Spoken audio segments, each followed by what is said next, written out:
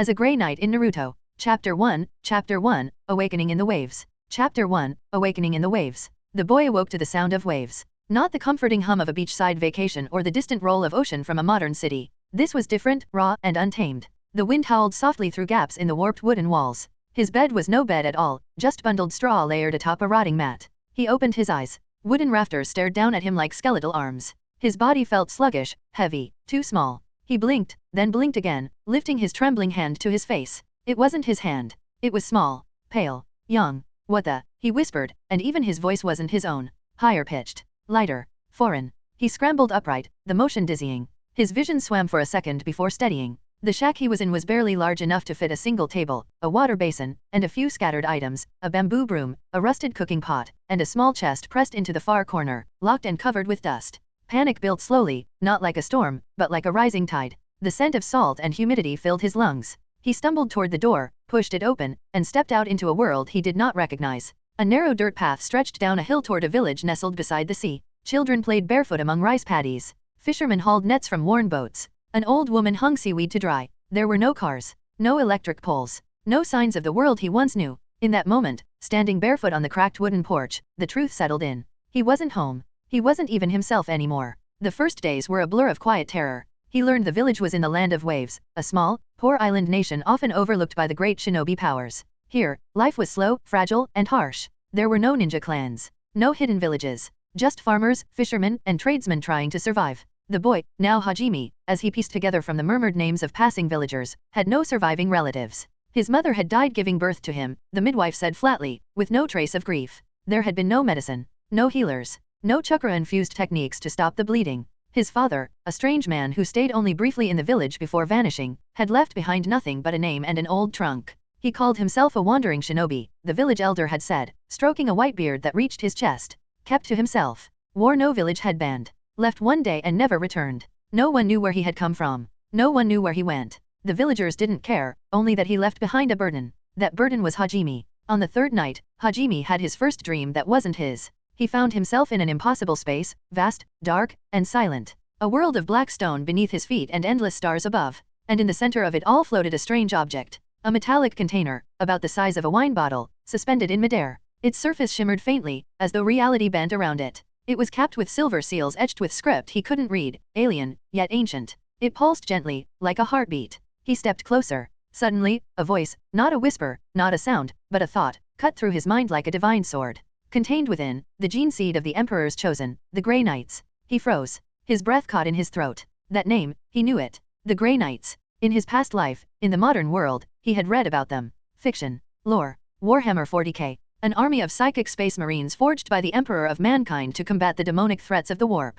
The purest of the pure. Each one a living weapon of unshakable will, trained in both the arcane and the martial. Warriors immune to corruption. Born for war. Sworn to secrecy. And now, the genocide of one of them, the genetic blueprint of the ultimate supersoldier, was here. Inside his mind. This can't be real, he thought. This is a hallucination, right? The container pulsed again, responding to the thought. This vessel may be brought into physical reality. Once done, it cannot be returned. Choose your moment wisely. He stumbled back, breath shallow. It wasn't a dream. This space was real, not just symbolic, but something that bled between the spiritual and material. He stared for what felt like hours. But in the end, he turned away. He wasn't ready. Life went on. The villagers treated him with passing kindness but no warmth. Some pitied him, others avoided him. He was a boy without parents, without place, without purpose. But inside him burned a growing flame. The genocide. The name Grey Knights echoed like a distant call to arms. And the trunk left behind by his father, locked but easily pried open, contained several worn scrolls, sealed to keep out moisture and age.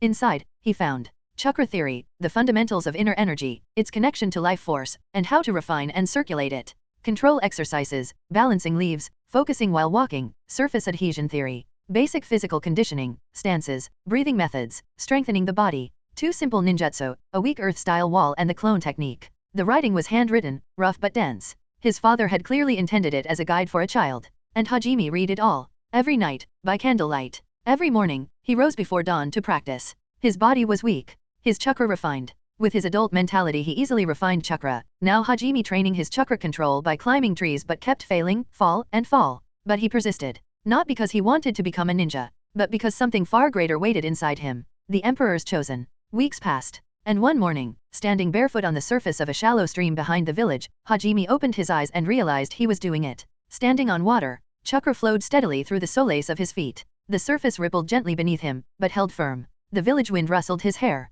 Birds chirped overhead. He smiled, not the smile of a child, but the quiet, fierce grin of a man who had taken his first step on a long, bloodied path. He wasn't ready to bring the genocide into the world. Not yet. But someday, he would be. And when that day came, the shinobi world would never be the same. Chapter 2, The Pen and the Path. Chapter 2, The Pen and the Path. Training brought pain. It brought bruises, pulled muscles, aching joints, and days where Hajime could barely keep his eyes open. But more than anything, it brought hunger. Not the mild, forgettable kind from skipping a meal, but a gnawing, sharp ache in his stomach that returned almost hourly. The kind of hunger that twisted his insides and made bowls of rice and dried fish vanish faster than he could chew. He didn't know if it was the training alone or something deeper. Sometimes, he wondered if the genocide resting in his mind, the silent object floating in that mental void, was slowly changing him. Maybe it was already triggering something, whispering quietly to his body from within, preparing him. Whatever the cause, Hajime knew one thing for certain: he couldn't keep living off Granny Kiko's generosity. The kind old woman down the road had been slipping him leftovers since he arrived in the village.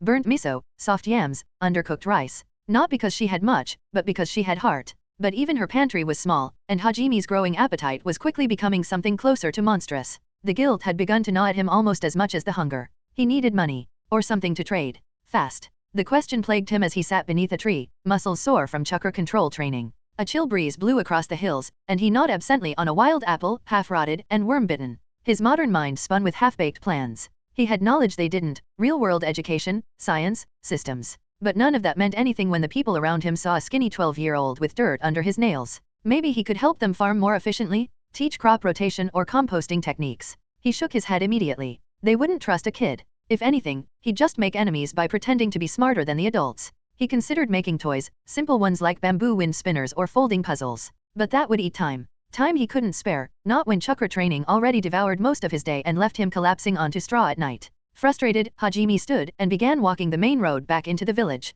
He kicked a rock out of his path and stared down at the dusty path. What could he offer? What did he have that they didn't? Then, he spotted him. A man, perhaps in his 20s, sat hunched on a roadside bench beneath a fig tree, fidgeting nervously with a small brush pen in hand. A single piece of paper rested on his lap, already covered in scratched out lines and frustrated ink smudges. Hajime slowed his steps and watched from a distance. The man sighed deeply, scratched out another sentence, and muttered to himself. I like your eyes. They remind me of a cat. No, that's weird. Hajime's mouth twitched. He stepped closer. If you want her heart, he said casually, don't write stupidly. The man looked up, startled. Huh, you're trying too hard, Hajime said. Forget about her looks. Start with how she makes you feel. Like, how the world changes when she smiles. The man blinked at him. His eyes, previously clouded with frustration, suddenly sharpened. That's actually good. He sat up straighter. You got more lines like that? Hajime shrugged. Maybe. The man hesitated, then held out the brush. Can you help me write the whole thing? Hajime reached out his hand, but not for the brush. He rubbed two fingers together. Payment. The man stared. You're charging me. Hajime smirked. First line's free. The rest? That'll cost you? The man stared for a moment. Then, after a resigned sigh, he reached into his sash and pulled out a few copper coins. Hajime took them without hesitation, sat down beside him, and began to dictate. Start with this: when you laugh, the world gets a little quieter, like it's listening with me. Then follow it with something honest. Something simple. Say, I'm not a poet, but you make me wish I was. The man scribbled furiously, muttering the words aloud as he wrote. When he was done, he stared at the page like it had just performed a miracle. You're good, he said, eyes wide. I know, Hajime replied, standing and flipping the coin in his hand. He walked away before the man could ask for more. The next morning, another man found him near the edge of the rice paddies. This one was younger, shy, holding a red flower in shaking hands. You're the love letter kid, right? He asked. Hajime paused. Maybe. I'll pay. There's this girl on the ferry crew. She's leaving in 2 days. All right, Hajime said, and the deal was made. By week's end, word had spread like wildfire through the village. A merchant asked for help writing a scroll for his brother inland. A grandmother came to request a poem to read at her late husband's shrine. A traveling trader stopped to have a route charted and described in writing. That's when Hajime realized the truth: most of the villagers couldn't write well. Some could sign their names. A few could read old prayers. But none of them could craft words, not for love, not for grief, not for business. But he could. He was literate in a world that wasn't. And that meant something. So, he began to offer his services. Each morning, after training and chores, he laid out a cloth beneath the same fig tree, took out a brush, a small bottle of ink, and a few scrolls. At first, people looked at him strangely. A child, offering writing services, but one by one, they came. Love letters, apologies, birth blessings, shrine dedications. Hajime wrote them all. He charged a few coins, sometimes less if the person was sincere or poor. He never turned away the desperate. But he never worked for free, either. Soon, they gave him a name. They called him the village scribe. By moonlight, he sometimes wrote stories, folk tales, jokes, little parables,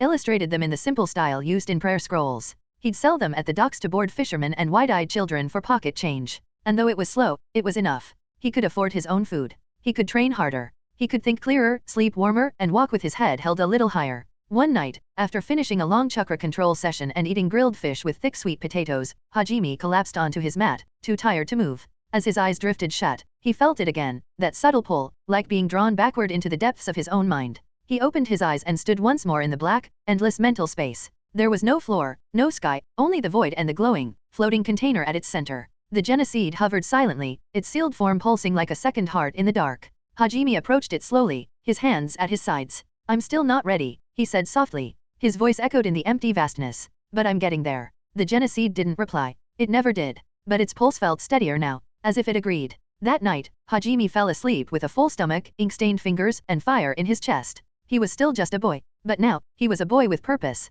And for now, that was enough. Chapter 3, The Forest Lab. Hajime didn't want anyone watching yet. It wasn't that chakra training was forbidden. This wasn't some tightly controlled hidden village where every jutsu was documented or licensed. No, in the land of waves, chakra was mysterious and rare, but not illegal. It was simply uncommon. Especially for children. Especially for orphans. But Hajime wasn't ready to explain himself. He didn't want curious eyes on him, didn't want to answer questions about how he'd learned earth release when he had no teacher. Not until he had something worth showing. So, every morning before the sun crested the hills, he slipped into the forest. He walked beyond the rice paddies, beyond the last fishing nets and footpaths, through thickets of bamboo and moss-covered rocks, into a half-hidden glade surrounded by crumbling stone ridges. It wasn't large, but it was private. The ground was flat, the trees tall, and no one ever came this far in. This was his place. His lab. And today, he stood barefoot in its center, breathing steadily, hands poised in a half-seal. He formed the sign of the tiger, then the ox, and pushed chakra downward through his solace. Earth release, earth wall. The ground shuddered. With a rumble, a thick slab of compacted dirt burst upward before him, forming a jagged, waist-high wall of hardened earth. It settled into place with a rough crunch, bits of dirt tumbling from the edges. Hajime exhaled slowly. It worked. Just like it had yesterday. Just like the scroll taught him. But it wasn't enough. The earth wall was solid, dependable, but entirely defensive. A shield, nothing more. And even that shield cost a massive amount of chakra. For someone his age, with barely a few months of refinement behind him, casting it twice left him dizzy. He stared at the wall, expression flat. A wall that protects, but can't fight back. The scroll his father had left behind taught him the technique by rote, hand signs, timing, chakra shaping. But there was no explanation of the fundamentals. No theory. No philosophy. Just step-by-step instructions. Hajime crouched beside the base of the wall, placing his palm on its rough surface. It was warm from his chakra. Solid. But why did the earth rise in this way? What caused it to shape upward like that? How did it harden so quickly? It wasn't magic, it was chakra engineering. A system. And as a modern mind, he wanted to break it open, see the gears turning underneath. If the wall could rise like this, then. He backed away 10 paces, formed the signs again, and focused. But this time, he didn't imagine a flat wall. He imagined bars. Iron-hard pillars. Curved forward like the ribs of a beast. Earth release, rising iron fence. The ground cracked, and from it, several vertical spikes shot up in a wide arc. They curved inward, tall and jagged, some splitting into smaller tips like spearheads. The formation resembled a bear trap made of stone. Hajime grinned. Offense. Containment. Danger. All born from a purely defensive jutsu. But then he dropped to one knee, panting. That technique had drained almost as much chakra as the original earth wall, maybe even more. If he used that in a real fight, he'd only get 2, maybe 3 shots before he collapsed. He sat back against a tree, breathing hard. Too much chakra, he muttered. Too big. Too greedy. He had to think smaller. That was the problem. Earth users in this world always thought in bulk, walls, domes, mountains. But Hajime had grown up reading comics, studying engineering, playing games full of traps and microstrategies. Big wasn't always better. Smart was better. He stood up again and cleared a spot of earth. This time, he imagined a narrow spike. Not a wall. Not a fence. Just a single point, sharp and sudden, bursting from beneath an enemy's foot. Earth release, buried spire formation. A narrow spike of hardened dirt erupted from the earth, fast, focused, and dangerously sharp. Hajime nodded. That could kill. But again, it consumed too much chakra. Not as much as the wall, but still too much for what it did. Low cost, high return. He muttered, rubbing his temples. Then, inspiration struck. Why bother impaling an enemy if you could just immobilize them first? What if the jutsu didn't build something? What if it simply altered the ground? He moved to a different patch, kneeling in the dirt. Loosen the earth. Just a little, he whispered. Then harden it again, tight, like a vice. He stood, formed a simple seal, and willed his chakra into the ground. Earth release, foot grip bind. The earth shimmered for half a second, almost imperceptibly. Hajime stepped onto the patch. His feet sank slightly, and then froze. The ground locked around his ankles like stone cuffs. Not tight enough to hurt, but enough to hold him completely still. He grinned wide. That's it. Minimal chakra. Hidden activation. Maximum control. Perfect for a setup, use it, then throw a kunao. Or let a teammate hit them while they're frozen. It was dirty, subtle, and lethal in the right hands. But he wasn't done. He refined the idea again. What if the enemy was moving?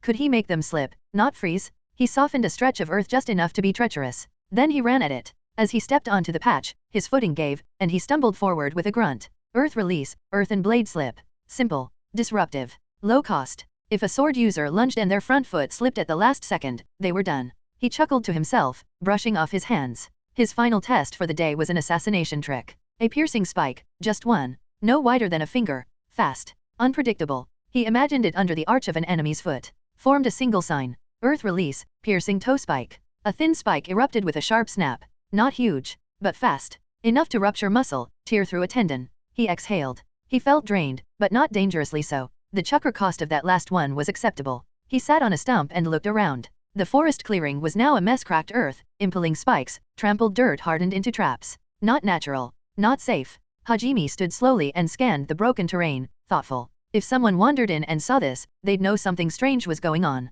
This place can't hold my growth for long. He needed somewhere to experiment freely. A place where no one could see or stumble upon his traps. A base. A true hideout. Not a hut. Not a borrowed shack. He'd make it underground. Concealed. Secure. And one day, maybe even armed. He looked down at his hand, dirt still clinging to his fingers. A boy with no clan. No teacher. No special blood. And yet, with only imagination, chakra, and resolve, he had created what others hadn't. His smirk returned. Chapter 4, Beneath the Surface. Chapter 4, Beneath the Surface. A year can pass without anyone noticing, yet for Hajime it felt like a lifetime. He had grown an inch and a half, his voice cracked on certain words, and his chakra now pulsed through his coils with a steady, confident rhythm. Every dawn he left the village by the narrow fisherman's track, past the mist-wet reeds, and slipped into the forest the way a bookmark slips between pages, quiet, precise, unseen. At the foot of a weather-gnarled poplar he knelt, pressed both palms to the moss, and whispered a familiar command, earth release, subterranean den formation. The ground answered like a well-trained hound.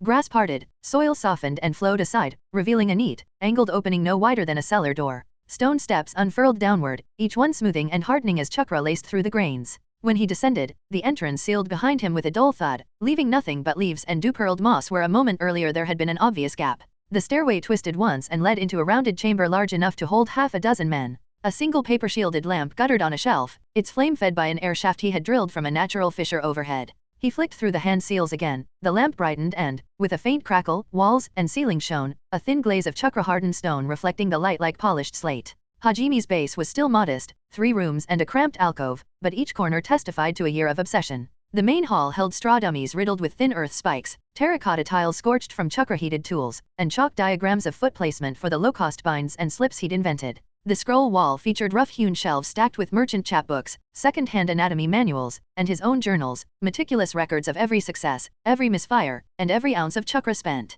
His medical nook was a pine table scrubbed clean, lined with jars of alcohol, bundles of mountain herbs, bone saws blackened to reduce glare, and a brand-new iron kettle in which he sterilized tools with boiling water and steady chakra heat. Today he set a wicker basket on the table and unpacked his spoils from last week's market, a travel diary that mentioned pressure points along the meridian lines, a faded scroll of Sengoku-era folk cures, and a packet of coastal saltpeter he hoped to refine into antiseptic wash. All bought with coin earned from writing a flurry of springtime love letters. He grinned. Never underestimate romance as a revenue stream. Hours rolled by in cloistered rhythm, copying diagrams, muttering theories, testing them. He shaped finger-thin pillars from the floor, wove chakra through them, then pressed until they flexed like tough reed stems. Notes spilled across parchment, reduce diameter, lower chakra cost, add sand at core, more give, less shatter, possible application, shock-absorbing floor tiles for surgery table. When mental fatigue blurred the kanji on the page, he switched to body work, foot grip bind drills on a fresh dummy, then earthen blade slip sprints across a dirt strip he kept deliberately uneven. Muscle memory replaced ink, sweat replaced lamp glow. By mid-afternoon he staggered back up the stone stair. The exit peeled open, exhaled cool forest air, then sealed tight behind him as though no human hand had ever disturbed the earth. The village heat lay thick and drowsy. Hajime walked its single lane without cloak or pretense. He slept here every night, after all, nodding to fishermen patching nets and children chasing bottle caps. Outside Granny Kiko's porch he paused, lifting a wrapped bundle. She answered his knock with the same gentle smile that had greeted him on the day he'd first arrived, starved and confused. Lines had deepened around her eyes, yet they crinkled just as warmly. "Child, you look taller," she said, voice teasing but proud. "Taller and hungrier," he admitted, handing her the bundle. "Mountain ginseng and dried lingzi. Brew them with chicken bones, it helps sore joints." And he produced a small jar of preserved apricots. For sweetness. Kiko's hands lingered on the jar as if it were porcelain. "You spend too much on an old widow." "I spend just enough," he replied. "Thank you, for last year, and the year before that." She opened her mouth to protest but settled for patting his cheek. "Stay for supper. Tomorrow," he promised. "I've writing commissions tonight." He left her doorway lighter, the ache of gratitude scratching pleasantly at his ribs. Night found him in his hut, the soft chatter of cicadas drifting through the shutters. While distant surf whispered against the shoreline, Hajime reread a section of the travel diary describing meridian sutures, strike a hidden gate at the wrist, and chakra falters for 3 heartbeats. 3 heartbeats could mean the difference between life and death, a window wide enough for a kunao, or for a single, perfect spike beneath an enemy's heel. He dipped his brush, annotated margins, then reached instinctively for the mental door that led to the silent void. In a blink he stood once more before the floating, silver-sealed vessel, unmoved, unedged, waiting. He felt no urge to summon it. Not yet. Instead, he offered the thing a nod, as if to an austere tutor. "I'm building the classroom," he whispered. "One lesson at a time." The Genesede pulsed once, slow and steady, like a heartbeat echoing deep underground. Hajime opened his eyes in the candlelit hut, closed the travel diary, and stretched out on his mat. Dirt still clung to his fingernails, and chakra still tingled beneath his skin. Tomorrow he would return to the forest, open the hidden stair with a touch, and carve another meter of hallway. There was space enough to grow, space beneath the surface where no one saw, where knowledge took root and hardened like stone. And he had a year's worth of proof that he could shape any earth he stood upon, so long as he carried vision, patience, and a spark of chakra in his veins. He drifted to sleep smiling, and the ground outside lay undisturbed, smooth, and innocent, hiding an empire of possibilities beneath its quiet skin. Chapter 5, Spin, Burst, Contain. Chapter 5, Spin, Burst, Contain. At 15, Hajime was no longer a boy hidden in the woods. He had shoulders now, lean and shaped by thousands of hours of labor. His chakra coils were thickened from strain, and his breath, once shaky after simple exercises, now steadied even after extended training. He had moved from simply surviving to shaping his life, stone by stone, jutsu by jutsu. The small house he'd bought on the village's edge was modest but enough for appearances. He still took commissions, writing letters, crafting scrolls, ghostwriting folk tales for traveling storytellers, but most of that money vanished into one thing: food. He needed meat now, kilograms of it daily. His body burned through calories like a forge, and still it felt barely enough to fuel the monstrous appetite of his growing chakra. Each morning before sunrise, he left through the misty outskirts, passing silent trees and fishermen's homes until he reached the old poplar tree in the forest. The grass around it was undisturbed, not a single footprint visible. Kneeling with practiced calm, Hajime placed both palms on the ground. Earth release, subterranean den formation. The soil responded like breath through lungs, parting, folding inward. A wide circular slab of earth retracted into the ground, revealing a staircase descending into darkness. As he stepped through, the slab sealed behind him with a soft hum, leaving only the rustling of leaves and the wind's passing sigh. The base had changed. It no longer felt like a hideout, it was a fortress. Reinforced pillars carved from chakra-hardened stone lined the ceiling, bracing the many tunnels and rooms. One chamber glowed faintly with embedded lamps fed by fire chakra channels. Ventilation shafts allowed fresh air from above to circulate. A filtered well offered clean water, deep and pure. The place was vast, and every inch of it had been shaped by his hands. His gym chamber stood to the left, a shrine to discipline. Dumbbells forged from compressed stone rested in neat rows, small in size but dense and heavy from layered chakra compression. Weighted clubs stood beside them, carved from basalt and embedded with subtle chakra threads to prevent crumbling. In the far corner, a bar suspended between 2 pillars served as a pull-up station, with chakra-enhanced ankle weights stacked nearby. A run pit filled with packed gravel gave resistance for sprint training. Everything was hardened, functional, unforgiving. He walked through the space slowly, letting the silence remind him what he had built. But even with all of this, strength, tools, space, he had run into a new kind of wall. There was nothing more to learn here. The land of waves held no shinobi clans, no advanced scrolls, no jounin to spar or guides to study under. He had pushed past what the villagers could teach, and even the books from traveling merchants had begun to repeat each other in shallow, colorful tales. He needed to move forward, and so, he turned inward. From the corner of his mind, a memory surfaced. Not from this world, but from the old one. Naruto, Jiraiya, the Raiznan training. If he remembered it right, the process had 3 stages: rotation, force, containment. He went to the training chamber and set down a water pouch. Let's see if memory is enough. With a steady exhale, he gathered chakra to his palm and pressed it into the pouch.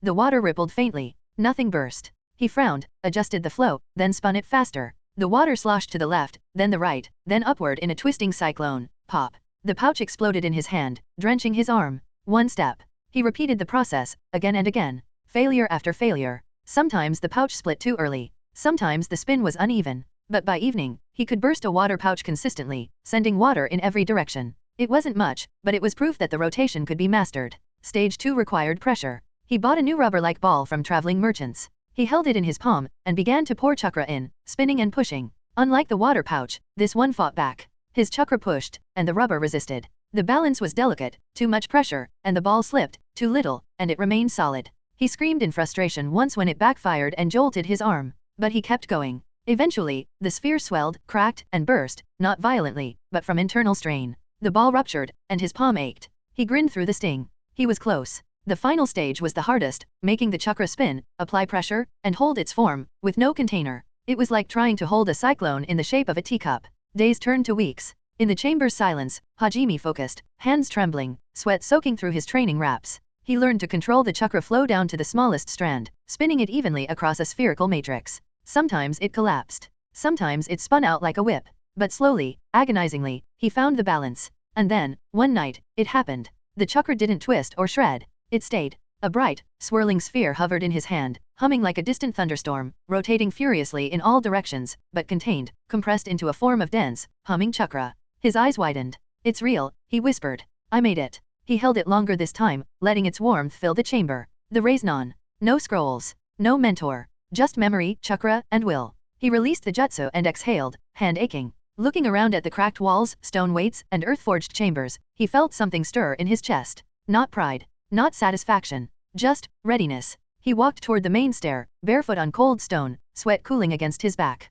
As he climbed, the torchlight from below flickered, casting his shadow tall against the wall. Chapter 6, Smoke on the Water. Chapter 6, Smoke on the Water. The morning sun filtered through thin mist, catching in the hanging fish nets and clay-tiled roofs of the village market. The ocean breeze carried the scent of brine, roasted eel, and fresh-cut herbs. Hajime strolled casually, a basket slung over his shoulder, the familiar stone paths beneath his feet warm from the sun. He stopped first at old Riku's vegetable stall, selecting bundles of spinach and green onions. Riku grunted a greeting, squinting under his straw hat. Morning, Hajime boy. Got another letter for young Makoto, eh? Hajime smiled faintly. He's courting the brewer's daughter now, switching to poetry this time. Riku snorted and waved a dismissive hand. Kids these days. You've got more wisdom in your ink than some folks have in their whole heads. The next stop was the fishmonger. Hajime picked a modest bundle of smoked sardines and seaweed. Across the stall, two children whispered excitedly behind a crate. That's him, one said. The boy who writes love scrolls and battle tales. He fixed Grandpa's letter to the tax man, the other added.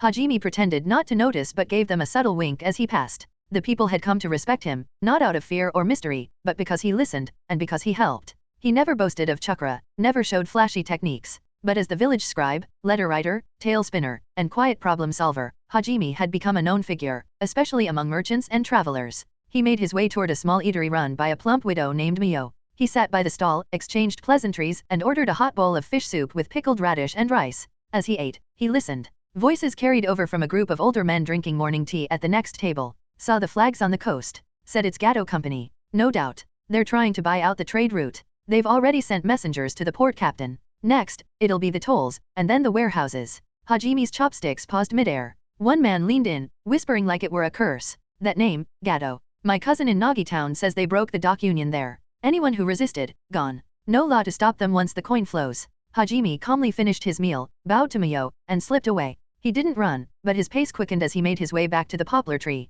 Moments later, the earth whispered open at his feet, and he vanished beneath. The underground base felt colder now, the lamps slow to warm. In the main hall, Hajime laid his market basket aside and sat on the stone bench beside his main work table. He stared at the far wall, at the scratch marks, plans, chakra flow diagrams, and scattered scrolls. His mind wasn't on jutsu, or experiments, or chakra theory. It was on Gato. He closed his eyes, slipping into memory, not of this world, but of that other one, now years behind him. A flickering image, a shadow of the old anime played across his thoughts. Gato, a corrupt shipping magnate. Ruthless. Rich. Surrounded by thugs and mercenaries, and tied to underworld dealings. He didn't just take land, he bought people, bribed officials, spread fear like a virus. In the story, He had hired Zabuza Mamakai, a rogue mist ninja, to assassinate the bridge builder Tajuna. Not for petty revenge, but because that bridge would break his monopoly. And he had almost succeeded. In canon, Gado's grip on the land of waves wasn't long, just a few months, perhaps 3 to 6 at most. His downfall came only because Team 7 had intervened.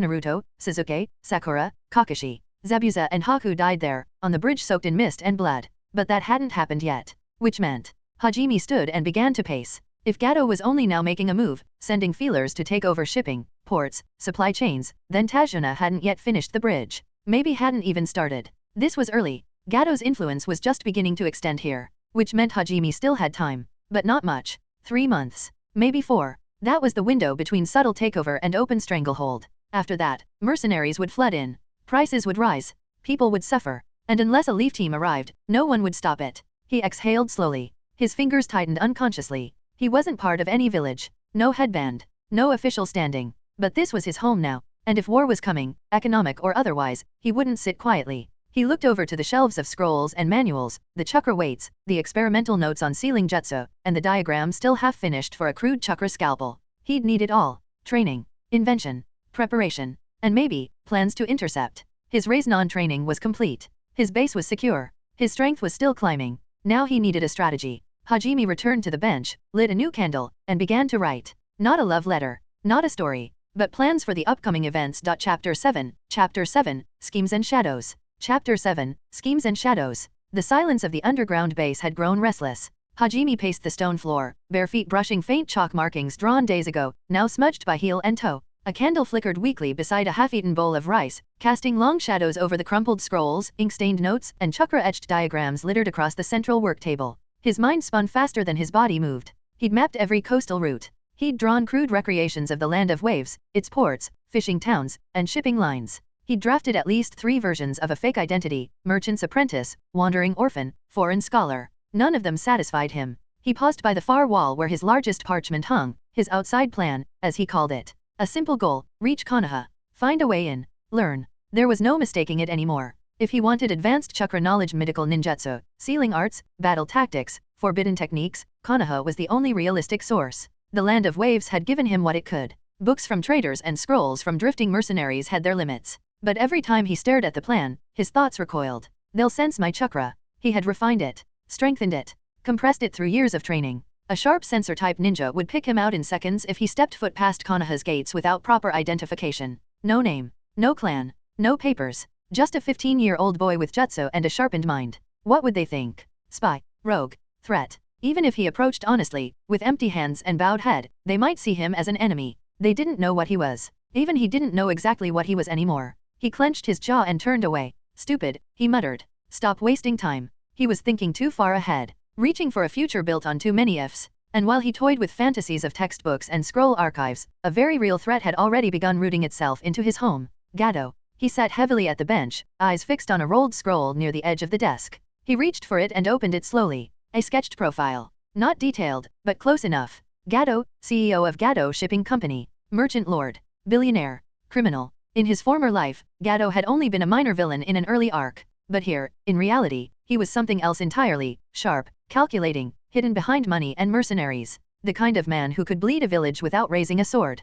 Hajime knew how it went. Buy the docks. Bribe the magistrates. Outprice the competitors. Silence the loud ones. Kill the brave ones. He also remembered the anime's timeline. Gado only ruled for a few months, 3 to 6, perhaps, before Naruto's team had arrived with Tajuna, the bridge builder. Before the death fog rolled in. Before Zabuza and Haku stood on blood-slick planks in the mist. That hadn't happened yet. Which meant the bridge wasn't finished. Maybe it hadn't even begun. That meant Gado was just getting started. Hajime exhaled sharply. His next thought chilled him. Should I kill him? It made sense. If he died now, the plan would crumble before it began. The mercenaries would scatter. The ports would remain free. He ran his fingers down the side of his leg, feeling the hard lines of his thigh beneath the training gear. He had jutsu now. The foot grip bind. The earthen blade slip. Even the Raisnon. He could kill a man. He had the power. But then the next thought followed, creeping up from the dark corner of logic. What if Zabuza's already here? His stomach tightened. Zabuza Mamakai. The demon of the hidden mist. Elite Jonin. Master of silent killing.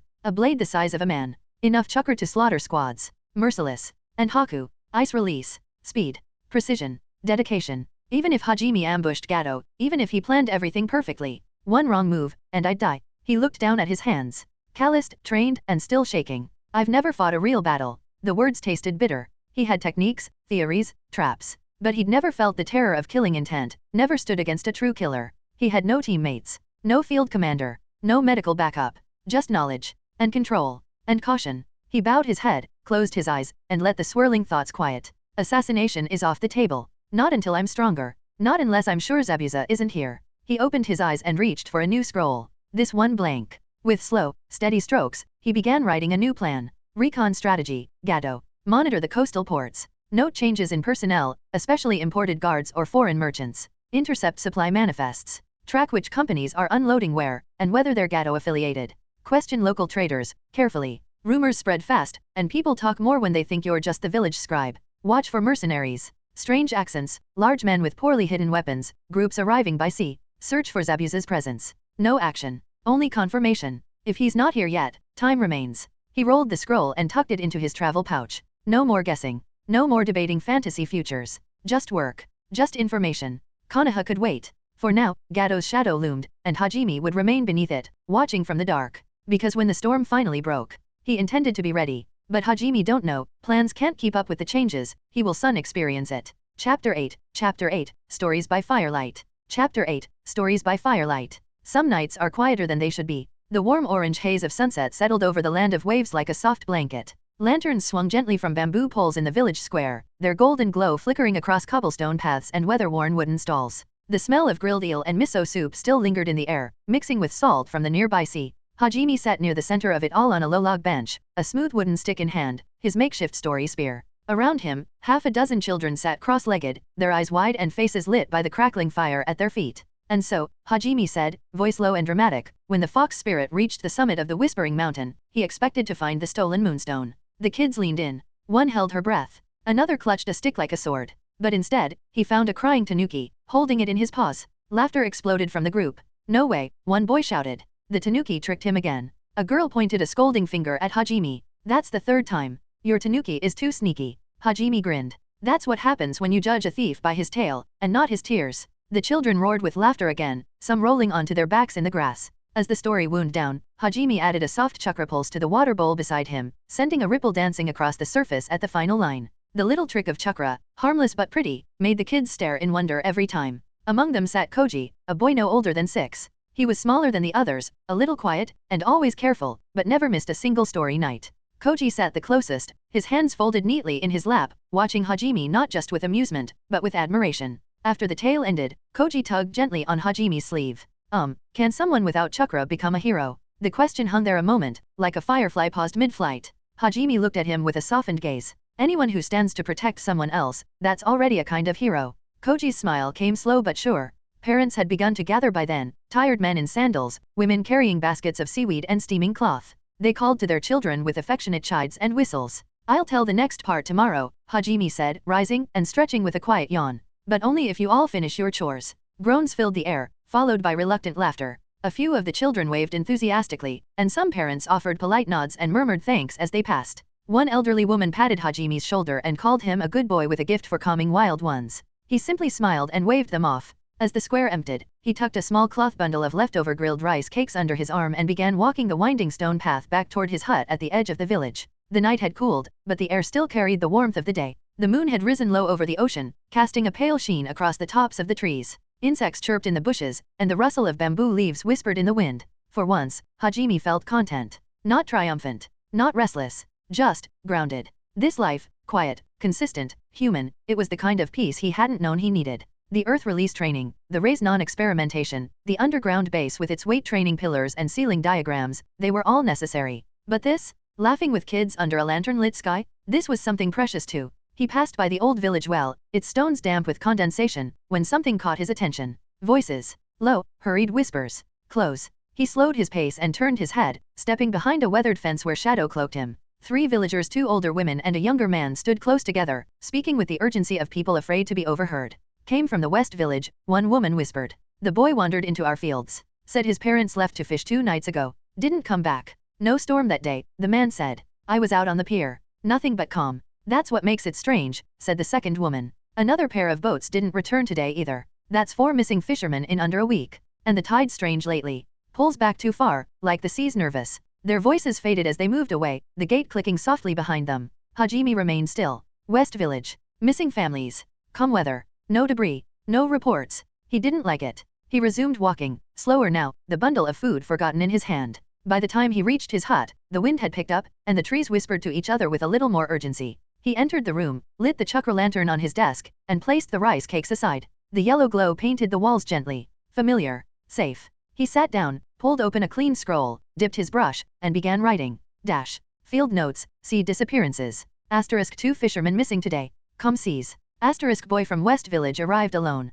Parents disappeared 2 nights ago. Asterisk no confirmed sightings. No wreckage. No wind damage. Asterisk monitor port and dock movement. Asterisk question traveling traders discreetly. Asterisk cross-check with any map records of bandit activity. Asterisk if pattern continues consider informing village head woman. Dash. He placed the brush down. He didn't feel fear not yet. But there was a quiet pressure in the back of his mind now, like a hand on his shoulder urging him to stay alert. Probably Gado's men, he murmured to the room. But better to be sure. He glanced out the window. The sea was black and calm beneath the moonlight. But something about it looked stiller than usual. The kind of stillness that didn't promise peace. Chapter 9. Chapter 9. A whisper beneath the waves. Chapter 9. A whisper beneath the waves. Sometimes, the sea doesn't roar. It just takes. The land of waves awoke beneath a muted sky, its coastal breeze crisp but quiet. Morning fog clung stubbornly to the trees and rooftops, ghosting over clay tiles and thickening like breath on glass. Yet the village stirred with routine energy, clattering pans, shouting merchants, sleepy fishermen hauling nets out to dry.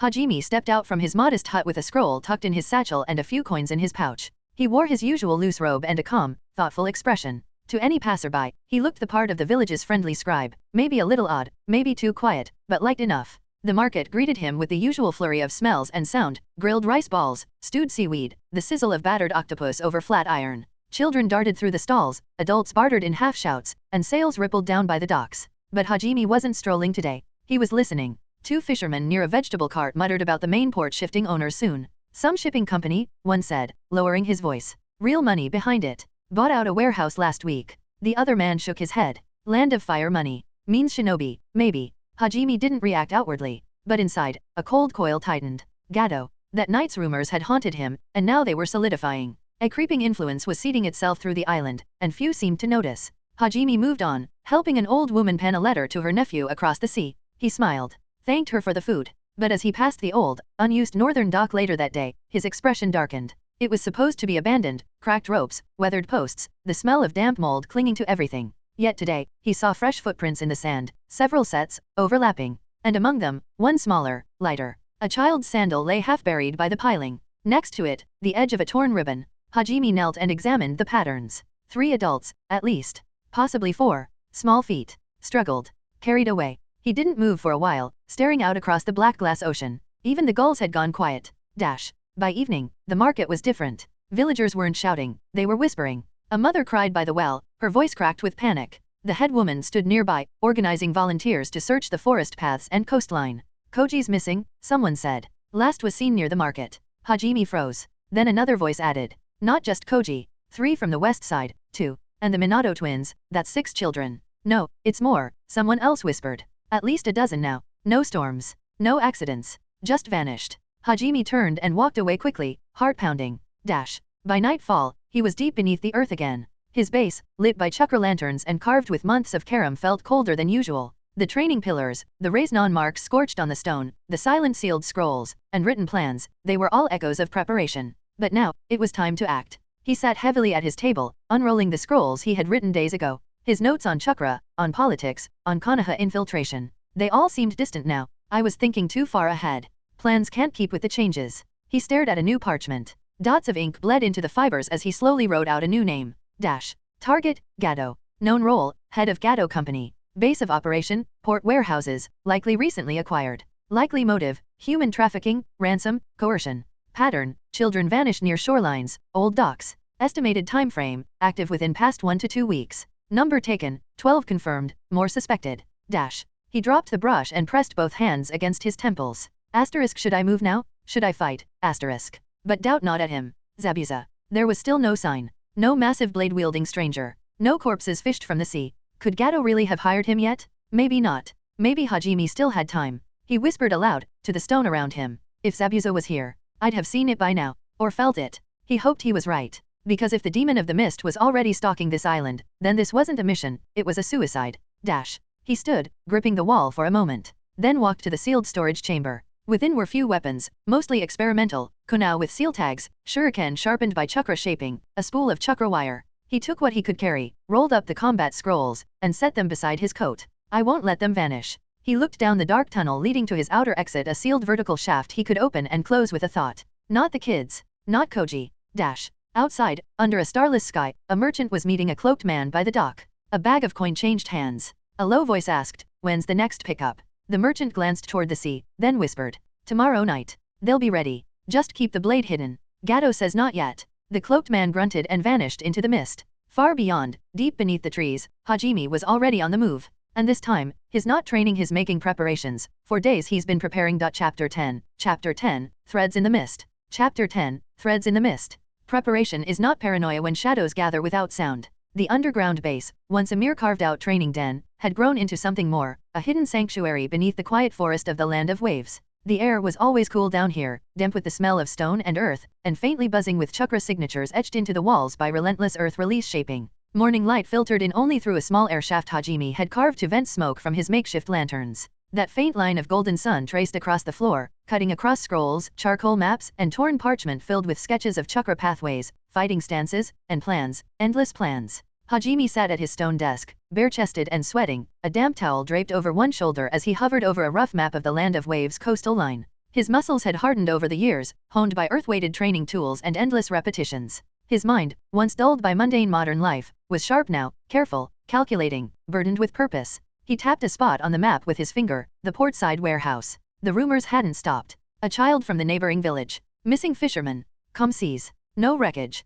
Hajime's gut screamed the same name every time. Gato. He exhaled slowly, then leaned back and stared at the ceiling of reinforced stone and chakra-hardened pillars. I don't know if he's made his move yet, but it's happening. The pattern's too clear. Still, there were too many unknowns. He hadn't found physical evidence. No solid confirmation of hostages or mercenary meetings. All he had were whispers in the market and that lingering dread deep in his bones. He wasn't ready. Not for a real battle. Not for what might be waiting. His thoughts drifted, unbidden, to two names from another lifetime, two names etched in the foundation of the early Naruto arc. Zabuza Mamakai. Haku. He stood up and crossed the room to another table, where he'd drawn battle diagrams, chakra theories, and lists of canon facts he could recall from memory. He stared at the ones he'd written in darker ink, ringed in red. Demon of the Hidden Mist. Ice Release Bloodline. Loyal to Gato for payment. Loyal to each other for everything else. He had no way of knowing if they were already here. Maybe Gato hadn't hired them yet. Maybe he never would. But the moment their names entered his planning space, the stakes changed. Zabuza was suicide.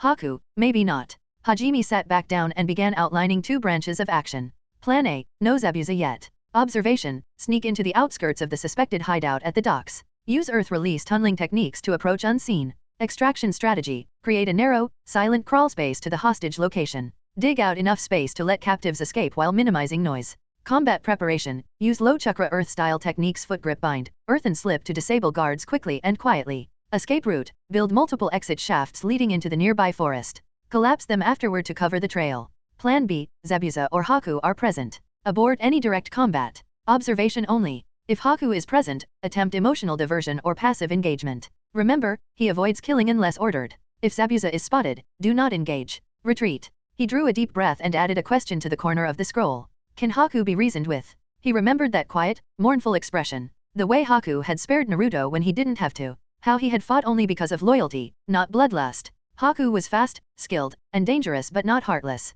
And more importantly, Zabuza's weakness. If I have to make one of them hesitate, it's him. Hajime stood and walked over to the far alcove of the chamber, where he stored practical tools. His equipment was basic, just what he could buy from traveling merchants or craft himself. No funjutsu, no tags, no storage scrolls. But he'd worked with what he had. He picked up a satchel and began packing. A pair of kunai, a basic field medical kit, a compact meal ration wrapped in wax paper, a change of clothes, a small wooden rabbit, the one Koji had carved and gifted him. He tied the satchel shut and slung it over his shoulder. Then he moved to the far wall, the one closest to the coastline. He knelt and pressed his hand to the stone. A slow breath, focused chakra, and the floor began to split with barely a sound, revealing a narrow crawl tunnel leading toward the docks. It had taken him days to dig it in secret. A slow, inch-by-inch job reinforced with earth release hardening techniques at regular intervals. He didn't know what he'd find at the end, but he knew he wouldn't stand still. He returned to the desk one last time and scribbled a note.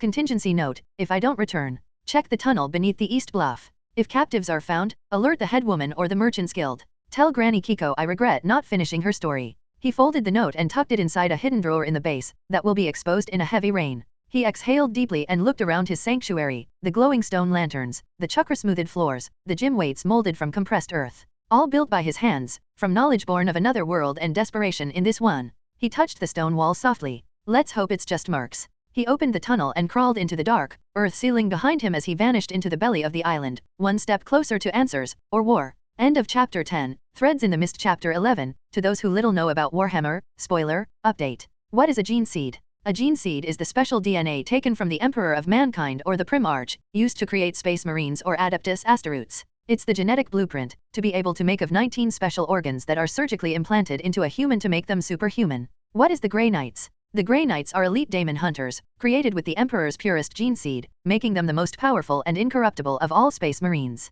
They are warrior psychers trained from childhood, able to fight the worst horrors of the galaxy without falling. The gene seed I created are different from the normal one on Warhammer, because this is on the Naruto world. There are no Imperium, or high technology, so the gene seed I created carries the memories of its predecessors. It means the gene seed I created will have 10,000 years of memories of the Grey Knights, it will have combat experiences of fighting daemons, heretic and such. Apothecaries of Grey Knights, you will know the knowledge of creation of the organs of the Space Marine, the 19 surgical implants, and 2 the primaries implants totaling of 21 implants. Tech Asteroutes, it will carry the memories of the knowledge of Tech Asteroutes, know of high technology and such be able to make your own armors. The Grey Knights, knowledge of the warp and use of psychic abilities. And many skills, since the Grey Knights are superhuman, they all have kinds of skills, from swordsmanship, assassin techniques, breathing, meditation, and many unusual skills. Found some comments of asking why H still needs to learn knowledge. Won't he learn it when he implants the genocide? Okay, first of, the genocide are in his mental space. It's like a gift, hidden there, like in a storage space, but once he take it out,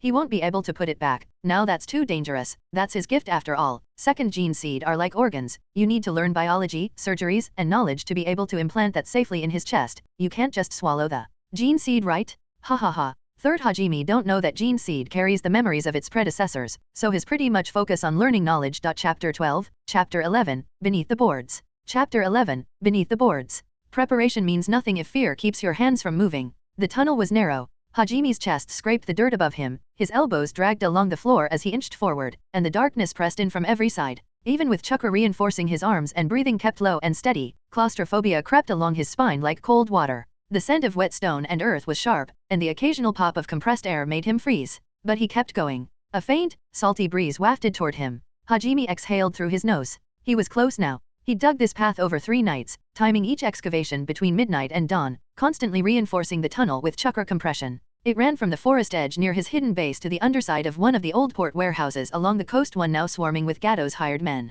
Hajime reached the end and activated a tiny viewing port no larger than a coin. Chakra flowed from his fingers into the wall, gently rotating the soil until it was transparent. It revealed the cracked, wooden floorboards above. He waited. Boots thudded above. Voices followed. Boss said to tie him up again.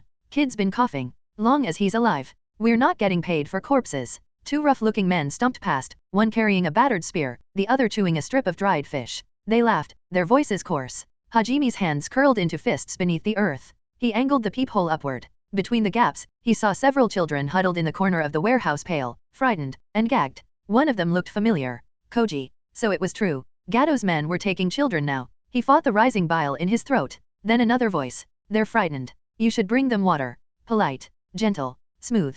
The air shifted. The mercs paused. Why yeah, course. Right away. A figure stepped into view, tall, slender, dressed in dark robes. A porcelain mask covered the face. Their movements were graceful, silent. Icy mist drifted slightly from the edges of their sleeves. Haku. Even without full confirmation, Hajime's heart knew. There was no killing intent. No cruelty. But the room tensed in his presence. The mercenaries acted cautious, almost afraid. And the captives, they stared, wide-eyed, uncertain whether he was protector or predator. Hajime lowered the chakra feed and slowly backed away. He moved like a shadow through the tunnel, carefully pressing his weight to avoid collapse. Every heartbeat echoed like thunder. One wrong sound could mean discovery and death. 10 minutes later, he emerged from the forest floor, sealing the tunnel behind him with a press of his palm and a soft pulse of chakra. The forest felt too loud now. The birdsong, the wind, the rustling leaves all jarring after the silence of the tunnel. Hajime sprinted back to his base. The underground chamber was cooler now. He lit the main lantern, sat at his desk, and unrolled a scroll. His hand trembled for a moment. He exhaled, steadied it, and began to write. Field notes, port warehouse observation. Hostages confirmed. Children. Mercenaries present, 6 visible. Armed. Poorly trained. Haku confirmed. Passive, polite. High threat level. Zabuza, unknown. Possibly inbound. Mercs mentioned a Mistinin arriving soon. Timeline, action required within 3 days. He sat back. Haku was here, which meant Zabuza may not be far behind. Hajime couldn't face both. Not yet. He didn't even know if he could face Haku alone. But the children. He glanced toward a small wooden token on his desk, Koji's carving. A little rabbit, rough but earnest. He stood and walked to the storage alcove. Packed a ration. A water flask. A spare tunic. His notebook. Chalk.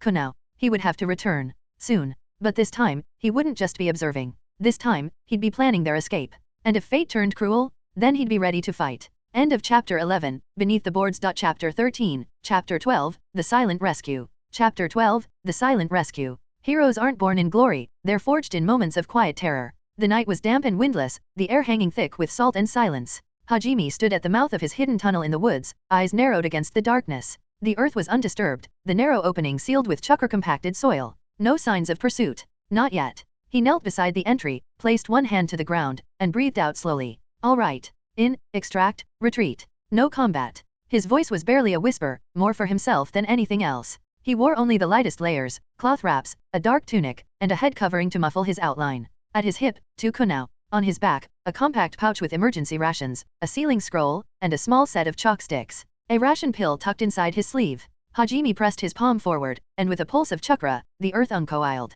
The tunnel split open like the jaw of a beast, revealing the descending dark. He slipped inside, resealing it behind him, leaving the surface utterly unchanged. The tunnel was silent. Dirt scraped lightly against his forearms as he crawled, using controlled chakra in his limbs to keep movement smooth and quiet. He counted the seconds in his head. Every 10 heartbeats, he paused, listened. No sounds from above. No footsteps. No shouting. Good. The viewing slit he'd made 3 nights ago remained intact, hidden beneath the port warehouse. He reached it and poured a thin stream of chakra into the hardened soil, watching as the dirt lens rotated and cleared. Dim lantern light filtered through cracked floorboards. Hajime saw movement, the same 2 mercenaries as before, laughing over a crooked game of dice and chewing on roasted eel. Their weapons leaned lazily nearby. No sign of Haku. He shifted the angle. In the corner of the warehouse, children huddled together. Pale, fearful eyes. Dirty clothes. Koji among them. One girl looked on the verge of sobbing. Hajime gritted his teeth. He reached upward and performed the jutsu he had refined specifically for this night. Earth release, soft grip tunnel.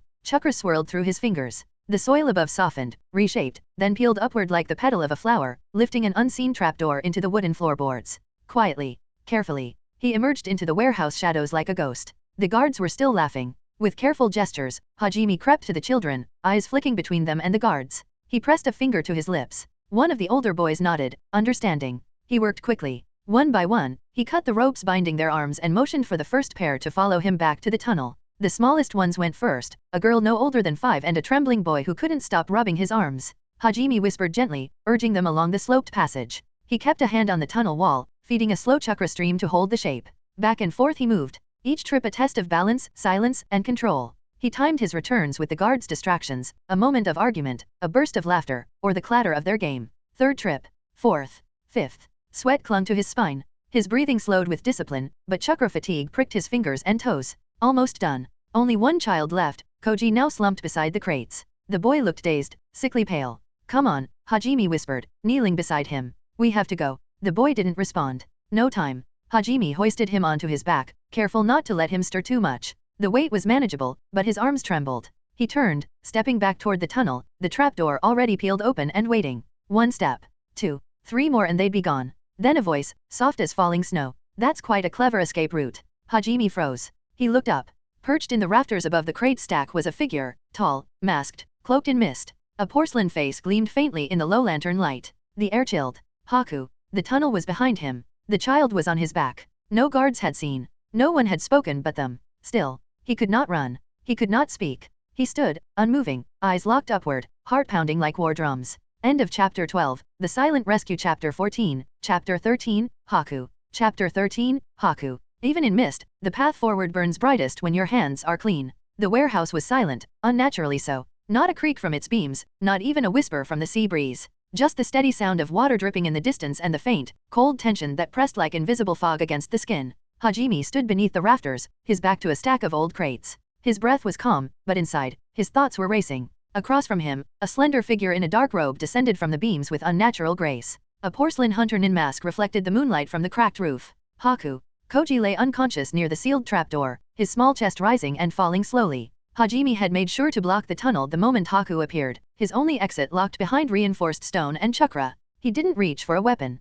You're not afraid, Haku said, voice smooth and gentle. But you should be. Hajime's voice was quiet but firm. Should I be? His right hand hung loosely behind him, obscured by his cloak. But unseen, chakra threads were already weaving through the ground, spreading slow and wide. You stand between me and my mission, Haku continued. I won't allow you to take the children. I'm not the one taking them, Hajime replied, his voice like still water. That's your job, isn't it? You're helping someone who enslaves kids for profit. There was a pause, small, but enough to mark the first fracture in the silence. Zabuza-sama needs funding, Haku said at last. He needs weapons, food, medicine. Gato offers that, for a price. So you sell your conscience for coins you don't even spend. Hajime stepped slowly to the side, careful not to shift his weight too quickly. You're not evil, he said. But you're pretending not to care so you can keep pretending you're free. Haku's voice hardened slightly. You speak like you understand me. I understand people, Hajime replied. I understand masks, too. The mist began to thicken. Frost glistened faintly along the floorboards. Still, Hajime's expression didn't change.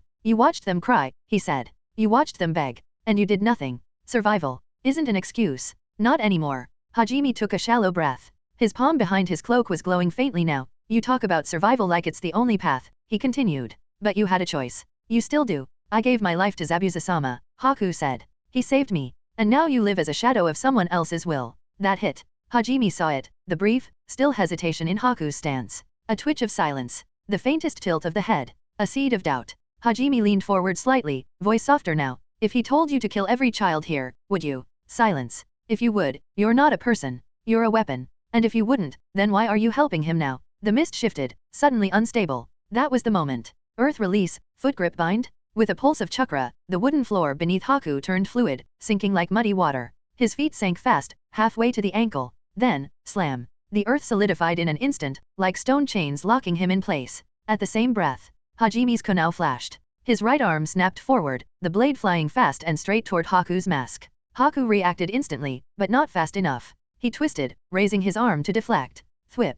The kunai buried deep into Haku's forearm with a sickening crack of slicing flesh. Blood sprayed across the floor. Haku staggered back, ripping one leg free, the other still pinned. His arm trembled, blood dripping from his sleeve, staining the wood below. Even ninja bleed. Hajime stood firm, another kunai reversed in his hand, breath steady. He didn't move to strike again. You can still use one-handed seals, he said, voice even. But it won't stop the bleeding. You're fast, but you're still human. The mist pulsed, suddenly bitter with cold.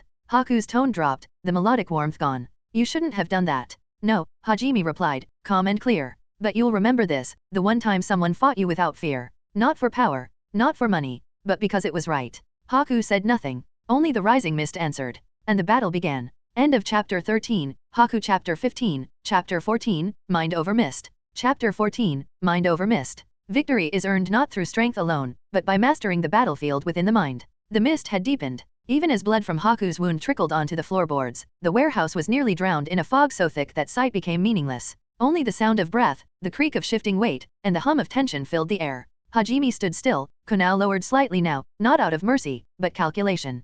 Haku's right hand bled heavily, his forearm marked with a deep gash. The earth release, foot grip bind had damaged his stance and timing. Hajime knew he had only moments before Haku adapted. You're clever, Haku said, his voice tight with pain. But you've only bought seconds. Hajime exhaled slowly, letting his breath blend into the mist. I only need one. Then he moved. Hajime dashed sideways, vanishing briefly into the thickened fog. Haku launched a senbon blindly, but Hajime wasn't heading toward him, he was circling. He didn't need another jutsu. He needed precision. And timing. As he circled behind Haku, he remembered every lesson learned from observation, experimentation, and the merciless repetition of solo training. Every technique had a counter. Every rhythm could be broken. Haku's breathing pattern had shifted, a momentary hitch in his exhale. Pain. And hesitation. Just enough. With one last silent step, Hajime threw his hand forward. Earth release, earthen embrace coffin? The ground beneath Haku surged up, not as a spike or a trap, but a full-bodied sheath of hardened stone. It wrapped around his legs, waist, arms, and chest, slamming closed like a sarcophagus with only his head exposed. A brutal squeeze, dense and unmoving, pinning every limb. The mist froze. Even Haku's breath halted. He struggled, attempted to shift his shoulders, but the chakra-hardened earth was immovable. No hand seals. No movement. No suicide, Hajime said coldly, stepping into view. Haku's eyes narrowed behind the mask. You won't kill me. I didn't say that. Hajime walked slowly forward. But I need you more than I need you dead. He formed a hand seal. A flow of chakra passed into the containment structure, subtly disrupting the natural chakra flow around Haku's body. It wasn't a perfect suppression, Hajime didn't have sealing skills, but it was enough to create constant chakra resistance and make any fine control unstable. Haku flinched. Barely. Zabuza, Hajime murmured. He's everything to you. If I kill you, I gain nothing. But if I take you, he'll come. Won't he? Haku's silence was the only answer Hajime needed.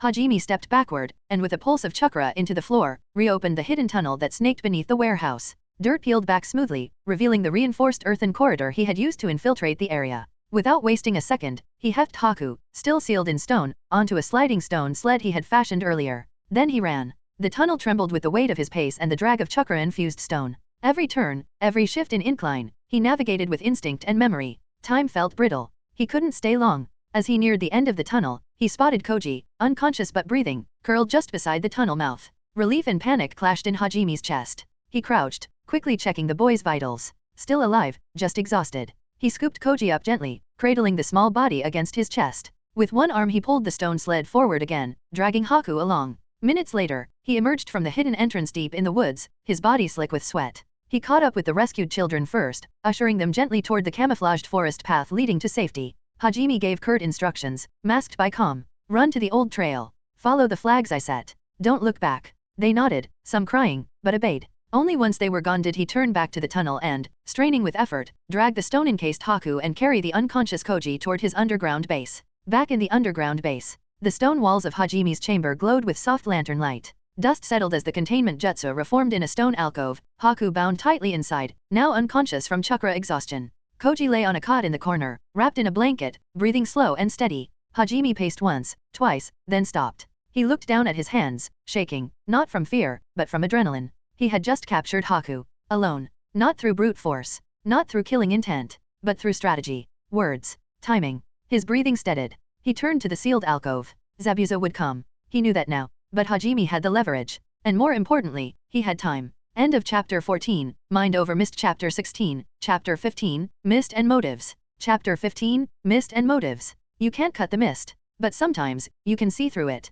The sharp scent of sea salt and oil hung in the air like a curtain. Zabuza Mamakai stood silently at the far end of Gado's office, arms crossed, his massive executioner's blade leaned against the wall just beside him. The cramped wooden room reeked of cigars, sweat, and greed. The stench of men who believed wealth made them untouchable. Gado was laughing, loudly. My operations are spreading nicely, Mamakai, Gado said, swirling a small cup of sake with stubby fingers. The eastern docks, the bridge construction site, even the back channels with the pirates, all flowing smooth now. All I need is protection. Zabuza didn't respond. Gado gave a sideways glance. You're not much of a talker, are you? Zabuza shifted slightly, enough to let the hilt of his cleaver-like sword catch the lantern light. I talk with this. Gado chuckled nervously and waved his hand. Right, right. Dead men don't argue. Just make sure nobody interferes until my bridge builder problem is handled. That's all you need to do. Zabuza grunted once. His mind wasn't really on the mission, though. Earlier that morning, Zabuza stood beside the fog-covered warehouse, giving quiet instruction to his silent companion. Stay with the hostages. Gado's men are half-drunk idiots. Someone needs to make sure nothing stupid happens. Haku, calm as always, simply nodded. Of course. Zabuza looked at him for a long moment. There were no objections. There never were. But he caught the flicker of something in Haku's eyes. Regret? Resentment? No, just loyalty. Too much of it. He turned without another word. Now, hours later, Zabuza sat again in Gado's office, but something tugged at him. An instinct. An itch just below the surface of reason. Haku was fine. He always was. But Zabuza had learned never to trust quiet too long, especially the kind that settled too fast. He rose. I need air, he muttered. Gado looked up, brow twitching. You're not leaving, are you? You're still on the clock. Zabuza shot him a glare. The mist doesn't need permission to move. Before the merchant could respond, Zabuza was gone, his footsteps silent despite the weight of the sword across his back. The docks were bathed in fog. Seagulls cried overhead. Workers shouted, ropes creaked, but to Zabuza it all sounded distant, muted. His boots clicked over the wet planks. Something was off. The mist didn't move right. He walked to the far end of the pier and stared into the dense white toward the warehouses. Stillness. It wasn't normal. It was controlled. There was chakra here, but not his. He turned slightly, fingers brushing the hilt of his blade. Haku was no amateur. He could handle Gado's hired trash. But if another shinobi had interfered, his jaw tightened. Someone would pay. And soon. End of Chapter 15, Mist and Motives. Chapter 17, Chapter 16, Shadows at Dawn. Chapter 16, Shadows at Dawn. Rest is not surrender. It is preparation for the next breath. The wind whispered softly through the canopy of the forest as Hajime emerged from the hidden tunnel, carrying a small, limp form over his shoulder. Koji, pale, unconscious, but still alive, rested in his arms like a fragile promise. His tiny frame was far too light. It pained Hajime to feel the boy's ribs even through his tunic. The trees stood silent, the air tense. Hajime's senses swept the surrounding forest, no footsteps, no hostile chakra signatures, no movement except for birds shifting in the branches. Still, caution guided his every step as he descended the trail that led back toward the village. 15 long minutes later, Hajime stood in front of a small, weather-worn cottage on the village's edge. A warm glow flickered behind the windows. Before he could knock twice, the door flung open. Koji, an elderly woman cried, rushing out barefoot across the threshold. Her hair was tied back with frayed ribbon, her eyes already welling with tears. Hajime gently knelt and passed the boy into her trembling arms. He's okay, he said, voice soft. Unconscious, but not wounded. Let him rest. Warm soup, light broth only. Nothing heavy tonight. Oh, thank the spirits, thank you, Hajime. She whispered, clutching the boy tightly as she sank to her knees. Neighbors began to stir. Curious voices murmured from nearby homes. Hajime turned quickly and slipped back into the shadows of the woods before the attention could spread. Back at the underground base, the faint golden glow of chakra lanterns greeted him in the tunnel. Hajime Rese led the stone entrance behind him and checked the integrity of the containment structure. Haku remained trapped within, still unconscious, breathing faintly. Satisfied, Hajime moved toward his makeshift cot and dropped onto it. His limbs screamed. Every muscle pulsed with tension and spent chakra. He had done it. He'd rescued the children, captured Haku, and Zabuza. Zabuza would come. He had no idea when, but it was inevitable. So he slept, heavy and deep, in the embrace of exhaustion. Dawn. A pressure in the air stirred Hajime from sleep. It wasn't a sound, more like the way the earth felt before a tremor. He sat up, silent. The tunnel seal across the chamber hissed. Then a slow, grinding noise echoed. The stone wall peeled back, and mist crept into the room like a breath held too long. Heavy boots clacked against the floor, and through the pale fog stepped a man wrapped in grey cloth and menace, his broad shoulders outlined by a massive sword strapped across his back. Zabuza Mamakai. One eye visible. Cold. Sharp as the blade he carried. Hajime rose smoothly to his feet, his pulse quick but measured. I see you found the path, he said, voice level. Zabuza's eye scanned the chamber, then locked onto the stone containment cell, where Haku lay propped within the hardened earth release bonds. Haku. The name fell from his lips like a stone. Hajime raised one hand. You take another step, and he's gone. Don't test me. Zabuza didn't move, but his grip shifted ever so slightly. Then came the voice from the containment alcove. Zabuza. Haku stirred weakly, eyes fluttering open. It's all right. I lost fairly. There was pain in his tone, but no resentment. Zabuza exhaled through his nose, like a beast on the edge of rage, slowly leashing itself. He doesn't want to fight, Haku added. He wants Gato stopped. A pause. The mist thickened. Then Zabuza growled, so what? Hajime's eyes narrowed. Then maybe we don't have to be enemies. Zabuza stepped forward, but only a single pace. Let Haku go. I'll deal with Gato. That was the job anyway. I've had enough of that rat anyway. Hajime didn't lower his hand yet. Gato's not just a rat. He's a plague. The villagers are disappearing. Children are being taken. You really think this ends with just a paycheck? Zabuza's eye twitched, his silence deepening. The mist flared slightly behind him. You think I don't know that? He snapped. I've seen what he is. I didn't come here to play politics. But even I know a line's been crossed. Then cross back, Hajime replied. Help me cut him down. The pause stretched. Finally, Zabuza tilted his head, studying Hajime with dangerous calm. This kid dares to ask a ninja to kill his employer. He's quite brave. I'll kill Gato. But I don't owe you anything beyond that. Hajime didn't blink. Just don't betray the ones who can't fight back. That's all I'm asking. A soft grunt. Zabuza turned his gaze to Haku. Can you walk?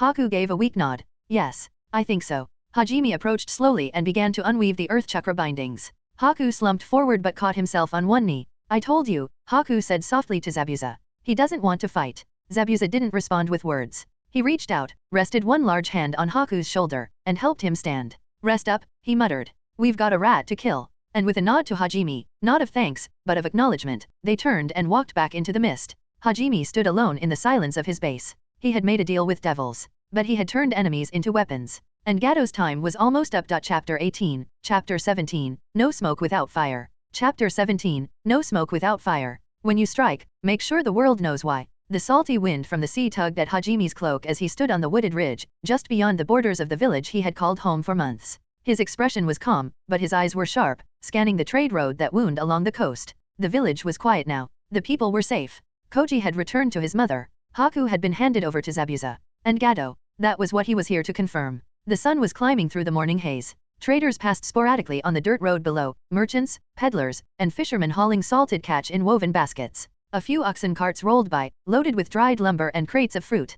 Hajimi's ears filtered every conversation. He remained still under the shade of the trees, letting time pass like a slow breath. Then he heard it. A squat man with a toothless grin, driving a cart pulled by 2 stubborn donkeys, called up casually to no one in particular. "You hear the news? That bastard Gato got chopped in half." "Huh? Right in his own damn office." Hajime stepped forward, boots crunching slightly on the underbrush. "What happened exactly?" The man blinked, surprised someone had been listening. "Word is, some crazy swordsman walked right into Gato's place, cut him down in front of his guards. Blood everywhere. Poof. All his thugs ran like rats. Whole operation's fallen apart since." He waved a hand and drove on, whistling a cheerful, off-key tune. Hajime watched him go. So it was true. Zabuza had kept his word.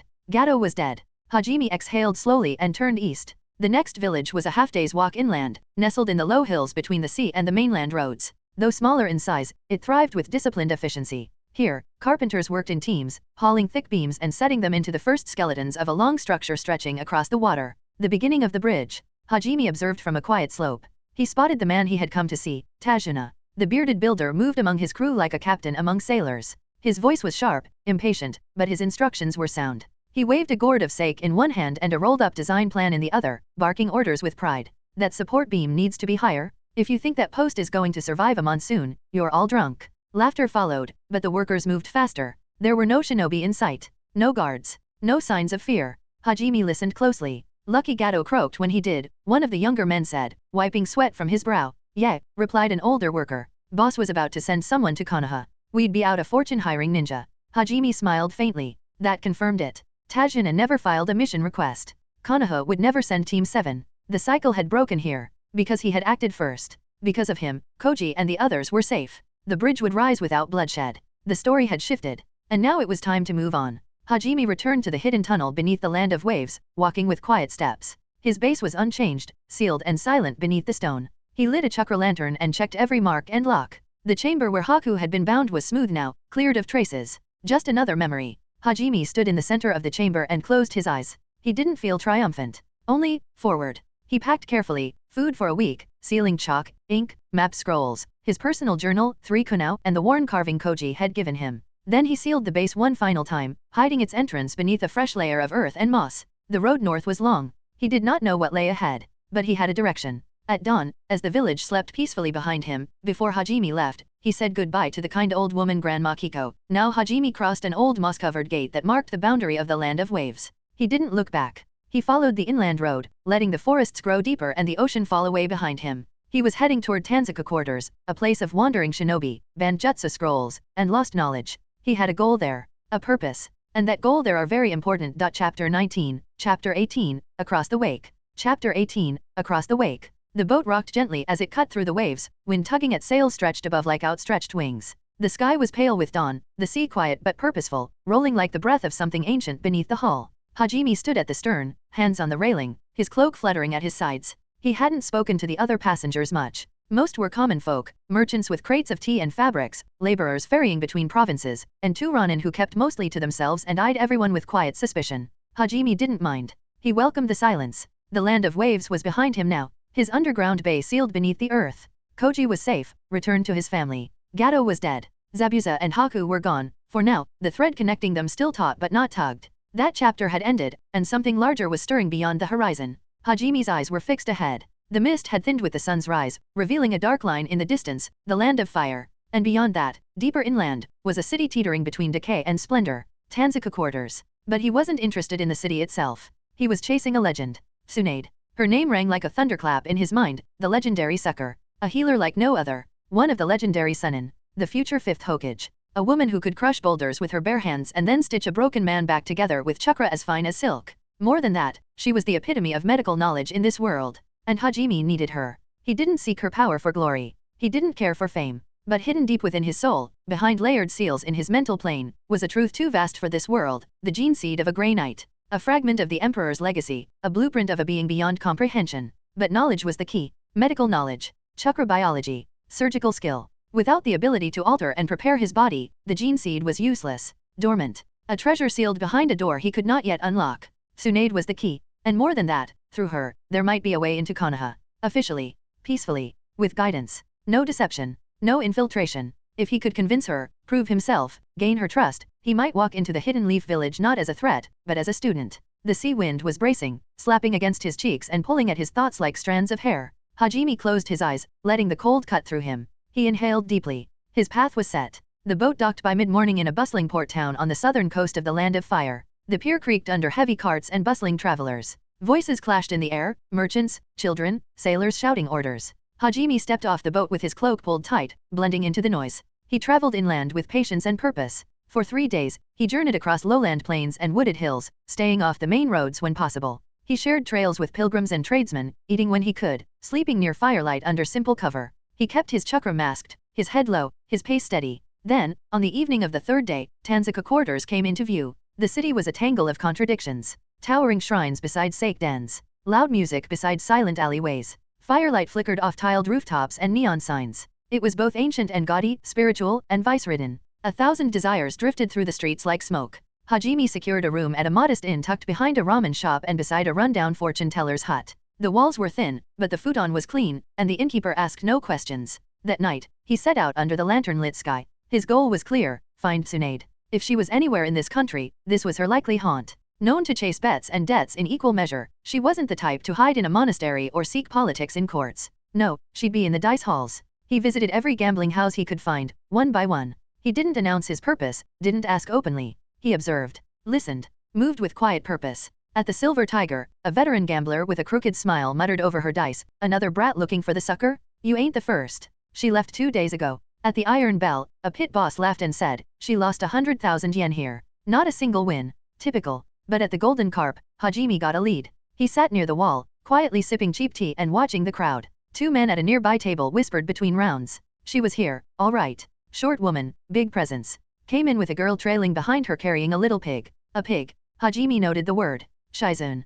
Confirmation. That meant he was close. He didn't speak, didn't draw attention. Just stood and walked back into the humid night, heart firm. Tsunade was near. And tomorrow, he would find her. And when he did, he'd do more than plead for help. He would ask for the knowledge to be able to reshape his body. He would offer what he could, train where she guided, and prepare for the day he would be ready to implant the legacy sleeping inside his soul. Chapter 20. Chapter 19. The Legendary Sucker. Chapter 19. The Legendary Sucker. Hajime awoke before dawn, the narrow inn room stifling in humidity. He dressed quietly and wrapped an overcoat around himself, then slipped outside into the muted light of Tanzaka quarters. Lanterns still glowed along cobbled streets as he traced the rumor he'd pieced together. Tsunade, the infamous legendary sucker, could be found, losing again, at a mid-sized gambling den near the western gate. By the time the alley pulled him into view of the blue wisteria house, muted laughter and dice clatter drifted outward. Hajime paused, closed his eyes, and inhaled deeply. This wasn't just a meeting, it was a test. He stepped through the doorway. Inside, the den buzzed with last night's ghosts. A haze of smoke curled from hidden lamps, mingling with the scent of overripe fruit and stale tobacco. Most tables lay empty. Near the far wall, a low table held a pile of half dominoes and coins. And there, as anticipated, Tsunade sat, blinking whiskey-clear eyes at the dice in her hand. Shizun was by her side, alert to the slightest movement. Tsunade looked up, her gaze flicking to the door. Not the bartender, she muttered, turning away, or so she thought. Hajime advanced with measured calm. Tsunade Senju, I want to be your student. Her eyes narrowed. She let the dice fall. They clattered, and she half smiled. I don't take students. Go bother someone else. He bowed slightly. Then I'll wait. I'll learn by watching. Even if I only see you gamble, I will. Tsunade snorted. Foolish. She flipped her wrist, shattering her sake bottle on the table. Glass skittered like broken promises. Her words sliced through the tension. There's nothing left to teach. Hajime met her glare. I don't want power. I want knowledge. Medical ninjutsu, learning how to save lives, to heal wounds, to perform surgery. I need to be able to help people I care about, to never stand helpless while someone bleeds out. A pulse of silence, the heaviest kind. Shizun's expression softened as she watched Tsunade's eyes flicker. Tsunade's posture stiffened, and for a moment, the weight of her past grief pulsed in the space between them. Then she exhaled with a harsh rasp. I don't take student, go bother someone else. But Hajime remained rooted. I'll leave only when you tell me to. Her glare hardened. Chakra flared faintly, an invitation to violence she wasn't ready to give. Finally, she said, fine. Stand outside, like a fool waiting to be mocked. He bowed. Thank you, and walked out. The sun climbed as he took his place on the wooden porch. Heat softened his clothes, and soon, rain began, a soft, unrelenting drizzle. Through it all, Hajime sat, unmoving. Travelers scrambled past him. Garnet-skinned runners from afternoon matches gave sidelong glances. A merchant called out curry and rice. The world waned around him, his focus narrowed to the single door behind him. Shizun slipped out near noon with a towel. You'll catch a cold. He shook his head softly. I'll be fine. Thank you. She hesitated, concern in her eyes, then returned inside. The day crept on, lazy and thick with moisture. Yet Hajime never wavered. He didn't sleep, didn't shift, and didn't plead. He simply waited. Night fell again, lantern lit and damp. The inn's door creaked. Hajime looked up just as Tsunade stepped onto the porch. Her hair was loose, sandals dusted by the long walk from the river's edge. She paused, silent. Hajime bowed. Good evening. Her voice was low. TCH, idiot. But she didn't push him off the step, didn't demand he leave. Inside, Tsunade's steps were heavy with exhaustion. After a moment, Shizun looked over her shoulder as the door shut behind them.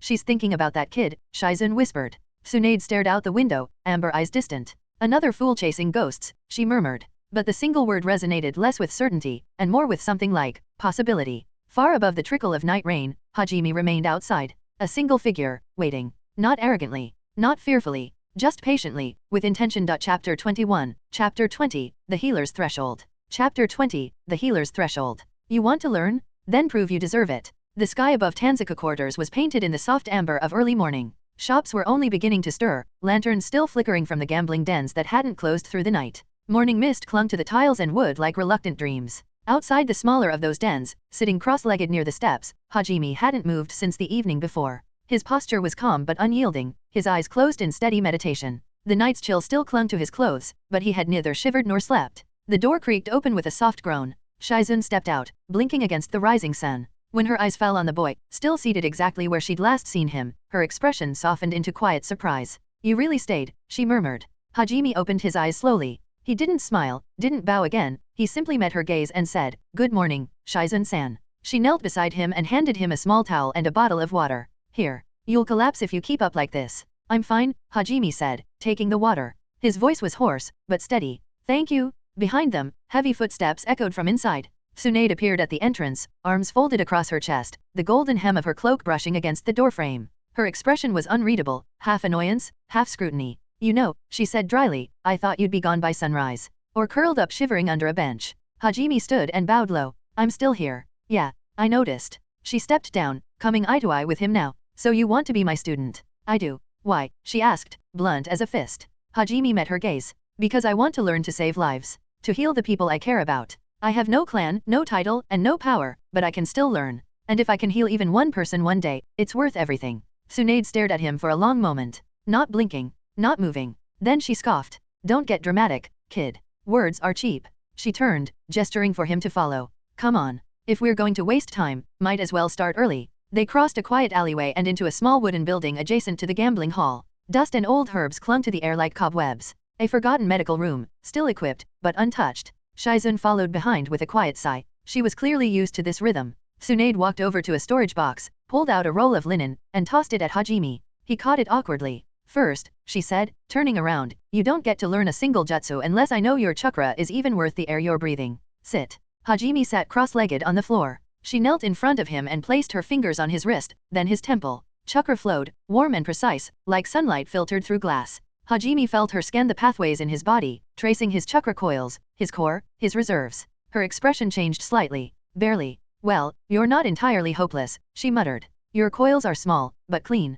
Control's not bad for someone with no formal training. You've done water walking. Yes. And leaf exercises. Chakra threads, a bit. Tsunade nodded once, grudgingly. Fine. Then let's waste less time. She stood and crossed her arms. Medical ninjutsu isn't about guts or strength. It's about control, precision, and discipline. If you lose focus for a second, you don't just fail, you kill someone. Get it wrong, and your patient bleeds out. Or worse. Hajime nodded silently. You think it's heroic? It's not. You're not going to pull people back from the brink with a speech and a pulse of chakra. You'll be covered in blood. You'll shake. And when your hands tremble at the wrong moment, you'll feel them die beneath you. Her voice was cold steel. Sharp. Unforgiving. Then she pointed to a nearby surgical stand. Your first task is to form and maintain a chakra scalpel. You'll probably take a week just to get a flicker. If you can't do it by sundown today, she smirked, then you may as well go back to watching me lose dice rolls. Hajime stepped forward without flinching. Understood. Hours passed. The room grew hotter as the sun climbed over Tanzuka's red-tiled roofs. Tsunade sat near the open window, drinking sake without looking in his direction. Shizun scribbled notes nearby but occasionally glanced toward the boy on the floor. Hajime's hands trembled, his brow soaked in sweat. He had channeled chakra many times before, flowing it to his feet, his hands, refining it with slow control. But this was different. He was shaping it to a microscopic edge. No sloppiness. No raw power. It had to be steady, uniform, and lethal. His first dozen attempts fizzled. The next dozen sparked, but cracked. Then, by mid-afternoon, a faint glow flickered at the edge of his fingers. Tsunade barely looked up. That's nothing. He tried again. And again. By evening, his hands were sore. His chakra was low. But there, finally, thin, blue, and faint as a whisper, the chakra scalpel hummed at the tips of his fingers. It flickered, wavered, and dimmed, but it held. Shizun's eyes widened slightly. Tsunade glanced over. She said nothing. But she rose from her seat, walked to him, and handed him a strip of silk. Cut it. Hajime lifted the scalpel, hand steady. One breath. One motion. The fabric parted down the middle. Tsunade exhaled slowly. TCH lucky fluke. But she turned away and muttered, tomorrow, we start early. Hajime bowed low, panting. Thank you. She didn't respond. But before exiting the room, she said without looking back. If you screw up even once, I'll know. And I won't go easy. That night, in the quiet of her rented suite, Tsunade sat with a half-full bottle of sake, staring at her own hands. They had once saved hundreds. They had also failed too. She whispered, so softly only the shadows heard it. Why do they always remind me of him? Chapter 22, Chapter 21, Blood and Ink. Chapter 21, Blood and Ink. The morning light filtered through slatted shutters, casting faint stripes across the dusty floor of the side clinic. Hajime sat cross-legged on a worn mat, his posture still and attentive. Tsunade, arms folded across her chest, studied him for a long moment with those sharp, golden-brown eyes that seemed to pierce straight through skin and bone. She tossed a heavy cloth-wrapped bundle at his feet. It hit with a dull thud and a faint clatter of wood against wood. Before you even think about healing a wound, she said, you're going to understand exactly what you're cutting into. Nerves, muscles, arteries, the chakra circulatory system. If you can't recite every layer of tissue between the skin and the stomach, you're useless. Hajime pulled back the cloth. Inside were scrolls, at least 6, each bound in red-threaded paper and thick with ink. Some had the smell of age, others bore Tsunade's personal seal. He picked up the first and carefully unrolled it. Anatomical diagrams filled the length of the parchment. Veins, chakra nodes, cross-sections of the human body, detailed down to the names of muscle groups and their chakra sensitivity ratings. Every note was written in clear, efficient brushwork. Tsunade watched him without warmth. You said you wanted to save lives. Then prove you're worth teaching. That's not poetry. That's the foundation of every life you'll ever try to keep from dying. She turned on her heel and headed for the door. Study it. All of it. You'll be tested. No hand-holding. Hajime bowed. Understood. Don't thank me yet, she called over her shoulder. When your brain starts leaking out your ears, you'll regret asking me. The door clicked shut. Silence followed. Hajime stared down at the scrolls, then at his own hands, calloused from climbing, nicked from chakra training, steady from will, but not yet skilled. His mind flickered to the sealed container hidden in his mental space. The genocide. Still pulsing like a slow drumbeat in the back of his soul. He couldn't even think of using it until he mastered anatomy, medical techniques, surgical precision. Without knowledge, that gene seed was just a buried treasure. He unrolled another scroll. Midday. His breath was shallow as he leaned in close over the scroll, eyes scanning lines of kanji and inked diagrams. The writing wasn't poetic, it was dense, technical, and completely alien to anyone without a solid grounding in biology. Even with his adult mind from a former life, Hajime had to stop often, rubbing his temples as he tried to remember every half-forgotten detail from years of internet articles, textbooks, and medical dramas. Artery bifurcation, chakra overlay, pituitary regulation in chakra exhaustion. His lips moved silently as he traced diagrams with his finger. The scrolls didn't just teach where things were, they explained how chakra flowed through organs, how genjutsu could influence blood pressure, how a chakra scalpel required perfect distance from the outer membrane of the organ to avoid internal rupture. It was overwhelming.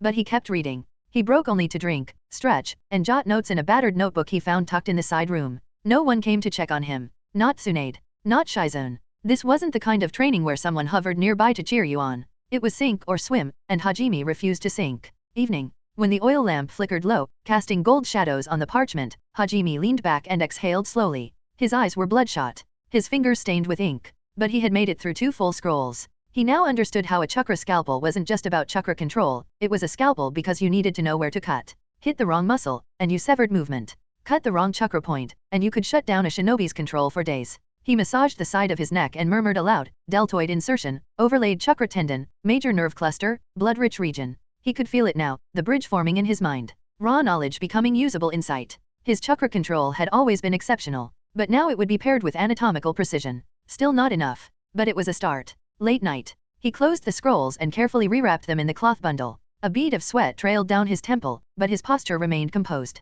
A quiet knock came at the door. It creaked open, and Shizune peeked in, carrying a small tray. On it sat a bowl of warm broth and a folded cloth. You didn't eat, she said softly. Hajime looked up, blinking at her. I forgot. Shizune smiled faintly. I figured. She placed the tray beside him. She won't say it, but she's watching. Tsunade-sama always does, even when she pretends not to care. He dipped his head. Thank you, Shizun-san. Shizun paused in the doorway, her hand lingering on the frame. Most people crack by now, she said. You haven't. I can't afford to. She studied him a moment longer, then nodded once and left him to the dim quiet of his study. Hajime slurped the broth slowly, then placed the empty bowl aside and resumed his seat on the mat. He unfurled the next scroll. His hands trembled slightly. But he didn't stop. He read. He learned. He endured. Because one day soon, he would need this knowledge to cut open his own body, and become something no shinobi world had ever seen. And he would do it with precision, not desperation. With ink and blood, not rage. This was the threshold. And Hajime would cross it. Chapter 23, Chapter 22, Measured in Scars. Chapter 22, Measured in Scars. The skies over Tanzuka quarters were grey that morning. Not stormy, just subdued, like the town itself had decided to breathe a little slower for once. Gone were the clamor of gamblers and shouting vendors from days past. Even the usual haze of incense and alcohol that hung in the air seemed thinner. Tsunade hadn't left the inn all day. Inside a modest private room above the gambling den, the once legendary healer now sat cross-legged on a floor cushion, arms folded beneath her chest, observing Hajime with a rare stillness. Her expression was unreadable, but her eyes, sharp as scalpels, tracked his every movement. Hajime sat nearby, hunched over a scroll nearly as wide as he was tall. His hands moved with care, unrolling, flattening, refolding as needed, his fingers stained faintly with ink. Around him, several more scrolls lay open, diagrams of chakra circulatory systems, anatomical renderings of organs, muscle layers, pressure points, and surgical pathways. It had been nearly a month since she had taken him on as a student. No fanfare. No warm welcomes. Just a promise that if he failed to keep up, she'd toss him into the street without a second glance. So far, he hadn't given her a reason. She had to admit, though only in her mind, that the boy was something else. Not a genius, not in the genius of a generation kind of way. He struggled. He failed. He tripped over terms and rewrote definitions 5 times before remembering them. But his memory was growing like a tree in sunlight. It was unnatural. No ordinary village child could memorize full diagrams of internal organs in a week, or recite the functions of the lymphatic system in detail after a night of study. Tsunade knew this. She'd seen hundreds of people. Only one other had come close to this speed, and that guy had defected the village, by doing experiments on his fellow villager. She shook the thought away. Hajime paused, tapping his forehead with the butt end of his brush. Pancreas regulates sugar, he muttered. Behind the stomach, connected to duodenum, hormones, insulin and glucagon. He blinked, then wrote it down with confident strokes. Tsunade leaned back slightly. You're muttering now. That a side effect of learning too much, or do you talk to your scrolls? Hajime glanced at her. Neither. Talking helps me remember. Humph. She sipped from her now cold tea. I'll have to start charging you rent if you plan to keep reciting textbooks in my presence. Hajime allowed himself a smile, brief but real. I'm almost done with this section. Tsunade arched an eyebrow. That would make it 3 chapters today. Not bad. But if you're just memorizing words and not meaning, you're wasting both our time. He closed the scroll and set it aside, his expression growing serious. I understand the theory. I can recite the chakra pathway of the heart, name all the major blood vessels, even draw the sympathetic and parasympathetic networks. But I know that's not enough. Tsunade tilted her head. Oh, I still can't see the body the way a healer does, Hajime admitted. I don't just want to know where the organs are. I want to feel how they function, how chakra flows through them, what goes wrong when a person is dying. Tsunade regarded him carefully. That answer wasn't memorized. It was personal, honest. You're not wrong, she said after a beat. Words are just bones. Real medicine lives in the flesh. And in mistakes. Mostly mistakes. Her fingers drifted absently to her side, the spot where old wounds still ached from time to time.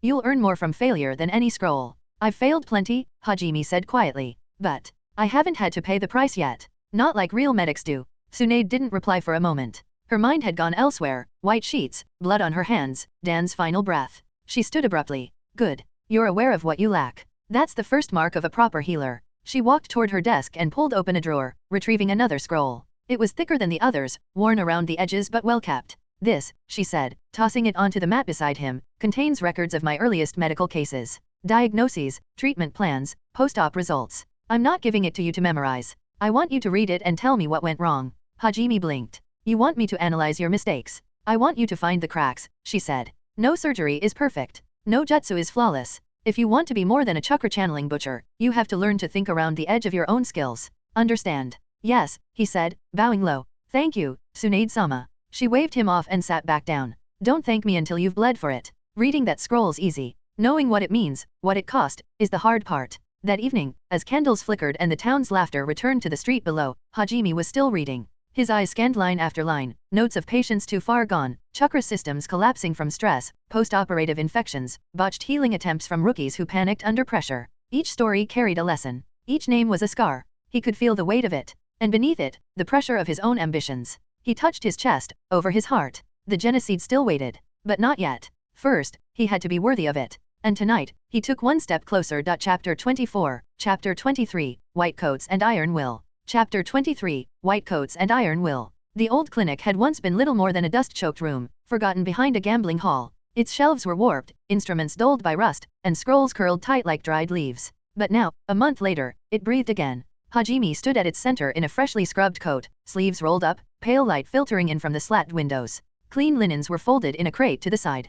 Herbs lined the walls, labeled with Tsunade's neat calligraphy. The faint scent of antiseptic clung to the floorboards. The transformation hadn't come easily. Every morning, Hajime rose with the sun, cleaning, boiling water, sharpening scalpels, and practicing diagnostic hand seals until his fingers cramped. He reorganized the entire supply cabinet, catalogued every scroll and herb, and sterilized tools under fire and chakra. All under the keen eyes of Shizun, who watched silently from the doorway or across the room, always present, always precise. Tsunade herself had yet to step inside. She hovered on the periphery of the clinic like a ghost of its future. She asked questions, set standards, but she never entered when there was blood. The first patient came in limping. A fisherman, line caught in his leg, wound already festering from seawater and neglect.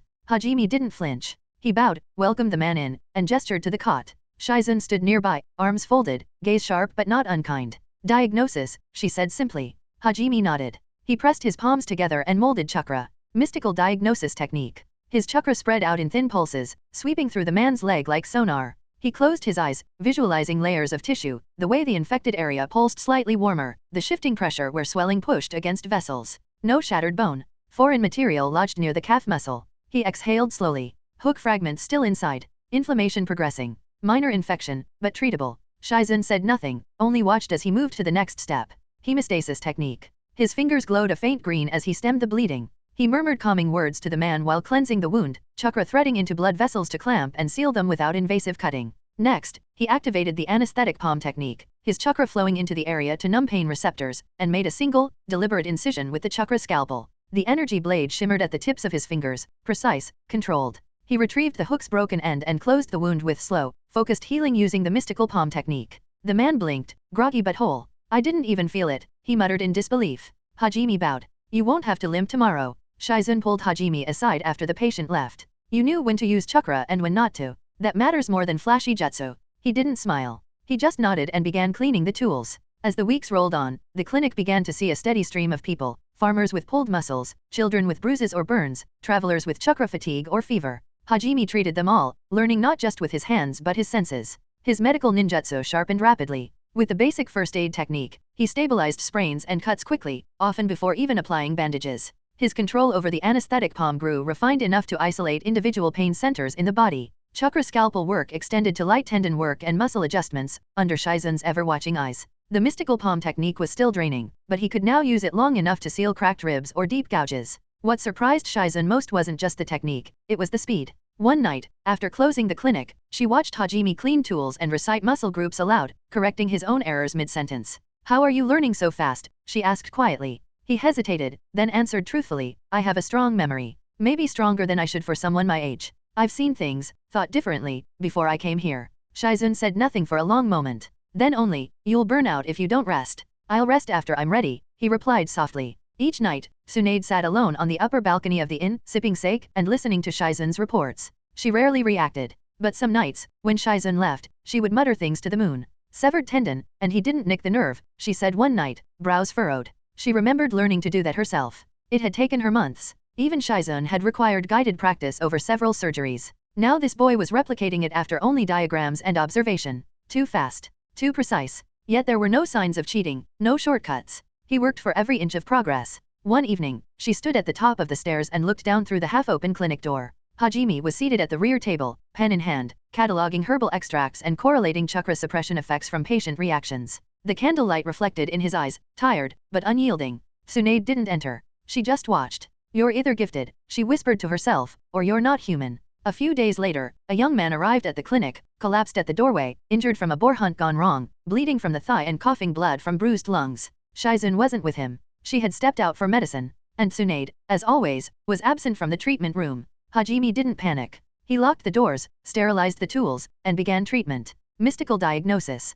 Hemostasis. Incision with chakra scalpel to remove splinters of bone. Regeneration with mystical palm. His chakra was drained by the end, and the man walked out of the clinic that evening with breath in his lungs and gratitude in his eyes. When Shizun returned and heard what had happened, she stood still for a long time. You acted alone. Hajime nodded. And he walked out. Breathing, Hajime said. Fully stabilized. Shizun reported everything to Tsunade. She listened in silence, then took a long drink of sake. He's ahead of schedule, Shizun said softly. Tsunade stared out the window. He's progressing very fast. That night, Hajime sat in the clinic alone, wiping down the counters. A small medical coat now hung on a peg by the door, his size, worn from daily use. He washed his hands and stared into the water basin. His reflection looked back. Steady. Sharper. Older, somehow. The memory of the genocide stirred within his mind space, humming like a silent bell. Not yet, he thought. But soon. He had learned to heal others. And soon, he would learn to heal himself. He still needs surgery's experiences. The blade would come. The cut would be made. And Hajime would be ready. Chapter 25, Chapter 24, The Sound Beneath the Surface. Chapter 24, The Sound Beneath the Surface. The day had grown long, and the clinic air smelled of disinfected herbs, hot poultices, and faint coppery traces of blood. Hajime washed his hands slowly, his mind drifting as he dried them on a clean cloth. The latest patient, a merchant with a dislocated shoulder, muttered thanks as he staggered out the door, arm freshly bandaged and tight in a sling. Hajime nodded politely, offered a short farewell, then reached for his notebook to record the case. Dislocation of the left humerus, chakra irritation minimal, full range of motion expected in 2 weeks. A cough came from behind him, an older man, already seated, with a bruised ankle and a noisy attitude. Oi, kid, the man grumbled as Hajime approached. You hear? Big news from the west. The Chunin exams back on. Konoha's hosting a week from now, give or take. Hajime's brush paused mid-stroke. The man continued, oblivious. Traders says Konoha and Sand Village will participate together, and other ninjas villages, and 2 nobles and daimyo as well. Gonna be a big show this time. Is that so? Hajime asked quietly, finishing the note and kneeling beside the man's leg. He began examining the ankle, but his focus was already elsewhere. The Chunin exams. Konoha. A week from now. He knew the event. The tournament. The showcase of young ninja talent. But more importantly, the plan that came with it. Orochimaru. The Konoha crush. He remembered enough from his past life to know the outline. Orochimaru, a former leaf shinobi turned rogue, would attack during the Chunin exams using his own hidden village and a manipulated Sand Alliance. The hidden leaf would survive, barely. The third Hokage would fall. Orochimaru's arms would be sealed. Chaos and fire would mark the end of the event. But to Hajime, the significance was simpler. Tsunade would be called back to Konoha. She would become Hokage. And with her rise, Hajime would be able to walk into the hidden leaf village beside her. Not as an outsider. Not as a wandering shinobi. But as her student. And once inside, everything would change. After finishing the patient's care and offering final words of advice, Hajime quietly excused himself and returned to his quarters in the back of the clinic. He locked the door, sat cross-legged on the woven mat, and let the silence close around him like a curtain. This was it. The pieces were moving. The opportunity was coming. Everything he had worked toward, from his first steps in this world to weeks of medical study under Tsunade and Shizun, had led to this moment. And yet, he wasn't ready. Not fully. He looked at his hands. Calloused now. Sharper. Steadier. They'd held scalpels, applied chakra threads, closed wounds, and balanced delicate chakra flows across injured nerves. They were the hands of a healer in training. But to take the next step, to truly wield strength in this world, he knew what had to come next. The gene seed. It still pulsed faintly in the back of his mind, not in sound or feeling, but as a presence, sealed in that hidden vault of his soul, quietly waiting. Silver and inert, cradled in wards of psychic intuition he didn't understand but had accepted. He didn't know where it had truly come from.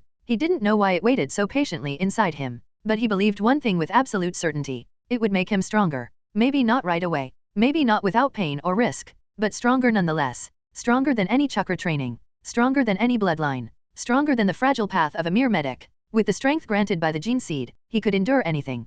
Protect himself. Finish what he started. Save lives. Survive. His training had given him knowledge. But the gene seed, that would give him power. Still, he hesitated. He had studied the human body now. Learned its systems. Its delicate balance. Implanting a foreign structure, especially one so strange, so unlike anything native to this world, could be fatal if done poorly. One wrong cut, one misplaced chakra pulse, and he might shred his own heart. Or worse. But if he waited too long, he might never get another quiet moment to try. Cause after the Konoha crush, Orochimaru will come Tsunade with his arm sealed wanting to treat his injury. Even though from the memories of his past life, knows Orochimaru won't hurt Tsunade, but he can't just trust his memories of unfiction, when this is reality. He felt unsafe. He clenched his fist. The idea of failure haunted him. Not for the sake of dying, but because failure meant wasting the gift. Losing the chance to become what this world had never seen. Not a shinobi. Not a warrior. Something else. Something armored in will. He stood slowly and crossed the room to the old wooden chest where his equipment was kept, scrolls, salves, surgical blades, chakra-threaded wire, antiseptics.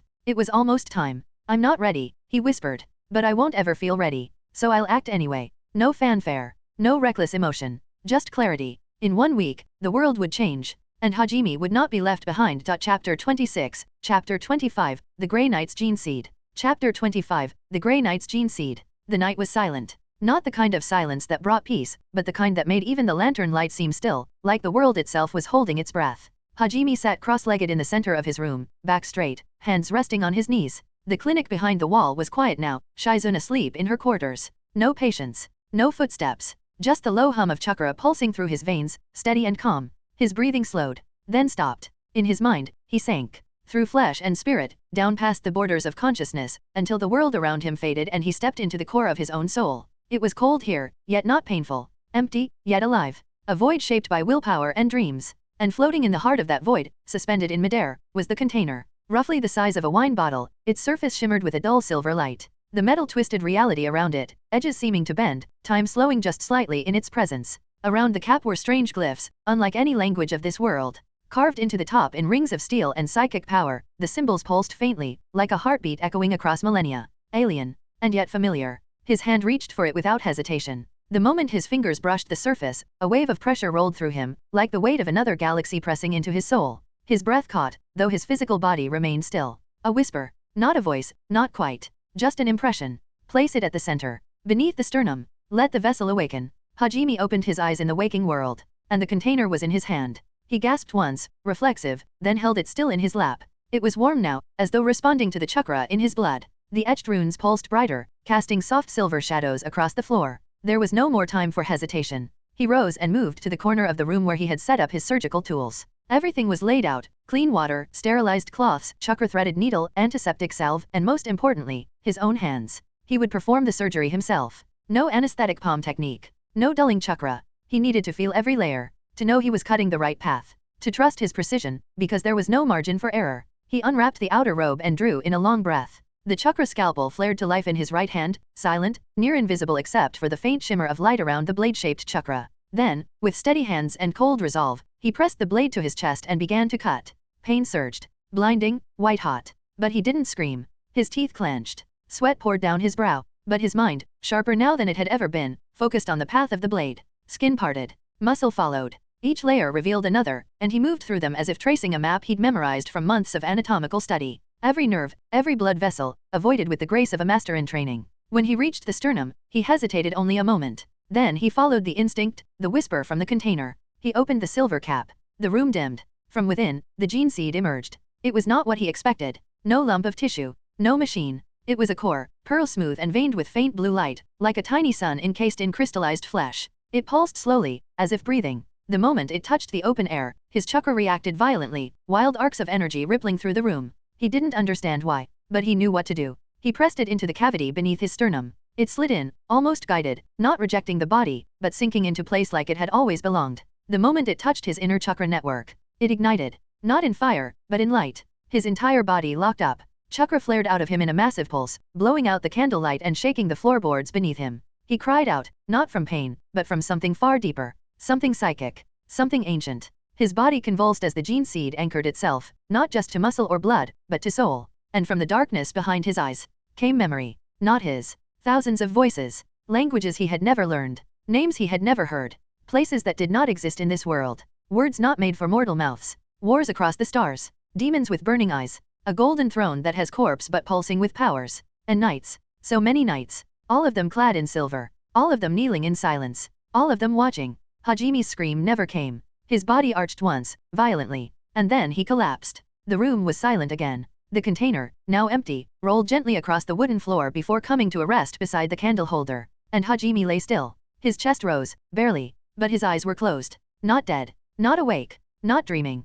Caught between memory and soul. And the legacy of the Emperor began to stir. Chapter 27, Chapter 26, The Emperor Protects. Chapter 26, The Emperor Protects. Darkness. Not emptiness, but overwhelming presence, dense, crushing, ancient. Hajime floated, weightless and silent, yet aware. The pain of his self-surgery, the fiery surge of the gene seed implant, gone. Replaced by this abyss. Then, like lightning cleaving the void, a voice, silent and thunderous at once, split his mind. Not words. A presence. The Emperor protects. The void fell away. Suddenly, Hajime stood. Not in his own body. This one was enormous. Encased in silver ceramite, every joint and muscle reinforced with adamantium. A halo of purity seals flapped in invisible winds across his armor, and in his hand was a massive Nemesis Force sword, etched with runes that pulsed in rhythm with his heartbeat. He was not in control, but he could see, feel, hear, and think. He was riding within a memory, no, a life, of a Grey Knight. A Justicar. The leader of a squad of 5 Astaroths on a daemon hunting mission. They stood within a shattered cathedral on a world long lost to the warp. Ruin-stained glass, blackened pews, and desecrated altars lay in rubble around them. The very air shimmered with unreality. Screams echoed from walls that should not speak. Time curled on itself like a burning scroll. But none of them flinched. The Justicar, whose body Hajime now inhabited, spoke in a voice like thunder wrapped in ritual. Steel yourselves, brothers. The beasts of the Immaterium gather. The Grey Knights advanced in formation, perfectly synchronized. Hajime felt the weight of countless campaigns, of rituals and catechisms carved into muscle memory. As they moved deeper into the tainted ruins, daemons began to materialize, shrieking horrors of teeth, claws, and madness. And they met them with silence and fire. Hajime felt every clash of blade against flesh that should not exist. Every invocation, every precise psychic pulse used to sever demonic links. He couldn't act, but he learned. Tactics. Discipline. The rhythm of battle against the impossible. How to see a warp entity not just with the eyes, but with the soul. 10 years passed in that single breath. Endless war. Each time the Justicar rested, Hajime saw into his thoughts, battle doctrine, combat patterns, even the liturgies muttered to steal his mind. He absorbed everything. And then the cathedral faded. Another world rose. A cleaner one, lit with sterile white light, echoing with the hum of machines and quiet prayers. Now, Hajime stood in the body of an apothecary. This man worked not on the battlefield, but in the sacred halls of gene crafting. Clad in silver robes over his armor, he handled genetic material like a sculptor before divine clay. On a marble slab lay organs in development, pulsing, half-grown, the secondary heart, the osadula, and the biscopi. Hajime felt the precision of the apothecary's hands. Saw formulas and cellular schematics flickering across data slates. Memories of centuries of trial, failure, and success poured into him. How the secondary heart merged with the circulatory system. How the osadula reshaped bone structure by rewriting density signals at the molecular level. How the biscopi rewired hormonal systems to generate enhanced muscle output. He memorized it all. He wanted more. He yearned for more. But the world blurred again, and reformed into a storm of psychic lightning. Now he was a librarian, a master psyker, even amongst the Grey Knights, armored in sanctified aegis plate, standing at the eye of a warp storm. Around him spiraled daemons, ghosts, and thoughts not his own. But his mind, their mind, was a fortress. Hajime felt the discipline required to wield psychic power without madness. He watched as the librarian invoked defensive wards, cast searing bolts of mind fire, and silenced demonic shrieks with nothing but the force of his will. Through this body, Hajime saw how the warp could be tamed, not just resisted. He tasted the shape of thought magic, learned the raw willpower needed to bend reality without breaking oneself. He could feel the techniques written in the psychic language of the Grey Knights, shield patterns, mental barriers, soul wards, and strike disciplines. But just as he began to fully grasp the layering of shinic constructs, the scene fractured again, and reformed. Now, everything was quieter, dustier. He stood in a vaulted hangar deep beneath the moon of Titan. Here, Grey Knight tech marines, few, elite, and secretive even among their brothers, oversaw the construction of the Order's sacred wargear. He was one of them. The body he rode moved among forges and servo-constructs, checking inscriptions, adjusting the internal data spines of power armor, whispering machine prayers in ancient tongues. Blueprints and cogitator readouts flashed in his mind, and thus into Hajime's. Every part of the armor had purpose. Every layer was sacred, the psychic dampening weave, the reinforced helm, the force weapon interface built into the vambrace. Hajime drank it all in. It was overwhelming. So much knowledge. So much truth. And then, something cracked. He felt it. His mind, his own, not the borrowed one's, trembled. A spike of pressure lanced through his skull like a nova. Not pain, not fear. Limit. He was reaching it. The memories still poured forth, more lives, more skills, more sacred secrets. But his body, his soul, his still mortal shell, could not hold it. A warning flared across the soulscape. Instinctual. Protective. The gene seed reacted. In the heart of his consciousness, a sphere of silver light erupted, like a psychic seal detonating. Glyphs spun wildly, chains of will slamming into place. The memories were sealed. Not erased. Just locked away. The warp faded. The forges dimmed. The librarian's final thought, remember, boy, knowledge is power, but untempered knowledge is madness, echoed into silence. And Hajime fell. Dash. He lay on the wooden floor of his clinic chamber, the scent of blood and sweat heavy in the air. The candle he'd lit before had burned out long ago, the room illuminated only by faint moonlight through the slats. His chest rose and fell slowly, the scar of the incision still fresh but closed. The empty gene seed contain asterisk sat beside him, glowing faintly for a moment, then going still. And Hajime stirred. Eyes fluttered. Breath returned. But he did not wake fully. Not yet. He remained caught in a fog between memory and self, his mind still echoing with voices not his own. But one thing had changed. He was no longer just Hajime. Not just a soul from another world. He had seen daemons. Held divine steel. Crafted what no man in this world could. And though the knowledge was sealed for now, it waited. Like the Emperor's wrath. Like the storm beneath the stars. Chapter 28, Chapter 27, Tides of the Warp. Chapter 27, Tides of the Warp. The stars still clung to the sky when Hajime's eyes snapped open. It was well before dawn. The air was cold, the kind of chill that clung to the skin and made silence feel heavier. But the cold wasn't what stirred him. It was the pressure. A wave. A hum. A storm, coiled tight in his spine, surging outward with every heartbeat. He sat up quickly. The blanket slipped from his body, and the wooden floor creaked beneath his feet. His breathing was steady, but the pressure within him wasn't. His veins pulsed with light. Chakra, no, not chakra. Something more. Something deeper. Something ancient. His vision blurred for a moment, and then everything sharpened unnaturally. The grain of the wood, the faint scratches on the nearby table, even the distant flap of a moth's wings outside the paper-thin window, he could sense it all. Then his eyes lit up, literally. Brilliant blue and white light flared from his irises, casting an eerie glow across the room. The table's shadow twisted. Dust floated upward as if gravity was momentarily confused. The power within him raged like a newborn star. His hand shot to his temple. It wasn't pain. It was too much clarity. Too much raw energy flowing through nerves not yet used to holding it. And then came the voice. Or rather, the presence, not his, not hostile, but commanding. Memories surged like a tide through a broken dam. He wasn't alone in his mind. A fragment, no, an echo, of the Grey Knight librarian. A being forged in psychic warfare, trained in the use of thought as weapon, shield, and fire. His legacy, buried within the gene seed, awakened. And Hajime saw through his eyes. Not fully. Just enough. He saw the techniques. The meditative stillness. The iron discipline to survive the warp without being devoured.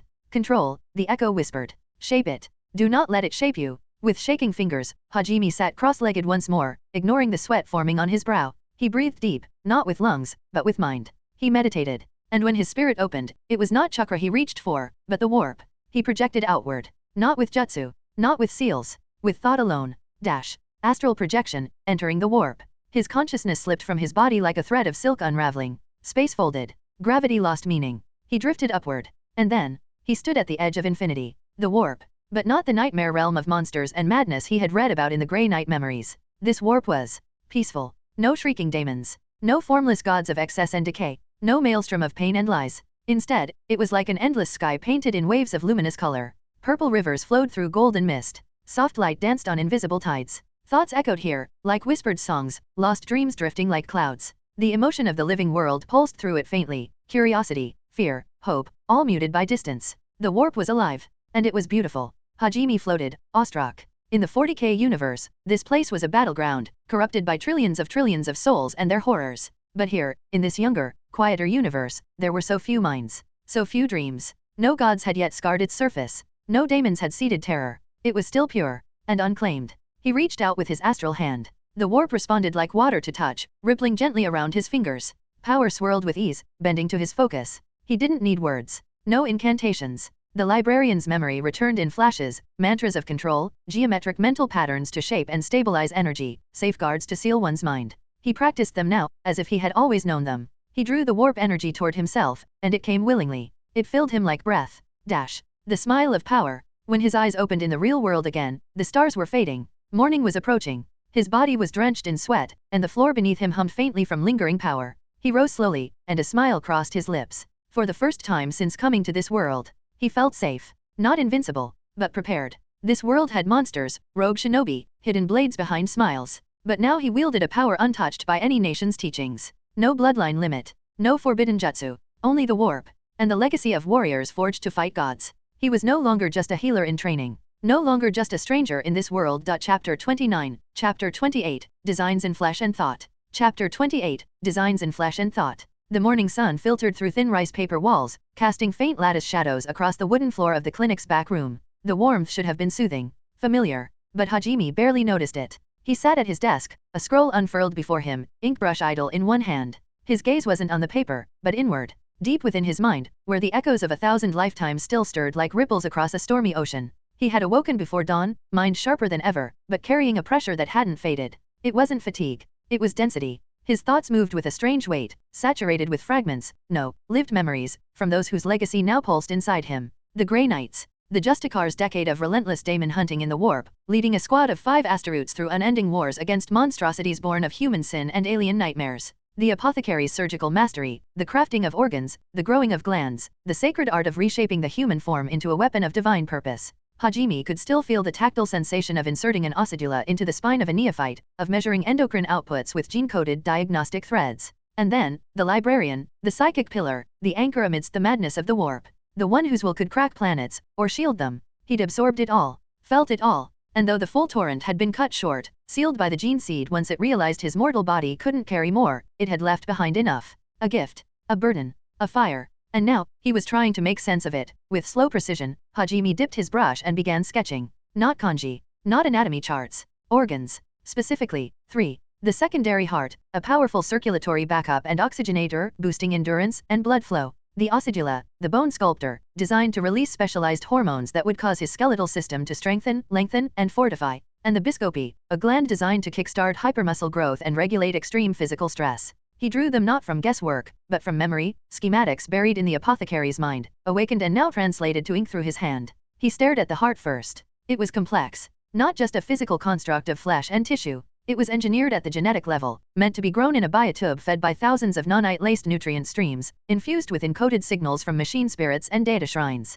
none of which he had. I can't build the heart the Imperium way, he muttered. Not without machines. Not without labs or autocauldrons. The ink on the scroll shimmered faintly as his chakra passed unconsciously through the brush. He closed his eyes. What do I have? Chakra. Medical ninjutsu. Psychic power. A small clinic. Knowledge. Time. It wasn't enough. It had to be. Suddenly, inspiration ignited, fast, electric, unstoppable. His hand moved across the scroll with renewed speed, brush sweeping as diagrams formed and ideas crystallized into clarity. Organ genesis via chakra-controlled cell engineering. The words didn't come from a manual. They came from him, half apothecary, half shinobi, a fusion of 2 universes. Chakra-based tissue cultivation. Harvest a small sample of cardiac tissue from his own heart using the chakra scalpel. Used Tsunade's principles of cell regeneration, like her mitotic regeneration, to replicate the tissue rapidly but under control. Shape the tissue using chakra flow, guiding its formation the way sculptors mold clay. Only this clay was alive. Genetic blueprinting with yin-yang release. He'd encode the structural data of the asteroid's secondary heart into a chakra blueprint, one he could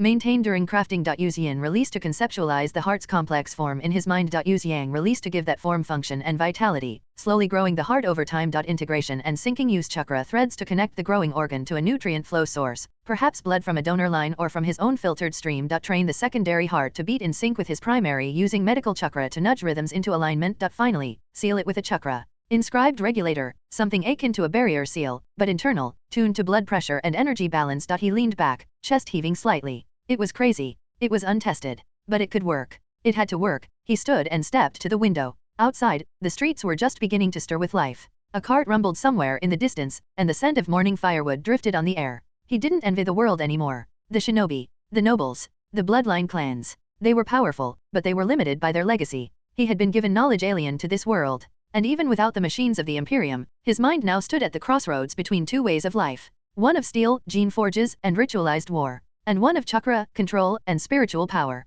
I don't need to choose, he whispered. I'll fuse them. He returned to his scroll and added a final note in bolding. Chakra is not a substitute. Chapter 30, Chapter 29, Second Heart. Chapter 29, Second Heart. The quiet of the clinic was absolute. Late into the night, the world beyond its thin walls had fallen silent. No wind through the trees, no carts rattling down the village road, not even the rustle of leaves. Hajime sat alone in the back room, illuminated only by the flickering glow of chakra thread lanterns and the faint shimmer of liquid within a sealed glass vat beside him. He wasn't sleeping. He hadn't slept much since the gene seed awakened. Sleep had become optional. His body no longer demanded it with the same urgency it once had. Instead, it waited, alert and ready, obeying his will above its instincts. A side effect, perhaps, of the growing psychic potential within him. Or maybe it was the sheer pressure of purpose. Because tonight, Hajime was going to create a heart. Not a metaphor. Not a diagram. A real, living, beating secondary heart, modeled after the biomechanical designs of the Adeptus asteroids. He had already made the preparations. Scrolls lined the walls, carefully annotated with Tsunade's research. She had once dabbled in regenerative medicine far beyond what most of her peers could comprehend, even skimming the edge of cellular immortality. He'd devoured those scrolls. He also had knowledge no one in this world could even imagine, the memories of a Grey Knight apothecary, sacred blueprints encoded into thought. schematics for transforming flesh into something divine. But there were no bioforges here, no autocauldrons, no mechanical gene vats tended by servitors. He had to do it by hand, by chakra, by thought, by will. Hajime sat cross-legged, bare-chested, his skin lit faintly by the silver-blue glow of chakra focusing at his fingertips. A long, sharp thread of energy extended from his forefinger, a chakra needle, thinner than hair and honed for surgical precision. He took a deep breath and plunged it into his chest. Pain lanced through his sternum as the needle slipped between muscle and bone. He didn't cry out, didn't wince. His breath hitched, then steadied, and his eyes focused like a sniper's scope. The needle found his primary heart. With careful guidance, he extracted a microscopic thread of living cardiac tissue, healthy, rich with cells genetically attuned to his body. The thread shimmered with faint red light as he drew it out and lowered it into the nutrient vat beside him, a clear, sterile cylinder filled with a nutrient broth he'd synthesized from Tsunade's alchemical notes. He had spent 2 days perfecting the formula. It contained electrolytes, energy-sustaining enzymes, regeneration stimulants, and a specific balance of trace minerals, an environment that could support accelerated tissue growth without destabilization. It would have to be enough. Now came the real test. He placed his hands on either side of the vat and began to channel Yang chakra, the chakra of vitality, growth, and the physical world. Slowly, the tiny cells within the fluid began to divide, then multiply, dozens, hundreds, thousands. And as they grew, Hajime guided them, not with scalpel or hand, but with psychic will. He closed his eyes and reached within himself, not for chakra, but for the warp, for the invisible, formless wellspring of energy that had awakened inside him when the gene seed had first taken root. The memories of the apothecary returned. He saw the shape of the heart as if burned into his mind, the second circulatory system it supported, the reinforced valves, the pressure regulators, the fail-safe pump chamber. Not just an organic organ, but a redundant life engine meant to sustain an Asteroots through worlds of blood and fire. It had no true analog in human medicine, but it would soon exist here, in this world. He extended his psychic focus into the vat. The fluid rippled. The cells obeyed. The growing heart twisted gently, its developing tissue firming under the influence of Hajime's shaping thoughts. He wasn't just growing a lump of meat, he was sculpting an idea into matter. And it was working. Hours in silence. Time passed. Hours melted away like wax. The candle burned low. The night deepened. Still he sat there, hands steady, aura glowing faintly like the last ember of a dying star, but his mind, his will, burned like a furnace. He channeled chakra in pulses, feeding the growth with refined yang energy. He shaped the organ with careful psychic pushes, locking in structure, regulating thickness, sculpting the chambers.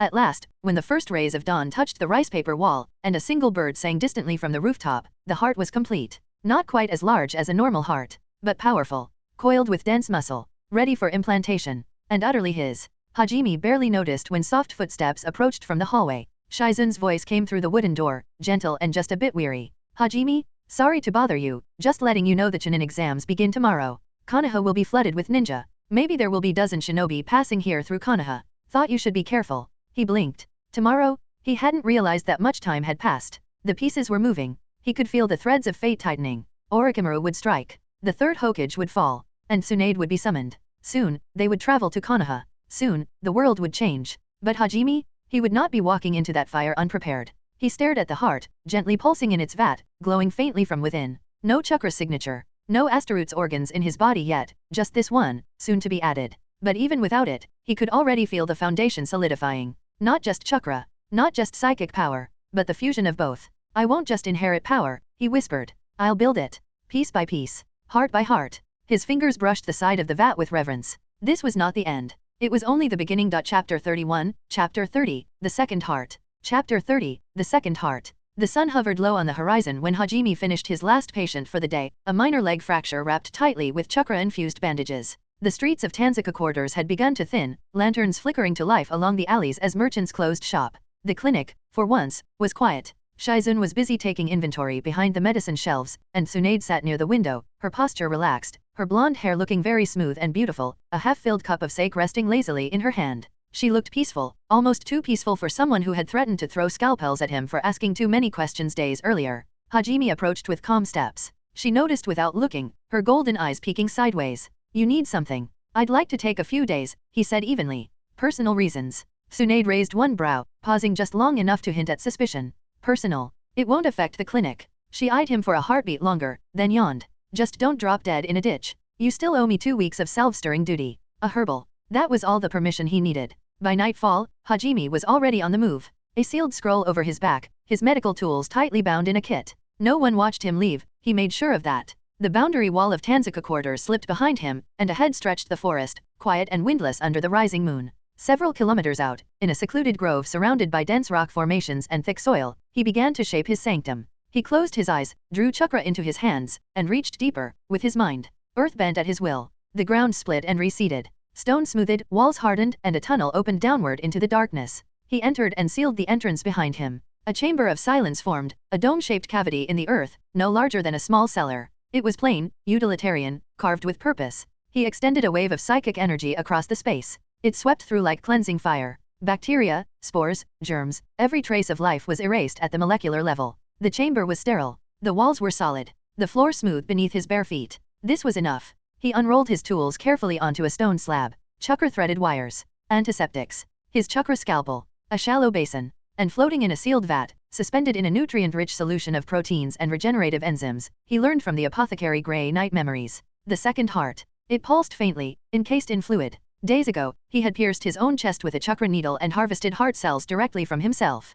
The process had been slow and exacting. But with precision, psychic control, and yang chakra funneled into the solution, the tissue had responded. He had shaped it day by day with his will, no machines, no servitors, no biotubes, only chakra, knowledge, and absolute focus. It was ready. He stripped off his upper robe and sat against the smooth wall, centering his breath. Then, slowly, his consciousness shifted inward. Psychic power flared subtly. In one precise motion, he shut off the pain receptors in his brain. No hesitation. He no longer needed pain to guide his hands. His senses extended beyond nerve endings now. Psychic perception mapped the tissue and veins of his body like a living diagram. He activated the chakra scalpel. The hum was soft, elegant. Then he cut. A thin line parted across his chest. Skin, fat, and muscle opened layer by layer under invisible chakra light. Blood welled briefly, but was instantly sealed off by chakra pulses. There was no screaming, no trembling, only silence and breath. His sternum remained intact, but beneath it, an open cavity waited. He reached for the vat with telekinesis. The second heart floated gently out,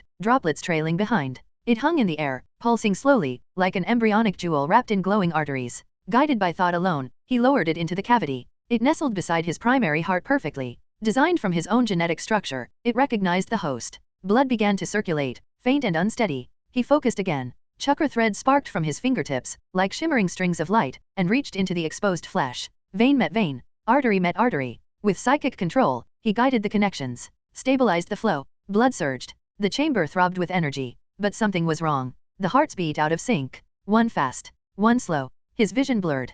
Pressure surged in his lungs. He dropped to his knees, hand to the floor as the imbalance threatened to spiral. Then he felt it, deep inside, stirring. The gene seed within his chest responded. A pulse of ancient code, not in language, but in design, rippled through his nervous system. Instructions. Optimization. Alignment. The new heart shifted. And suddenly, both hearts beat as one. A deep, powerful thud echoed through his chest, then another, in rhythm, in sync. He gasped. His hands trembled. Then it happened.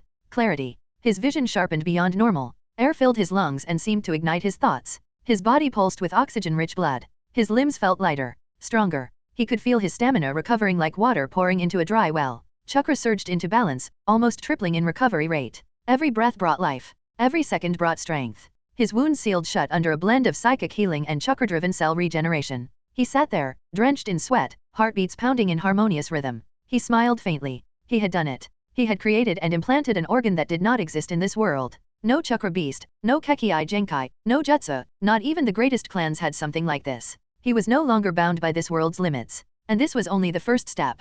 With the secondary heart now integrated, Hajime could feel its gifts pouring into him with every passing second. More oxygen and nutrients rushing to muscles and brain. Muscles recovering faster. Fatigue evaporating. A backup life system. If his primary heart failed, he would still live. Cell regeneration accelerating as blood flowed stronger. And with the enhanced flow and trauma resistance, his body could survive what would kill any shinobi. He rose, bare feet pressing against the polished stone floor. Every breath was clean. Every heartbeat resonant. He touched his chest lightly. This was no longer just his body. It was a crucible. One shaped by chakra and warborn memory. He had begun to rewrite what it meant to be human in this world. And now, he was ready for more. Behind him, the nutrient vat hissed softly as it cooled. Above, the faint rustling of wind through forest leaves was the only sound. And deep within, the gene seed pulsed quietly, silent, watchful, satisfied. Chapter 32, Chapter 31, Flesh of Will, Flame of Thought. Chapter 31, Flesh of Will, Flame of Thought. The underground chamber was silent and vast, shaped by both chakra and psychic will.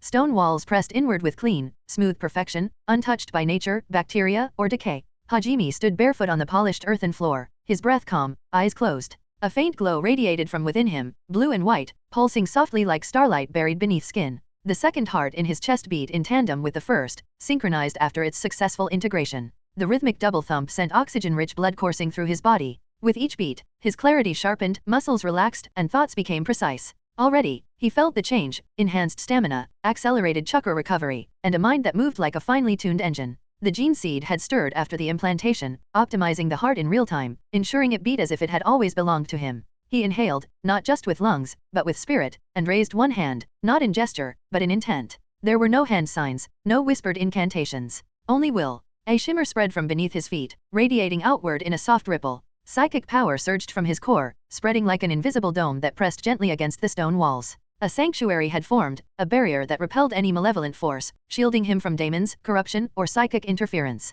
The air within the dome grew still. Even sound felt hushed, reverent. This wasn't chakra. It wasn't ninjutsu. It was the warp, pure, untainted, responsive only to him. His eyes opened. The barrier held steady, pulsing faintly with thought-born power. And this was only the beginning. Hajime turned toward a section of the chamber wall. He let the next memory guide him, another fragment from the Grey Knight librarian's legacy. Power threaded into his arms, reinforcing muscle, bone, and flesh. Hammer hand. His limbs grew heavier, denser with force, but not burdened. It was as if the world around him accepted he should strike harder. He stepped forward and brought his palm against the stone. The wall exploded into dust. Stone shattered like fragile glass, the shockwave reverberating through the chamber. Hajime barely moved, unfazed. His skin showed no sign of stress. Chakra had always required careful control to enhance strength, but this was different. This wasn't forcing power through flesh. This was bending the world to his will. He turned, reached out to a scattered pile of debris, and focused his thoughts. The stones lifted from the ground, not by chakra threads, but by thought alone.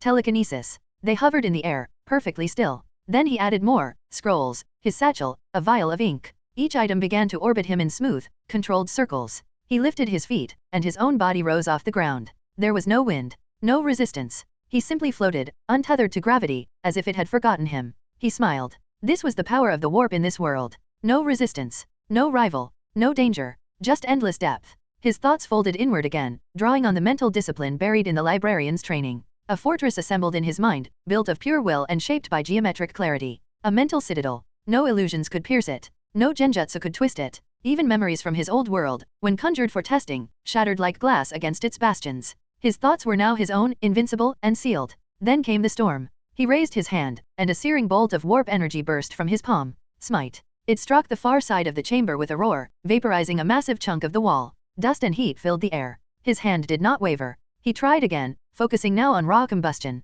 From nothing, flame sparked into being in his palm. It was not chakra fire. It did not burn the same way. It flickered strangely, casting no warmth against his skin. It simply consumed, ignoring air or fuel. He swept it across the floor. Where it passed, the stone blackened and hummed with strange vibrations. Lightning followed. He called upon warp energy shaped as jagged bolts, crackling across the air like living arcs. The strikes clawed at the walls, leaving them glowing faintly, as if scarred by divine wrath. There was no thunder. Just a low, vibrating pulse in the earth, as though reality itself had flinched. He moved on to telepathy. It was effortless. He didn't hear thoughts, he felt them. Above ground, he could sense dreams, stray fears, the flickering impressions of lives being lived. He brushed against one briefly, an old man dreaming of his wife's cooking, and withdrew. It was too intimate, too fragile. And through all of it, the warp answered him. Not slowly, not with resistance. It flowed into him like a river without a dam. He could draw more, and more, and more. It didn't stop. That realization stunned him. In the universe of the Grey Knights, psychers had to ration their power, or risk burning alive. They were beacons to daemons, always hunted, always at war. But here, there were no daemons, no chaos gods, no screaming madness or sentient storms. The warp here was young, quiet, clean, a realm of emotion and potential untouched by horror. And Hajime was alone in it. He was the only psyker in this universe. The only one. Which meant, he could draw infinitely. There was no limit, no counterforce. His power was only limited by his control. And control, he had trained for. He spent the entire day and night in that chamber, practicing, testing, mastering each technique until it responded like instinct. There were no scrolls, no manuals, only memory and will. Warp energy bent reality at his whim. Thought became action. Flame, lightning, pressure, and silence, all bent to his presence. By the end of it, the chamber had been transformed. The walls bore scorch marks that pulsed faintly. The ceiling had been melted, reshaped, cracked, and sealed over. The very air shimmered with residual psychic pressure, like heat rising off stone. But Hajime, standing at the center, was calm. He raised one hand, and with the gentlest thought, the chamber cleaned itself. Stone flowed back into place. Ash and debris disappeared into sealed jars. The air cleared. Light dimmed. And then he turned, walking through the tunnel he had carved days ago. When he emerged, the stars were retreating before the light of dawn. Birds stirred in the trees. The scent of dew clung to the leaves. The world was waking. He walked calmly back toward Tanzuka quarters, his body cloaked in the stillness of mastery. He had been gone for 1 day and 1 night. But beneath the earth, in silence and fire, a godless psyker had awakened. And one day, when the world tried to bury him again, it would learn that thought alone could burn cities. And dreams could crack mountains. Chapter 33, Chapter 32, he already knew. Chapter 32, he already knew. The lanterns swayed gently in the clinic's hallway, their amber light casting long, trembling shadows over the polished wooden floor. It was late afternoon, and the scent of antiseptics clung faintly to the air, a sharp, medicinal note mixed with the earthy quiet of Tanzuka quarters. Hajime stood by a patient bed, sleeves rolled up, palm hovering just inches over a man's mottled, inflamed leg. The merchant, likely from the caravan that had arrived earlier in the day, gritted his teeth in pain. Burns had eaten into his calf, darkening veins and crisping skin in web-like patterns. Third-degree burn, murmured Shizune from across the room, shaking her head. He's lucky he didn't lose the whole limb. Tsunade leaned against the doorway, arms crossed, bored. Let's see how the boy handles this one. But Hajime didn't flinch. He didn't reach for bandages or salves. He didn't activate the mystical palm. Instead, he closed his eyes and breathed. From within his chest, the second heart beat steadily, syncing perfectly with his natural pulse. Blood surged. Oxygen flooded. His mind sharpened like a blade drawn across wet stone. And then, he let go. Blue-white light shimmered across his hand. Not quite chakra. Not quite visible. A hum of pressure rippled through the room, barely perceptible to most, but unmistakable to Tsunade. She straightened slightly. Watched. Without touching the skin, Hajime reached with psychic intent. He didn't heal the wound by closing it. He rebuilt it. Cell by cell. Layer by layer. Torn muscle tissue unraveled and rewove. Severed nerves stitched back into place. The crusted black tissue dissolved and regrew with healthy color, guided not by scalpel or touch, but by his sheer will. From a distance, it looked like time itself was reversing on the wound. The merchant blinked, stunned. I don't feel anything. Hajime smiled gently. You won't. It's already done. Tsunade stepped forward now, eyes narrowed. What the hell was that? Hajime didn't turn. He simply began cleaning the patient's leg with a warm cloth, as if nothing unusual had occurred. Just a technique I've been practicing. That wasn't mystical palm, Tsunade pressed. And it wasn't the chakra scalpel. It sculpted the cells. Without touching them. I studied your scrolls, he offered softly. She said nothing for a moment. Her gaze remained fixed on his hand as though trying to peel back skin and bone to see the truth beneath. But the results were there. She couldn't argue with what had just happened. Go clean up, she finally said, turning her back. We've got more incoming. Yet as she walked away, she glanced back once, and her eyes no longer held the look of a mentor watching a student. They held the weight of a mind confronting something it did not understand, and maybe couldn't surpass. Night fell. The clinic grew quiet except for the rustle of bedrolls and distant coughing from the recovery room.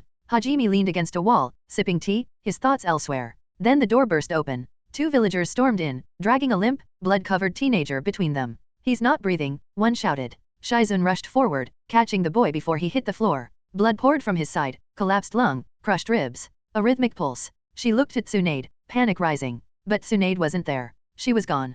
Probably still in town, drinking. Get the operating room ready, Shizune shouted. No time, Hajime said, already kneeling. What? We need to. I've got him. He placed one hand over the boy's chest. And then silence fell. His eyes fluttered closed. He wasn't reading chakra flow. He was mapping the boy's body with pure thought. A scan more precise than any Byakugan, any sensor jutsu. His mind slipped through blood and flesh like mist through a battlefield. Every fracture, every tear, every failing beat. He reached inward, into the warp. And he gave correction. Internal bleeding halted. Ribs straightened with a gentle push of kinetic energy shaped into slender, invisible threads. One lung rained flat. The other cleared. A final pulse of power, subtle and golden, touched the boy's heart. The beat returned. Steady. Alive. When Hajime opened his eyes, the boy was breathing again. Shizune stared, her voice caught in her throat.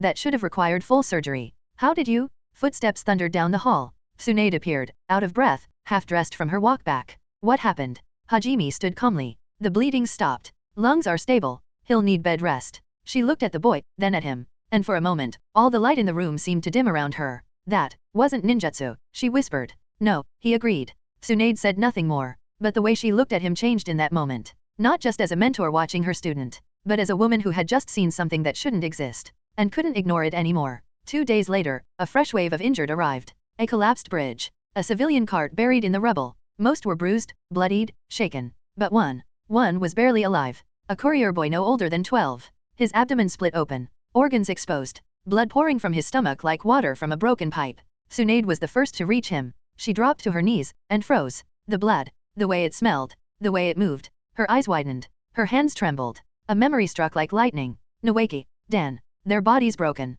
Their blood soaking into her hands no matter how hard she tried to hold it back. Her breath shortened. Her vision narrowed. No, she whispered. No, not now. Hajime was already at her side. He didn't speak. He didn't question. He simply took her hand. Moved it gently aside. I'll handle this. She couldn't speak. Couldn't even stop him. He slid into the space where she couldn't go, and did what had to be done. His chakra was calm, focused. But deeper still, his psychic will enveloped the boy's failing body. Arteries sealed. The stomach was guided back into place. The bleeding stopped. And the child breathed again. By the time Tsunade found her voice, it was over. Hajime poured her a cup of tea, steam rising from the surface like a gentle offering. You don't have to prove anything, he said quietly. You're the greatest medic in the world. That won't change. She didn't reply. She just stared at him. And for the first time in a very long time, she felt something loosen in her chest. Not shame, not pain, but trust. That night, long after the clinic had gone quiet, Tsunade sat by the window, the cup he gave her still warm in her hand. She thought of his hands, his voice, his presence.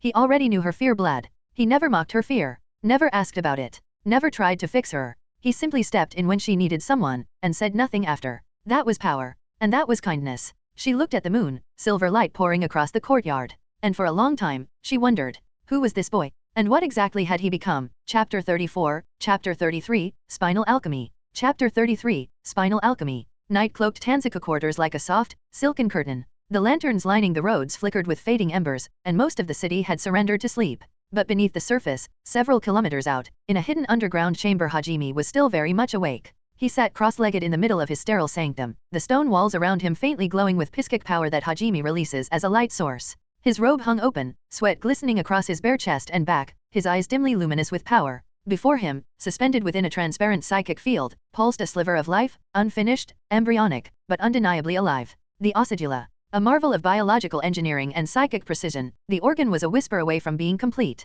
But its complexity dwarfed the secondary heart by far. Where the heart had been raw vitality and circulation, the osidula was orchestration, designed to interface directly with the brainstem, regulate hormones with perfect timing, and release sculpting agents that would eventually harden and reshape bones. In his mind, blueprints from the apothecary's memories floated, overlaid on his chakra vision. Tiny diagrams of hormone channels, timelines of activation cycles, sequences of neural feedback loops. It was a symphony of medicine, cybernetics, and biochemistry transcribed into flesh. Except here, there was no machine, no servoskull whispering machine chants. Only him, only thought. He reached out with both hands, not physically, but with his will. Psychic threads encased the growing osidula, adjusting its shape, knitting internal ducts, layering the hormonal glands one by one. It hovered like a jewel above a shallow vat of nutrient solution, suspended in a golden sheen of yang-infused chakra. Each night for a week, he had returned here, each time sculpting a little more. Each layer needed hours of focus and precision. And every night, he grew faster, sharper. But the world above hadn't stopped.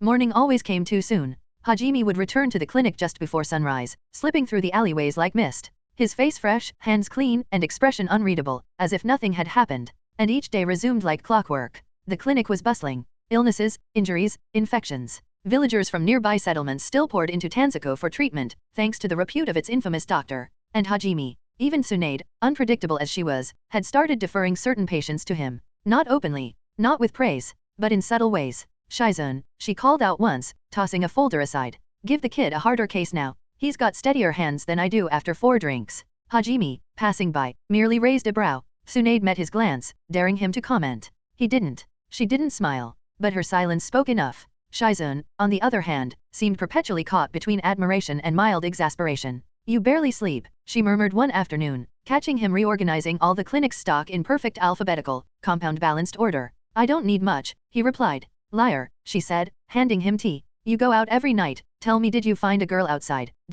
No, I'm working on something, Hajime said without missing a beat, sipping. Shizun just stared at him. Oh please, you work on something every night, then come back as a doctor on daytime. Hajime only smiled. Tsunade often lounged nearby during these conversations, pretending not to listen. But her eyes never left him for long. Not anymore. It was on the 5th night that he encountered his first failure. A microscopic error in the osidula's hormonal ducts had caused a cascade imbalance. The organ had started calcifying prematurely, warping under its own growth agents. Hajime gritted his teeth, forcibly dissolving the malformed tissue with a combination of chakra heat and psychic pressure. He remade the outer layer, calmer this time. This organ wasn't just about pumping chemicals. It needed to synchronize with the nervous system itself. That meant threading psychic command paths into the design. Not only had he to sculpt its physical shape, but he had to ensure it could receive and transmit psychic signals across spinal fluid, without frying the neurons. He adjusted the protein lattice mesh to allow that. Then wove chakra-conductive capillaries along the sheath, like miniature, living threads of silver inside its flesh. It took 2 more nights to finish. When it was finally done, the osadula hovered above his hands, still wet from nutrient solution. It resembled a thin, finger-length tube of vein tissue, gently pulsing, its inner chambers already alive with life-stimulating signals. Hajime exhaled slowly, gaze sharp with resolve. He wouldn't implant it yet. He needed to prepare for spinal surgery. He would wait. Back in the clinic the following day, the tension between him and Tsunade had subtly shifted. She watched him longer when he worked. Her hands would occasionally pause mid-suture if he passed by. Once, during a break, she found him in the back room reading one of her scrolls on nerve regeneration. "You've already read that one," she said. 5 times. "Then why again?" "To find what you missed." She stepped closer, gaze flickering with something unreadable. "You think I missed things?" "No," Hajime said, still focused on the scroll. "But you wrote this before I was born." Tsunade blinked. Then, slowly, she smirked. "Cocky little bastard." "Just precise," Hajime replied. There was no heat in the exchange. Just something electric. Tension. Admiration. The kind of quiet recognition only equals shared. By the end of the week, the clinic had fallen into an odd rhythm.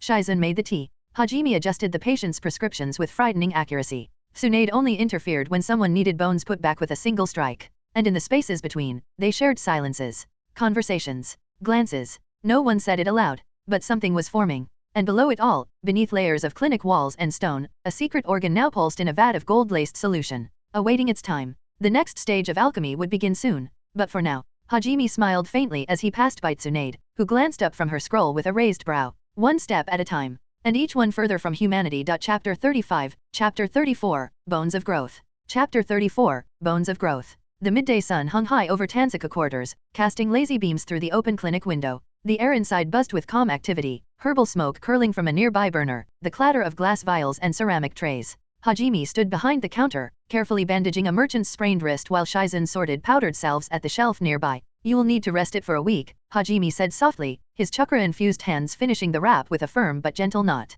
"No lifting crates, no arm wrestling, and no, what was it, trying to climb your own cart again." The merchant chuckled nervously. "You heard that? I heard your shoulder pop from the street." After a few parting words, the man left with a grateful nod. Hajime turned toward the storage room and quietly stepped out through the side door. It was time. Behind the clinic, in the shaded alley where few ever walked, he drew his cloak tight and exited into the market. His steps were quiet, his mind focused. The next organ would change everything. The osadula. In Astaroot's transformation, it was one of the most crucial augmentations, a gland that secreted chemical agents and growth hormones, targeting skeletal density and length. When activated, it would stimulate massive bone growth across the body, mandibles, ribs, spine, even the skull, all designed to reinforce and restructure the human frame into something beyond. But to do so, it required calcium. An impossible amount of it. Hajime walked through the open-air stalls of Tansuka's merchant district, hood low, head bowed, hands slipping coins into palms. He bought cartloads of dried anchovies, powdered bones, fish heads, animal marrow, shell fragments. From the butcher, he bought entire baskets of cleaned animal bones, many hollowed and dried, others cracked for marrow. The stall owner gave him a strange look as he walked away with sacks of bone powder and raw femurs. From a traveling herbalist, he secured mineral salts and seaweed flakes, rich in iodine and trace nutrients to balance the calcium absorption. He gathered it all like a monk gathering prayer beads, quietly and with purpose. When his arms were full, he returned to the clinic through the side entrance. Tsunade was seated inside, reclining near the doorway with a bottle of sake in hand and one eye half-lidded in amused curiosity. She took one look at him and frowned. "Brat," she said, "why are you carrying a mountain of bones like some grave robber?" Hajime blinked. "They're for food." Her eyebrow twitched. "Bones are food now. I've been feeling like I'm going to grow a lot soon." "Like, a lot." "So, calcium." Shizen nearly dropped a jar behind him. "That's not how growth spurts work." "I'm built different," Hajime said calmly, his technically not lying. "He'll indeed go to a massive growth spurt." Tsunade stared for a long moment, glass held just beneath her lips. She narrowed her eyes. "One of these days, I'm going to dissect your brain, brat."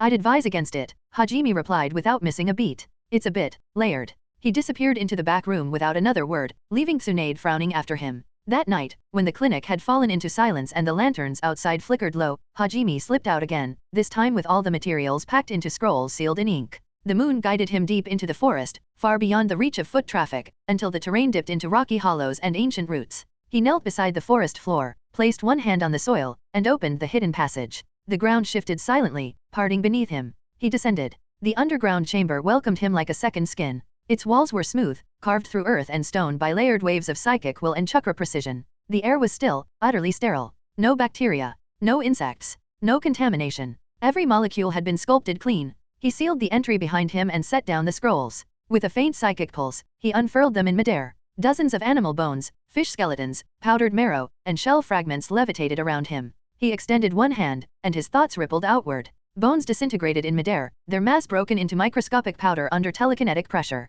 Dust shimmered as it hovered in psychic suspension. He pressed his hands together, chakra and will blending into a sculptor's harmony. The powder compressed, not tightly, but carefully, shaped into soft bars layered with nutrients. He mixed in seaweed flakes and mineral salts, binding it all with chakra threads so it would dissolve easily in the gut. Dozens of calcium nutrient bars hovered in the air around him, glinting faintly in the chamber's psychic light. He stacked them neatly beside the surgical slab. The ocidula floated within its nutrient vat, suspended in golden liquid, still and complete. It had taken him a week to craft. He'd grown it in the same way he had the secondary heart, starting from compatible cells, replicating the necessary tissues, forming the gland and stages under his psychic control and chakra sculpting. But this time, it was far harder. The ocidula wasn't just an organ, it was a gland that regulated transformation. It had to communicate with the central nervous system and the bloodstream. It had to trigger growth, but not overload. Precision was everything. Each night, he had worked in this chamber, growing, carving, tuning it. During the day, he returned to the clinic, bandaging patients, sorting medicines,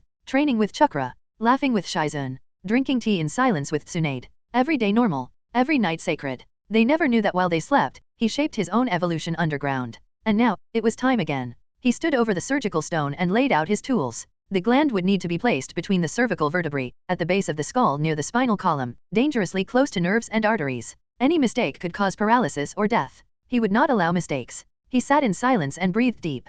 Tomorrow night, he would perform the implantation. He looked down at the calcium bars beside the tray and picked one up. It was warm, soft, earthy. He took a bite. Chalky, bitter, but rich with what he needed. He forced himself to eat 2 more. His skeleton would soon begin to grow. Longer, stronger, thicker. He needed fuel. He stared into the nutrient vat one last time, his face reflected in the golden light. His hands did not tremble. Only one step remained. He was no longer afraid. Only hungry. And evolution was always hungry. Chapter 36, Chapter 35, Hunger of the Bones. Chapter 35, Hunger of the Bones. The day began like any other, with the golden haze of morning light spilling through the windows of the clinic. Hajime stood by the medicine shelf, methodically restocking vials while mentally cataloging their expiration dates. His hands moved with practiced ease, each bottle gliding into place with quiet precision. Across the room, Shizun was organizing surgical tools on a lacquered tray, her brows furrowed in intense concentration. Tsunade, leaning lazily against the open window with her sake cup half full, looked up from the scroll in her hand. "You're quiet today," she remarked without looking directly at him.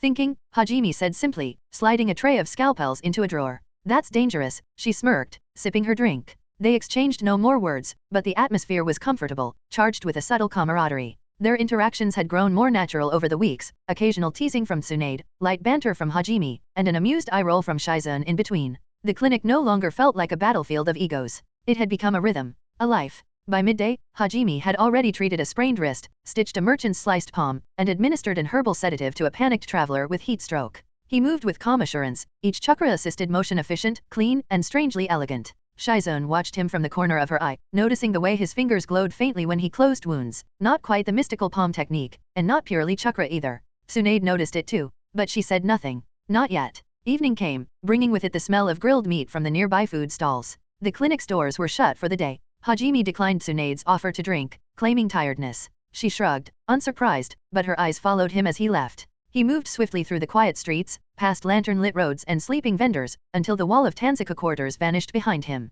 The forest greeted him like an old friend, and beneath the familiar trees, hidden under earth and silence, waited his secret. His base. The tunnel opened with a mere thought, psychic energy brushing the soil aside as easily as mist. He stepped into the underground chamber, still pristine, still sealed against all decay. A single pulse of warp energy sterilized the air, clearing all impurities. He closed the wall behind him. Tonight was the night. The ocidula. The sculptor of bones. Unlike the secondary heart, the ocidula was not merely a circulatory organ. It was a regulator, a hormonal crucible designed to override the limits of skeletal biology. It triggered controlled mutations in the bones, causing them to grow denser, longer, stronger. In the Imperium, it was the second gene seed organ implanted after the secondary heart. And Hajime had grown it himself. Over the last week, using tissue samples from neural and glandular sources, infused with both chakra and psychic control, he had shaped it within a special vat. The osadula was no larger than a pine cone, twisted, vascular, and pulsating faintly. It throbbed with a strange hunger, as if it too knew what it had been made for. And it was ready.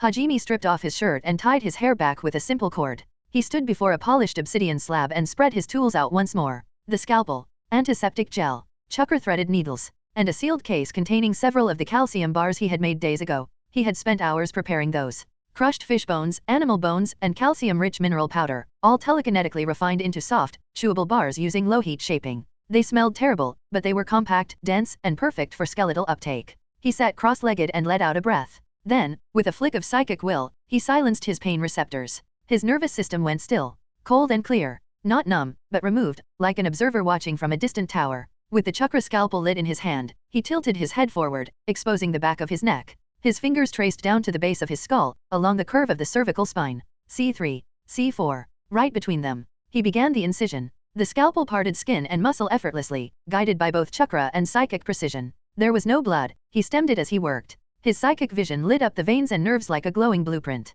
He reached the spinal cord. The real danger began here. A slip could sever his nervous system. One wrong flick of chakra, and he'd be paralyzed. But his hands did not tremble. With careful telekinesis, he lifted the osadula from its vat. It hovered in the air like a beating, fleshy jewel. He guided it slowly toward the exposed cavity at the base of his neck. It nestled into place beside the vertebrae, soft tissue connecting instantly to the prepared nerve threads and capillaries. He inhaled. The osadula pulsed. Blood flowed through it. Psychic energy flared. Then the gene seed stirred. A command sequence, instinctive, ancient, triggered. The osadula came alive. His back arched sharply as a jolt of energy shot down his spine. A heat spread through his entire skeleton, not burning, but aching, stretching. He could feel his bones vibrating, tingling, drinking in calcium from the bloodstream like starving animals. His jaw clenched. He staggered, reaching for the nearby slab. His breath grew ragged. His ribs ached. His spine felt thicker, like it was subtly pressing outward. There were no cracks or pops, just pressure. Endless, growing pressure. He grabbed a calcium bar and bit down. It crunched like chalk. Dust clung to his lips. He didn't care. He ate another. Then another. The hunger was insatiable. He could feel it. The osadula was releasing hormones that stimulated the skeletal matrix. His entire system was shifting into accelerated growth mode. The body he had known for weeks was no longer his baseline.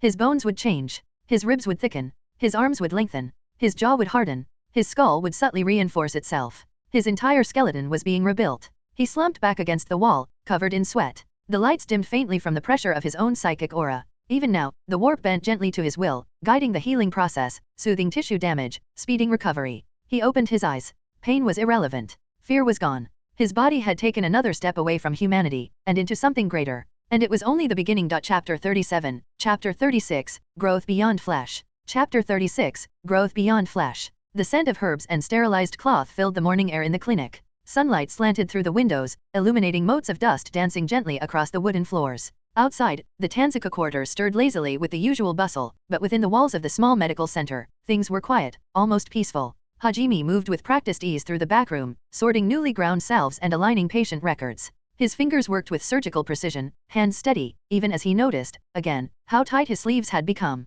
He glanced down. His forearms, once slim and soft with the look of a young teenager's, were now corded with lean, dense muscle. The skin over them was smooth, but thicker somehow, more resilient. He rolled his shoulders. Even the bones beneath seemed broader than before. The clinic uniform, tailored to fit loosely for movement, now clung uncomfortably to his chest and upper arms. The changes had accelerated in the last 3 days. His spine ached faintly at night, but not from pain, more like growing pressure. The osadula had begun its work. And it wasn't subtle. Across the room, Shizune passed by with a clipboard, halting mid-step as she blinked at him. "Did you get taller?" she asked, squinting slightly. Hajime paused, his expression neutral. "I stretched a little." She narrowed her eyes and tilted her head skeptically. "No, seriously, are you having a second puberty or something?" He gave her a polite smile and returned to his work without answering. Shizune frowned but let it go with a faint, amused shake of her head. That afternoon, as they tended to a middle-aged merchant with a minor stomach obstruction, Hajime gently guided a diagnostic chakra stream through the patient's abdomen, then administered a medicinal compound Tsunade had taught him.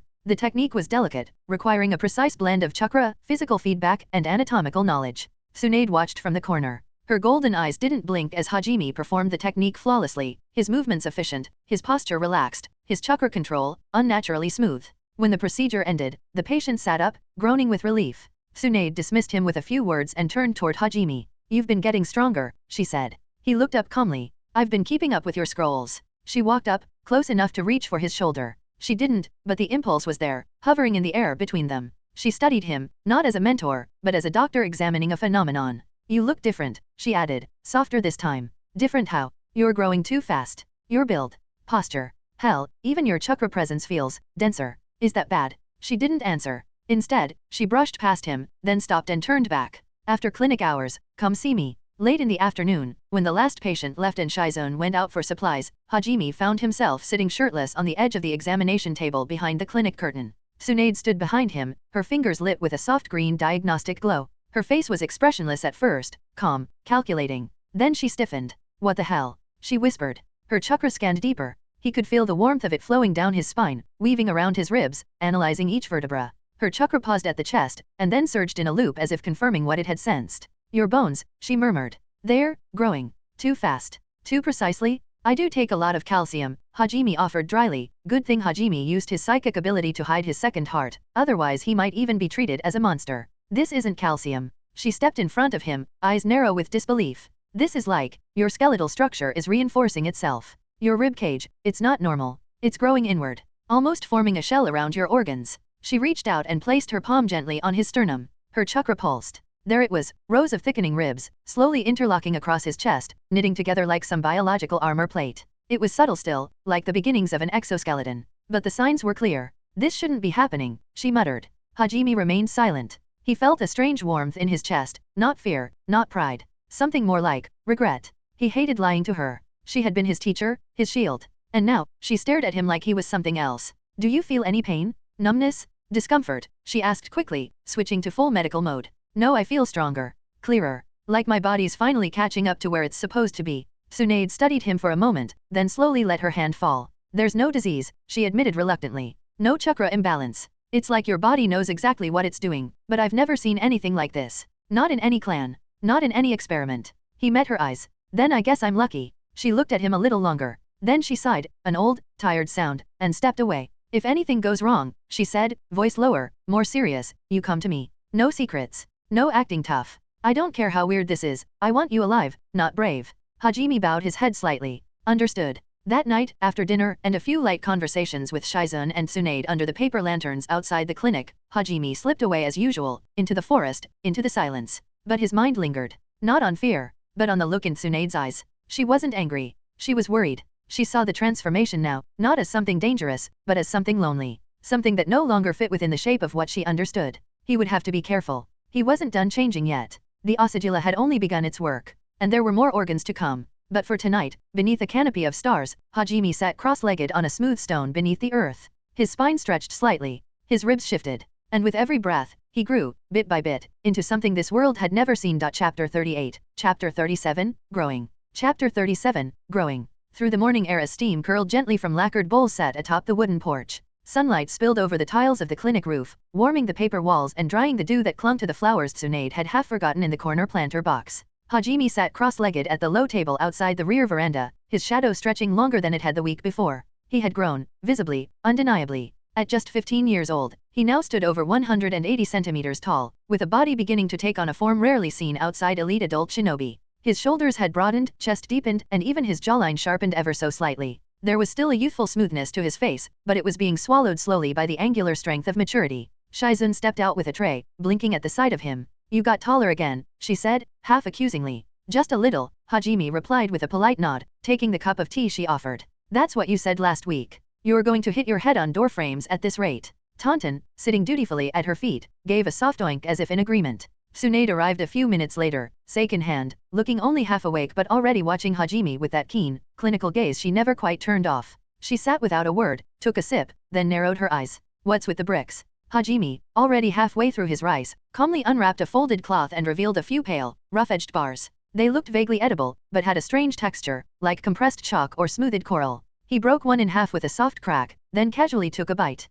That's not food, Tsunade said flatly. It is, Hajime replied between chews. Just not for most people. Shizune leaned over his shoulder. Wait. Is that bone? Ground, purified, compressed, Hajime confirmed. Mostly fish bones, some bovine. Added sea salt for flavor. Tsunade stared at him, blinking slowly. You're eating powdered bone. I'm growing, he said simply, sipping his tea as if that explained everything. There was a pause. Tsunade leaned back and exhaled through her nose. You're not human, are you? He chuckled softly. Not entirely. The moment passed with a ripple of bemused silence, but the weight of her words stayed in the air. She didn't mean it literally. Not yet. But she was starting to feel it. He wasn't changing like a normal boy. He was becoming something else, and they all sensed it. The rest of breakfast passed with idle talk, Shizun complaining about lazy suppliers, Tsunade grumbling about her creditor are coming again, and Taunton trying to sneak dried sardines from Hajimi's tray. But beneath it all, a quiet awareness hummed between them. Hajime had become a presence, not just another helper at the clinic, but a stabilizing core. And he was still changing. The clinic bustled by midday, as usual. An elderly couple arrived with a skin rash. A courier shinobi stumbled in with a dislocated shoulder. A merchant family came for vaccinations. Hajime moved through it all like water in motion, precise, quiet, but effective. He used no flash, no grand displays, just skill. A simple palm over a child's fevered brow, and the boy's temperature dropped. A pulse of chakra into a twisted ligament, and it realigned with only a wince. He saved energy. But more than that, he was practicing control. Sometimes, as he worked, Tsunade would pause just outside the room and watch him, not as a teacher watching a student, but as a peer watching something, evolving. He never noticed when she lingered too long, but Shizun did. That afternoon, a white-hipped traveling merchant shuffled into the clinic with a bruised leg and a swollen ankle. He wore silk robes over a leather vest and spoke with the loose confidence of a man used to being paid to talk. Slipped on a rice sack. Damn thing burst. My porters are morons, he grumbled while Hajime examined the swelling. Ligaments are fine. Minor contusion, Hajime said quietly, wrapping a cold chakra salve along the bone. Fast hands, good bedside voice. You'd make a killing in Konoha right now, kid. Hajime glanced up. Why's that? Huh? You haven't heard? Shinin exam finals are in a week. The man puffed his chest. I'm heading there myself. Got a stall near the outer ring, gonna sell ninja headbands and dumb dolls to starry-eyed genin. Mark my words, it's going to be chaos. But gold? Plenty of it. Hajime finished the wrap and gave the man a single pat on the ankle. Try not to slip again. The merchant left humming, unaware that he'd dropped a seed of consequence into Hajime's mind. 1 week. The finals. The Konoha crush. He stood there, bandages still in hand, as the weight of the timeline clicked into place. Everything he remembered from the anime, the sound invasion, Gaara's rampage, Orochimaru's deception, it all happened during the final matches of the Chunin exams. And that was only 7 days away. He stepped into the back room a few minutes later, washed his hands in silence, then stared into the mirror. His reflection wasn't the same boy who had landed in this world. His neck was thicker. His arms were heavier. His torso had grown into something no shinobi of his age should possess. The slight flex of his back muscles was enough to strain the robe at his shoulder blades. Even his ribs, when he pressed lightly beneath his pectorals, were changing, harder, denser, forming faint lattice work across the chest like plates in motion. No one had noticed yet. Not the real extent. But they would. Soon. Evening settled over Tanzuka quarters, and the light softened to orange and gold. Outside the clinic, Tsunade sat cross-legged beneath the porch lantern with a cup of sake and a paper fan. Hajime joined her quietly, carrying a tray with tea and leftover rice cakes. Taunton curled at his feet. Shizun emerged later, hair unbound for once, yawning as she sat beside them. There were no patients left. The night was quiet. They shared a slow meal in companionable silence. Tsunade watched him between sips. Her gaze didn't hold suspicion, just a deepening curiosity. You really aren't human, are you? She said again, this time more softly, more like a joke wrapped in real concern. Hajime took a bite of rice cake and replied with a faint smile. Working on it. Tsunade raised her brow at that, but didn't press. Shizun just muttered, you're definitely weird, before leaning back against the porch post. Hajime stared at the sky as the stars blinked into view. 7 days, then in a few days after that, he would go to Konoha, with Tsunade, as his student. Though he didn't have the same urgency as before. Chapter 39, Chapter 38, Furnace of Flesh. Chapter 38, Furnace of Flesh. The earth breathed in silence below and outside of Tanzuka quarters. Beneath meters of solid stone, where light never reached and no life stirred, a sanctum pulsed with quiet activity. In that still, sterile underground chamber, Hajime stood shirtless beneath the glow of psychic light. His shadow stretched behind him, elongated by the floating threads of warp energy that flickered like ghostly filaments through the air. Suspended before him in a cradle of psychic force was a gland, unfinished, embryonic. No larger than a child fist, its form resembled a condensed adrenal lobe, pulsing faintly within a gelatinous membrane. It was still growing. The biscopy. A synthetic organ designed not by nature, but by knowledge stolen from another universe. Hajime had no machines, no automated gene crafting tools like the apothecaries of the Imperium. But he had something even greater, perfect will. And the warp bent to that will. He extended a finger, and a thread of golden yang chakra slipped into the chamber around the organ. It slithered between cell structures, triggering accelerated growth, simulating the biological signaling of stem cells differentiating into hormone-producing tissue. Every step of its creation was deliberate, microscopic instructions etched into biomass by thought, psychic energy, and chakra working in concert. The warp fed him limitlessly. There was no fatigue. His mind burned with ceaseless clarity. Even as others slept above, Hajime needed no more than 2 hours of meditative rest. His body was strong, self-regulated, and enhanced by gene seed optimization. There was no degradation. And so, he worked through the night. 3 nights had passed since he began crafting the biscopi. It was nearly complete. It would be his next transformation. This organ would regulate hormone output, stimulate dense muscle growth, elevate testosterone and regenerative signals, and interface with his nervous system to maintain perfect hormonal balance. Not wild power, but disciplined strength, the kind of muscle that could crush stone without needing to swell grotesquely. Enables muscles to grow denser, not just larger, giving Astaroth superhuman strength. He focused. A swirl of blue-white psychic filaments lashed from his palms, wrapping around the gland like threads weaving cloth. His mind directed the fusion of vascular lines with neural inlays, preparing the interfaces that would soon bind to his spine and circulatory system. The warp responded instantly. He whispered, almost reverently, behind the lungs, just above the diaphragm, anchor to the adrenals. He had memorized the anatomical map. The biscopi would lie deep in the chest cavity, nestled like a sleeping beast between organs, connected to the blood and the brain. Another pulse of yang chakra glowed through the gland. It responded by twitching once, an unconscious flex of life. It was ready. He let the gland hover in stasis, suspended within a ring of chakra-infused air, and turned away. His work was done for the night. Tomorrow, he would implant it. But even now, he felt no need for sleep. Instead, he ascended quietly through the tunnel, emerging in the forest shadows far from Tanzuka's walls. The stars greeted him, silent, glittering, and he walked calmly back toward the clinic. The morning came with birdsong and warm wind. Outside the clinic, the wooden veranda basked in golden light as Tsunade sat cross-legged, sipping sake with her usual bleary-eyed expression. Shizun had just brought out breakfast, bowls of miso soup, soft-boiled eggs, rice, and grilled mackerel. Taunton snuffled near the edge of the mat, nose twitching. Hajime emerged from inside, freshly washed, dressed in a clean robe stretched slightly too tight at the shoulders. Breakfast, Shizun said, gesturing toward the tray. Eat before Tsunade finishes your portion. I don't finish his portion, Tsunade grumbled. He eats like a furnace. Because I'm growing, Hajime replied lightly as he sat down. He reached into his satchel and pulled out a cloth bundle. With practiced ease, he unwrapped it, revealing several off-white bars, each roughly the size of a kunao hilt. They looked like compressed chalk fused with coral. Tsunade narrowed her eyes. You're still eating those bone bricks. Calcium bars, he corrected, taking a bite. The sound cracked like he'd bitten a shell. Mostly fish and ox bones. Ground fine, compressed with a little salt and psychic heat. Easy to digest. Shizun gave him a skeptical look. Easy for you. I'd break my teeth. They melt down once they hit stomach acid, he assured. Tsunade stared for a moment, then said with mock seriousness, You're not human. He smiled faintly. That's what you said yesterday. And the day before, Shizun muttered. They returned to their breakfast. The fish was tender, the tea hot. Even Taunton earned a few scraps. But beneath the casual conversation, something quieter lingered, curiosity. The way Tsunade occasionally glanced at Hajime's wrists, noting the thickened bones under his skin.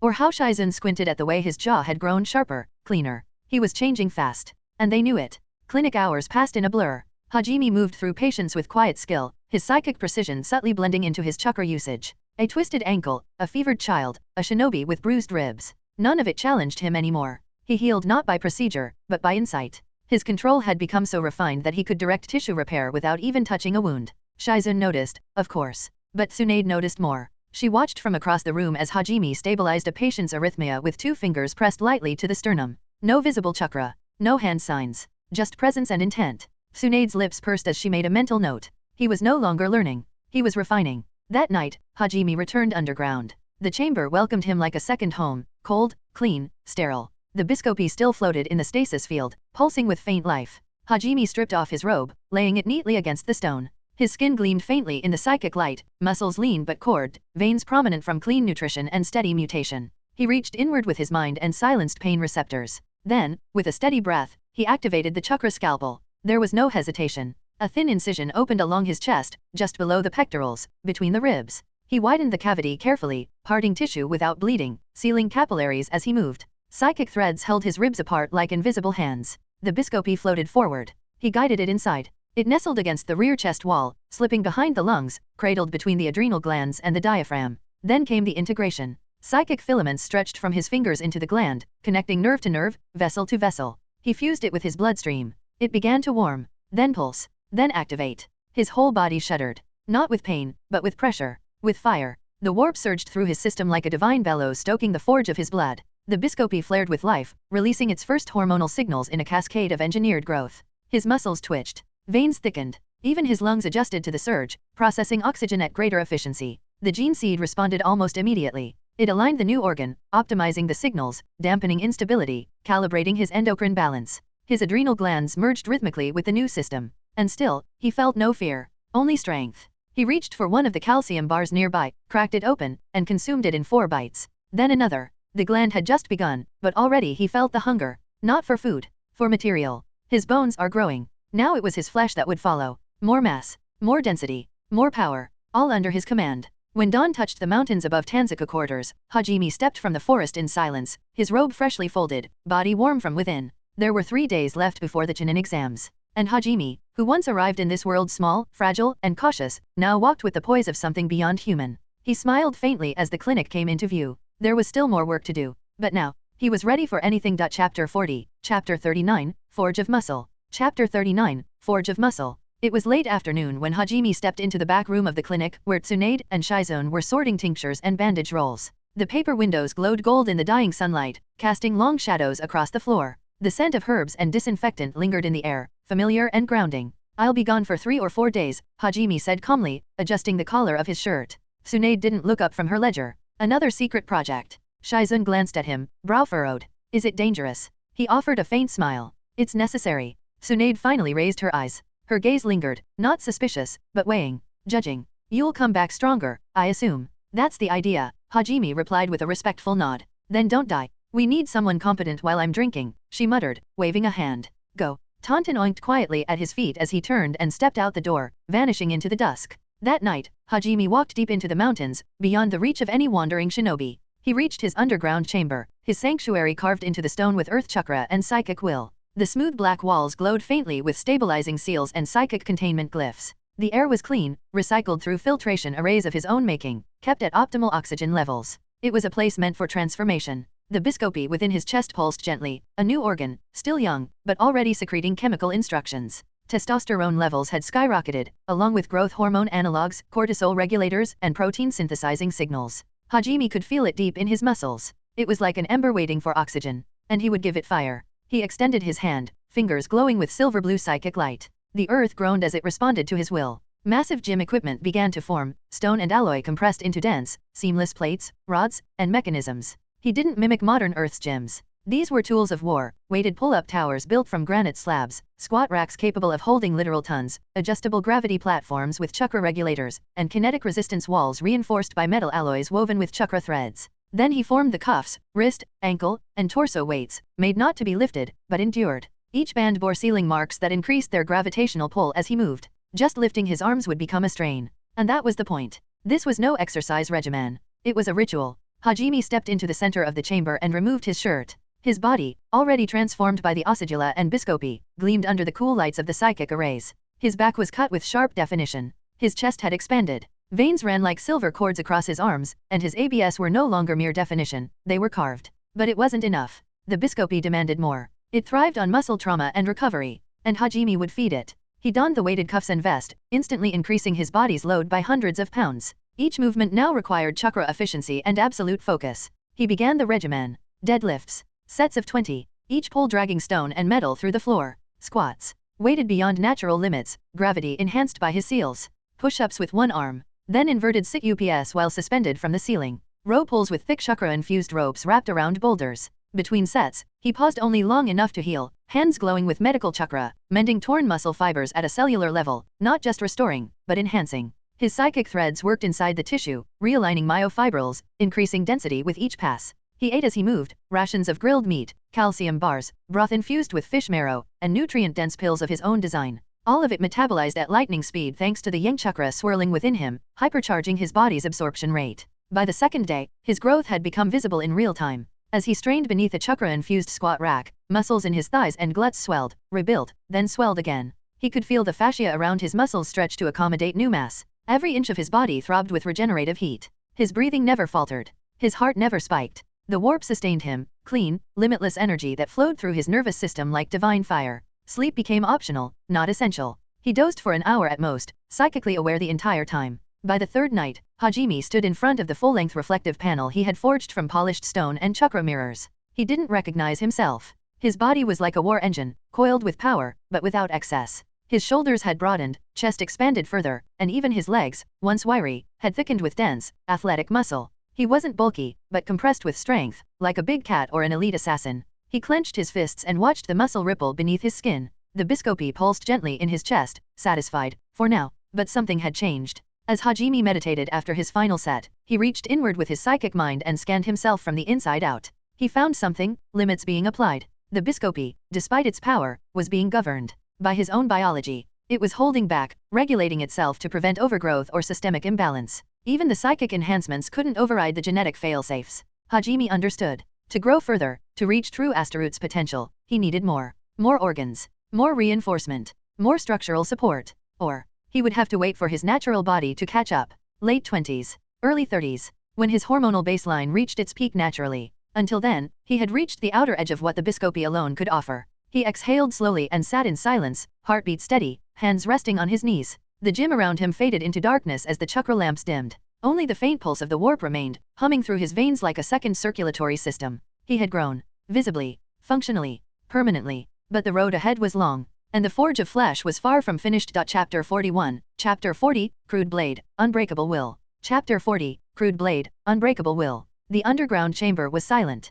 No machines, no chirping insects, no distant voices, just the quiet hum of warp energy circling through the smooth rock, and Hajime's slow, steady breathing. He had spent 3 straight days building himself, training harder than anyone should be able to, lifting massive weights, running with gravity-enhanced cuffs, pushing his body until it trembled, then healing it back to perfect form with psychic power. 3 days of pain, 3 days of growth. His muscles were now like sculpted stone, dense, coiled with power, packed tight around reinforced bones that had grown like living armor. The biscopy had worked perfectly. Now he stood at the edge of what that organ could achieve alone. If he wanted more growth, he'd need more organs, or time to let this body mature fully into adulthood. 27, maybe 30. That was when he'd reach his true peak. But Hajime wasn't frustrated. He wasn't impatient. He was ready for the next step.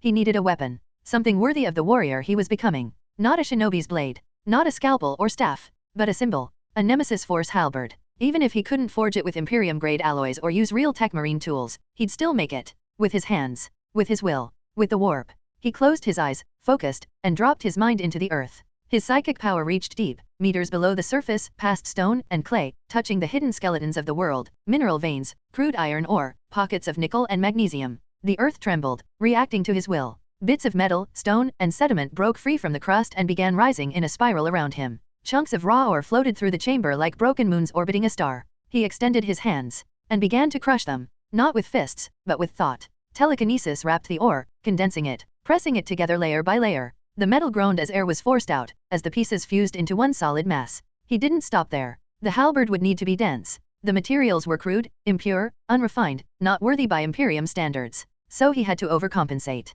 He crushed the metal further, atom by atom, compressing it with psychic force until it weighed as much as stone blocks. Every piece that would have been brittle or flawed was layered over, buried under sheer mass. When the raw materials had become impossibly heavy and tightly packed, Hajime started shaping them. First the pole, 2 meters long, thick, reinforced. It looked like a spear shaft made of jet black steel. The surface was smooth and slightly textured with a cross-wrapped grip, forged from chakra-woven leather taken from a wild boar he'd hunted days ago. Then came the head. Twin blades. One facing forward, one back. Sweeping crescents of sharpened, mirrored steel, each shaped like the wing of a hawk. Not ornate, but beautiful in form. Practical. Elegant in a brutal way. And strong. The entire head was layered with folded metal. Hajime mimicked the folding process from the memories of Tekistarts, even if this wasn't high-quality material. Fold after fold, layer after layer, compressed, sealed, bound by psychic threads into a hardened core. He carved designs into the blade's surface, Imperium runes mixed with chakra flow patterns. Not real languages. But the blade responded to them, glowing faintly where the lines intersected, as if they were circuits for energy. When the halberd was finally complete, Hajime stepped back and smiled. It was crude. Not a work of art. But it had presence. It stood over 2 meters tall, almost as long as he was. The shaft was thick, the blades wide and deadly. Its color was a dark, gunmetal gray, with a bluish tint where the psychic pressure had burned the metal into place. Every inch of it looked solid, like a weapon made not in a forge, but under the weight of a mountain. He grabbed the halberd with one hand, and nearly staggered. The weight was massive. This weapon wasn't meant to be lifted by a normal man. It was absurdly dense, far heavier than any shinobi sword or polearm. Not because of size, because of compression. It was forged by psychic pressure at a density far beyond steel. To anyone else, it would be unusable. To Hajime, it was perfect. He gripped it tighter, and let his mind flow into the weapon. The warp surged from his palm into the core of the halberd. And it answered. The whole weapon lit up. Blue light ran across the blades. Chapter 42, Chapter 41, Do you want me to kill them? Chapter 41, Do you want me to kill them? The wind was sharp that morning in Tanzaka quarters, rushing through crooked alleyways and wooden eaves, kicking up the dust along the merchant paths. The air carried the scent of grilled meat, cold sake, and something newer, tension. Hajime walked through the streets with slow, steady steps. He was impossible to miss. He stood nearly 2 meters tall now, just under 6'6", his body forged from muscle, bone, and purpose. His chest was broad, arms thick with power, his steps heavy enough that the planks beneath his feet groaned. Every inch of him exuded calm strength, not wild or flashy, but dense, solid, like a moving wall of living steel. Strapped to his back was his halberd. A Nemesis Force halberd, crude by Imperium standards, but beautiful in its own right. The shaft was dark, forged from hardened minerals bound by psychic compression. Twin crescent blades flared at the top, sharp and curved, shimmering faintly with a dull silver hue. Even now, it pulsed with quiet potential. When he willed it, the weapon could glow with eerie blue light, warp energy flowing through its dense core. Some locals had seen him before, mostly as the polite, quiet boy working at the clinic. But this wasn't that boy. People stepped aside as he passed. Whispers followed behind him. He's huge. A shinobi. No headband. Maybe a mercenary. But Hajime didn't hear them. His focus was forward. Then the rumors reached his ears. They say the third Hokage is dead. Killed by Orochimaru during the Chunin exams. Konoha was attacked. The sand village betrayed them. Hajime's face didn't change. No reaction. No flicker of emotion. The death of Hiruzen Sarutobi meant little to him. He was a stranger. A name. A background figure in the larger story. But Tsunade? She mattered. He reached the clinic moments later, pushing the door open quietly. Inside, Shizun was alone, organizing bandages and herbs. Taunton sat at her feet, quietly chewing on a carrot. She looked up, and froze. Her clipboard slipped from her hands, clattering to the floor. Hajime, she said. He nodded once. I'm back. Her gaze scanned him up and down. His frame had grown even more, bulkier, tighter with muscle. His neck was thicker, his jaw firmer, and the halberd on his back looked like something humans would not use. It's too big. You're bigger. Again, she managed. I've been training. She blinked, but didn't argue. She stepped forward, then paused. Tsunade-sama isn't here. Where? Shizun hesitated. A tavern. She left last night after the news about Konoha, didn't sleep. She's drinking. A lot. Hajime didn't speak for a moment. Then he nodded. I'll find her. He left without waiting for more. Down the roads he went again, passing rows of vendors and gamblers, fortune tellers, and sake stalls. But his mind was sharp now, focused. He reached the tavern soon. A large, open-front establishment with paper lanterns hanging from crooked wooden beams. Laughter echoed from inside. Dice clacked against wood. The smell of grilled eel and burnt rice wine filled the air. But he felt it before he stepped in. Two presences. The first, cold and crawling. Not just chakra, but something worse. A snake-like aura, coiled and watching, slick with venom and cunning. It didn't radiate raw strength. It oozed manipulation, deception, hunger. It made Hajime guess who it was instantly. Orochimaru. The second aura was quieter, but no less strange. A hollow presence, like a man without a core. Empty, calculated, but twitching beneath the surface, something false wearing a human face. Kabuto. His halberd hummed softly behind him, sensing his focus tighten. He stepped inside. Tsunade sat at the far end, back slightly hunched, her long blonde hair loose and shadowed. 4 empty bottles lay around her. She cradled a fifth in her hand, barely noticing who came and went. Across from her sat the snakes. Orochimaru. Pale, smiling faintly, fingers twitching despite being sealed. Kabuto beside him, glasses glinting in the dim light, eyes on Tsunade like a vulture waiting for meat to go cold. Hajime's footsteps echoed as he crossed the floor. The room went quiet. Even drunk gamblers straightened when they saw him. He was a wall of muscle, shadows flickering off the halberd at his back. His eyes burned with cold focus. His cloak swayed like a cape. Orochimaru's smile twitched. Kabuto's brows lifted faintly. Tsunade looked up. Her eyes, slightly hazed from drink, widened in surprise. Hajime. He didn't answer her yet. His gaze was locked on Orochimaru, and he saw it clearly now. The strain in the snake's body, the sealed hands clutched to his chest, the faint tremor of agony barely hidden behind smirks and silky words. You can heal these hands, Orochimaru was whispering, and in return, I'll give you Dan Noeki, brought back to you. Tsunade didn't respond. She looked lost. Hollow. Hajime stepped forward, now close enough for them to see the faint glow of his halberd's runes, lines carved into crude steel but glowing with pure warp energy. And in a voice that cut through the table like a blade, Hajime said, Do you want me to kill them? The silence that followed felt like glass cracking beneath the weight of something far too heavy. Tsunade blinked. Kabuto stiffened. Orochimaru? He just smiled wider. But the tension in his jaw betrayed the pain.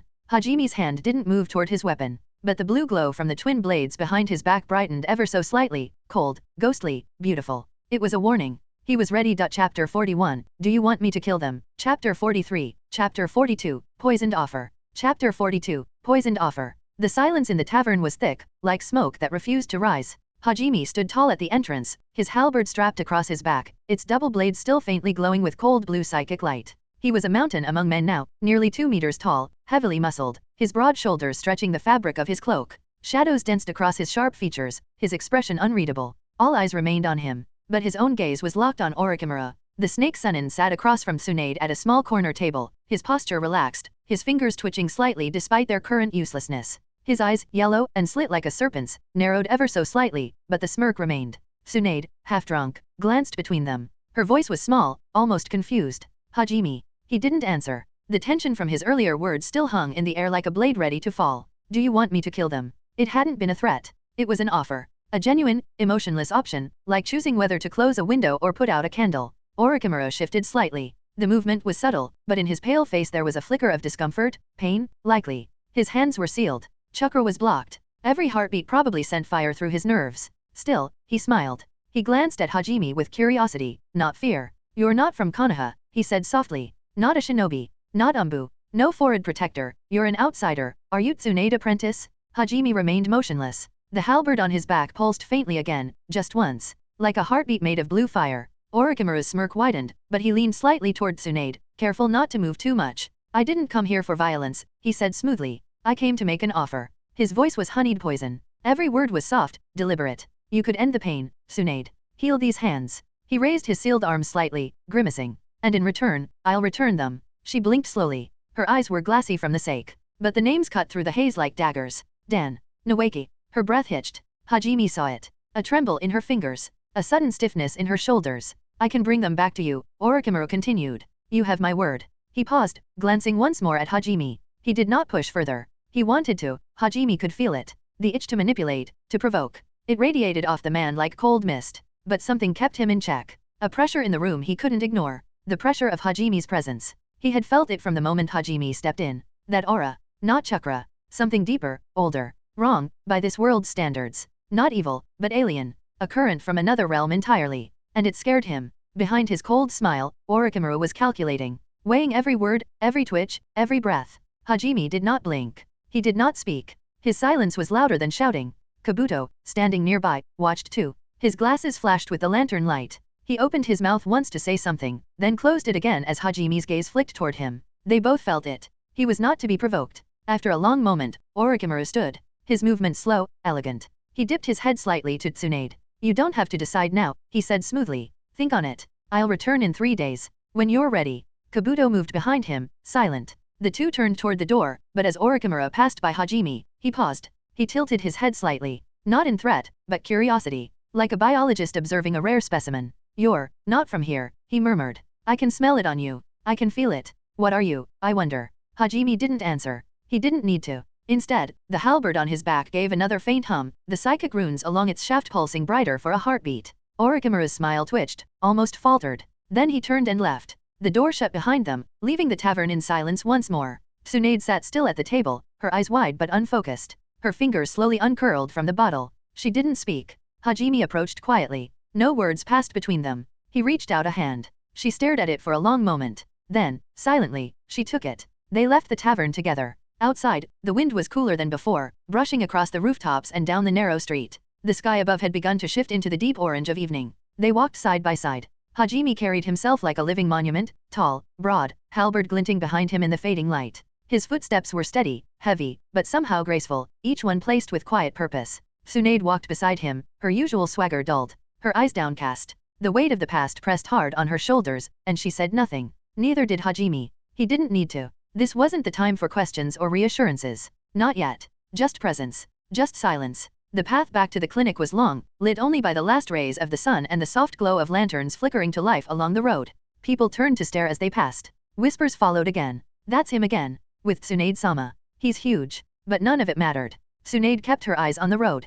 Hajime kept his hand near his halberd. They didn't speak. Not yet. Chapter 44, Chapter 43, The Weight of Names. Chapter 43, The Weight of Names. The streets of Tanzaka quarters were nearly empty by the time Hajime and Tsunade left the tavern behind. Paper lanterns swayed in the night breeze, casting soft orange light across the stone paths. The air smelled faintly of smoke, spilled sake, and distant rain. It was quiet. Not because the town had gone to sleep, but because people could feel something had shifted. The tension from Konoha's fall, the rumors of the third Hokage's death, and the presence of Orochimaru, these things weighed on everyone. But none more than Tsunade. She walked slowly beside Hajime, hands stuffed deep into the pockets of her coat, her golden hair falling loose across her face. Her steps dragged just a little, not from the sake, from something older. She didn't say a word. Neither did Hajime. He walked beside her in silence, his tall frame casting a long shadow in the lantern light. The halberd strapped to his back shimmered faintly with cold blue glow, humming every now and then like it was reacting to the weight of emotion in the air. They passed through the marketplace, now empty, stalls closed up and awnings folded tight.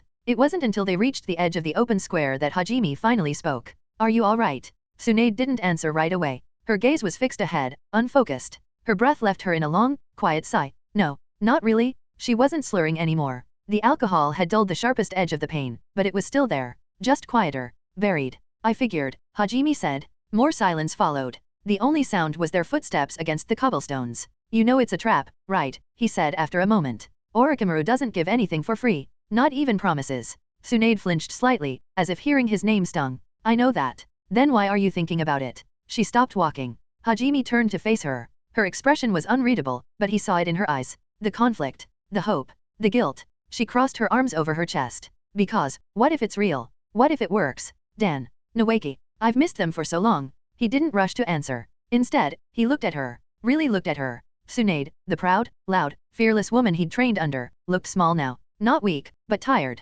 Like someone who'd carried too many memories for too long. I don't know what it's like to lose people like that, Hajime said quietly. But I've lost things too. I know what it's like to want to undo the past. She didn't speak. He took a step closer. But you can't bring back what's gone, not really. And you know Orochimaru. You know what he does to people. To life. Whatever he offers you, it won't be them. Not the way you remember. Tsunade's eyes filled with tears, but none fell. He said he could bring them back, she whispered. Hajime nodded. But what's the cost? You know there are no perfect resurrection. She turned away, shoulders tense. You think I'm weak for even considering it? No, he said firmly. I think you're human. She turned back, surprised by the softness in his voice. Hajime looked away for a moment, toward the stars above the rooftops. You loved them. They mattered to you. That kind of love doesn't just vanish. It stays. Sometimes it burns. But that's not weakness. Tsunade didn't answer right away. Then she stepped over to a bench beside the street and sat down heavily. You remind me of him, sometimes, she said.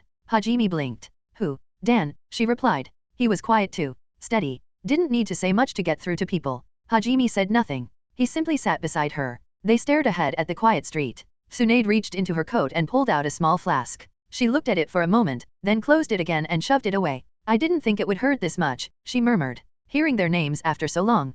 Pain like that never really fades, Hajime said softly. But you can live with it. And you've already been living with it longer than most people could. She looked over at him. You're too mature for your age. He gave a small smile. I've been told that before. For the first time that night, she chuckled. Just once. But it was real. Then she stood. And this time, her shoulders were straighter. Her back was firm. The heavy weight hadn't disappeared, but it was lighter now. I'm not healing him, she said. I won't give him what he wants. Not this time. Hajime rose beside her. Good. They started walking again. Now the silence between them wasn't heavy. It was steady, peaceful, even. The lights of the clinic came into view at the end of the road. The windows glowed softly in the dark, warm, and familiar. Tsunade paused just outside the gate and looked back at him. Thanks, she said quietly. Hajime nodded. You don't have to thank me. I do, she insisted. You didn't say anything flashy. You didn't tell me what I wanted to hear. You just stayed. And that mattered. He looked at her for a long moment. Then answered simply, I'll stay as long as you need me to. She smiled again, tired, but honest.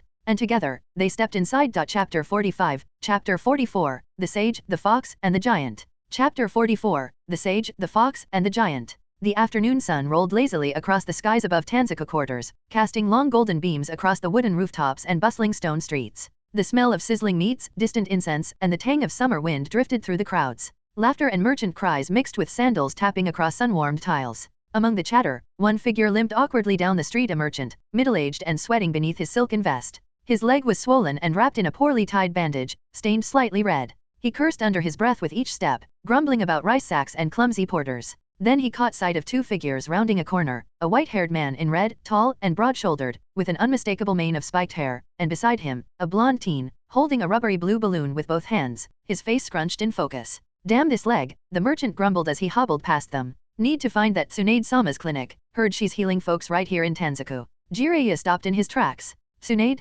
Clinic. He turned sharply, eyes narrowing. Naruto blinked, the balloon still wobbling in his grip. Tsunade? She's here. Looks like it, Jiraiya muttered, watching the merchant hobble toward the western street. And she opened a clinic? That woman? No way. He scratched the back of his head, frowning. I was sure she'd be holed up in a gambling den, drinking away what little dignity she had left. But this. Naruto tilted his head. Maybe she's turning over a new leaf. Jiraiya snorted. Maybe. Or maybe someone gave her a good enough reason. They followed the merchant through the winding streets until a small but sturdy building came into view, its windows polished, door open, and the clean scent of herbs wafting outward. A modest wooden sign swung lightly above the entrance. Tsunade Medical Clinic. Inside, the merchant sat on a bench, already being treated by a giant. Jiraiya's brow arched high as he stared through the doorway. The young man standing over the patient was enormous. Nearly 2 meters tall, broad-shouldered, dressed in plain clothes stretched taut over rippling muscle. His sleeves were rolled up, exposing dense forearms that moved with perfect precision. His hands glowed faintly with medical chakra as he examined the merchant's leg, removing the crude bandage and gently wrapping a fresh one. The man's face, though youthful, carried a quiet maturity. No forehead protector. No clan markings. But there was something different about him. He looked like a statue carved from stone, calm, powerful, and out of place. Even Naruto blinked. That guy's huge. Jiraiya took a slow step inside. The moment he did, the tall medic turned and met his eyes. For a moment, the clinic was silent. No tension, just acknowledgement, 2 shinobi measuring each other in a glance. Then the tall young man gave a polite nod. Welcome, he said. His voice was smooth, low, and steady. You're injured. Jiraiya raised an eyebrow, lips quirking into a grin. Not quite. But thanks for the offer. You're here for Tsunade-sama, then. You could say that. Hajime finished wrapping the merchant's leg, pressing his palm against it with a final pulse of green chakra. The man groaned in relief, then bowed in thanks as he was helped to his feet. Rest it for 2 days, Hajime instructed calmly. No running. The merchant limped out, muttering blessings as he went. Jiraiya stepped further inside, arms crossed as he leaned against the wall. His eyes never left Hajime. You're not a local, he said casually. And you're no ordinary medic. I'm not from here, no, Hajime replied. Apprentice. Yes. To Tsunade. Yes. Jiraiya scratched his chin. You've got her control, I'll give you that. But not her style. Hajime smiled faintly. I study hard. Naruto, impatient and twitching from the awkward tension, stepped forward. Hey, old man, are we just gonna talk or are we gonna see if she's here? She's in the back, Hajime said before Jiraiya could answer. Sleeping off a headache. Still drinking, huh? Jiraiya muttered. Less than before, Hajime replied. She still works. Still saves lives. That silenced Jiraiya for a moment. Then he gave a short chuckle. Guess she's changing after all. About time.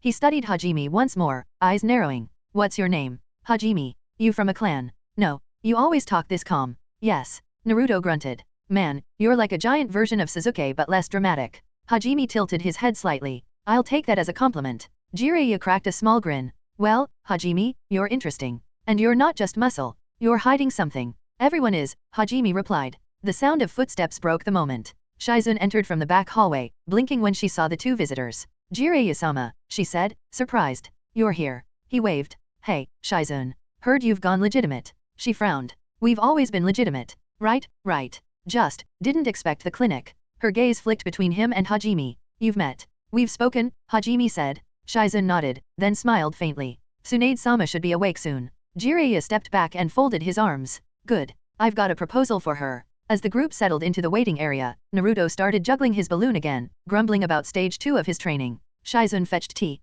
and Hajime returned to sorting herbs at the side table, quietly listening, calmly waiting. But Jiraiya still watched him. There was something there. Chapter 46, Chapter 45, You're coming with me. Chapter 45, You're coming with me. The summer light poured through the high windows of the clinic, casting a soft golden hue across the wooden floors. The smell of clean gauze and crushed herbs lingered in the air. Outside, Tanzuka quarters buzzed with life, but within the quiet walls of the clinic, the tension was growing. Tsunade sat cross-legged on a cushion in her private office, cup of sake in her hand, eyes fixed on the far wall. She wasn't drunk, but she wasn't sober either. Her expression was unreadable, like she was staring into the past. Jiraiya leaned against the doorway, arms folded, eyes serious for once. Naruto sat nearby, arms crossed, balloon tucked under his elbow as he tried to look mature and not fidget. So that's your answer? Jiraiya asked, his voice low. I'm not going back, Tsunade said without looking at him. I'm not Hokage material, and you know it. You're wrong, Jiraiya said. You're exactly what the village needs. Tsunade scoffed. What? A drunk? A gambler with shaky hands.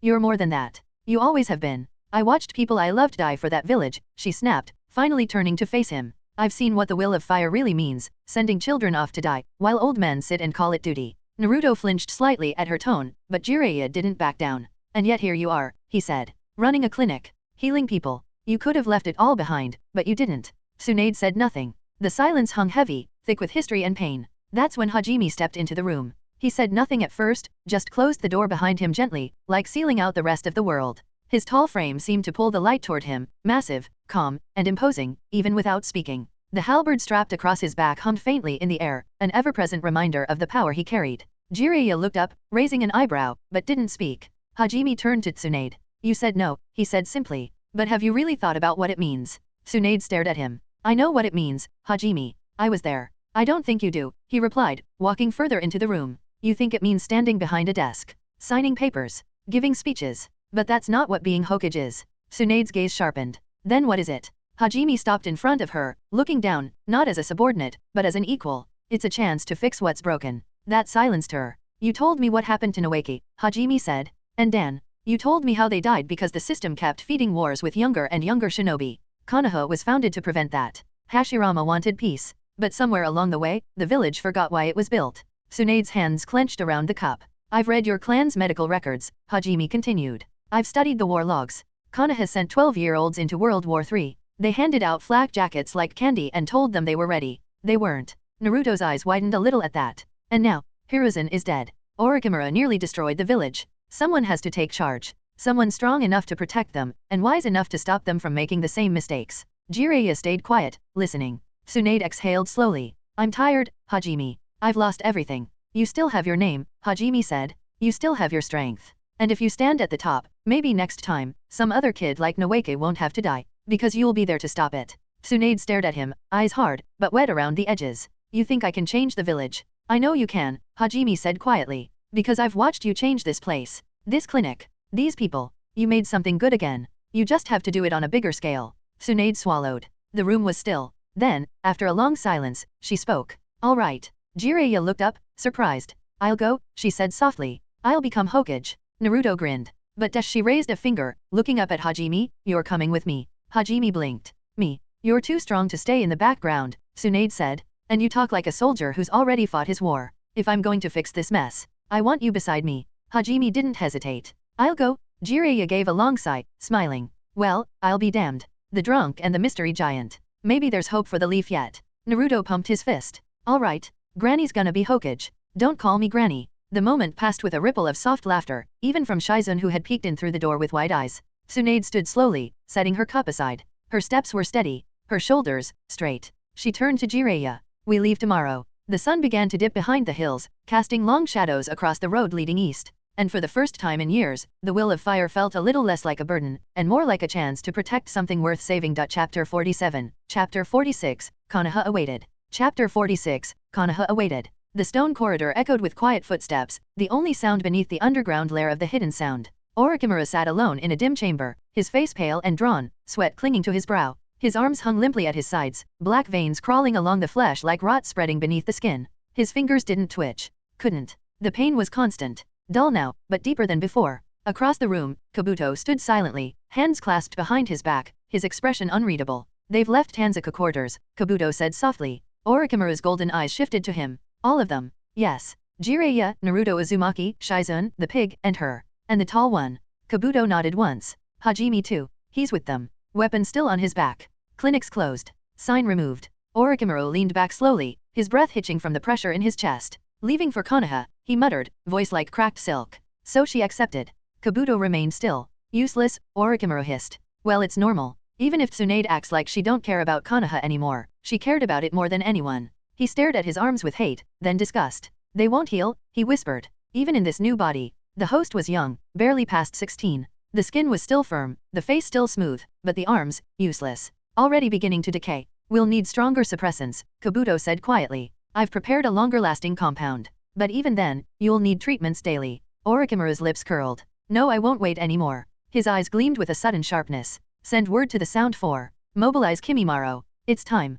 Kabuto's brow lifted slightly. Suzuki. Yes. Orochimaru's voice turned harsh. Uchiha blood, will be mine. I'll make the boy crawl to me if I have to. Kabuto bowed slightly. As you command. He turned and walked out in silence, leaving the Sunin to sit alone, broken hands folded useless in his lap. The afternoon sun was warm as it stretched across the winding forest road. Trees bowed overhead in wide arcs of green, and sunlight flickered between the leaves in gentle waves. A group of 5 moved steadily down the dirt trail. Jiraiya walked at the front, arms folded, posture casual, but eyes always scanning. Tsunade strode beside him, her coat fluttering behind her, attention still clinging to her shoulders despite her calm face. Shizun followed a step behind, carrying Taunton in her arms, the pig nestled quietly against her chest. Naruto was a few meters back, face scrunched in concentration, gripping a water-filled balloon in both hands. And beside him, Hajime. The tall teen's halberd was strapped across his back, gleaming faintly in the sunlight. His steps were steady, heavy, yet quiet, armorless but commanding. The path shifted beneath his weight. Naruto growled in frustration. Ugh, it just wiggles? Why won't it pop? Hajime glanced over, watching the water balloon wobble violently in Naruto's grip. Too much force, he said calmly. You're trying to overpower it. That's not what control means. Naruto frowned. But I gotta spin it. Yes, Hajime nodded, but with focus. Not with rage. Naruto gritted his teeth, holding the balloon tighter. Water sloshed inside, refusing to break. Hajime reached down and took a fresh balloon from Naruto's pouch, holding it up with 2 fingers. Imagine the chakra not as something you force outward, but something you compress. A storm in your palm. Not flailing, spiraling. He began spinning the water inside the balloon with visible precision. The surface vibrated. It rippled, then burst. Naruto's eyes widened. You didn't even strain. Efficiency beats effort when the control is right. Ugh, you and Kakashi would get along, Naruto muttered, squeezing his balloon harder. They kept walking. Tsunade glanced back once, catching sight of Hajime and Naruto, one tall and silent, the other small and loud, and a strange softness touched her face before she looked away again. Jiraiya tilted his head slightly. He teaching him. Looks like it, Tsunade muttered.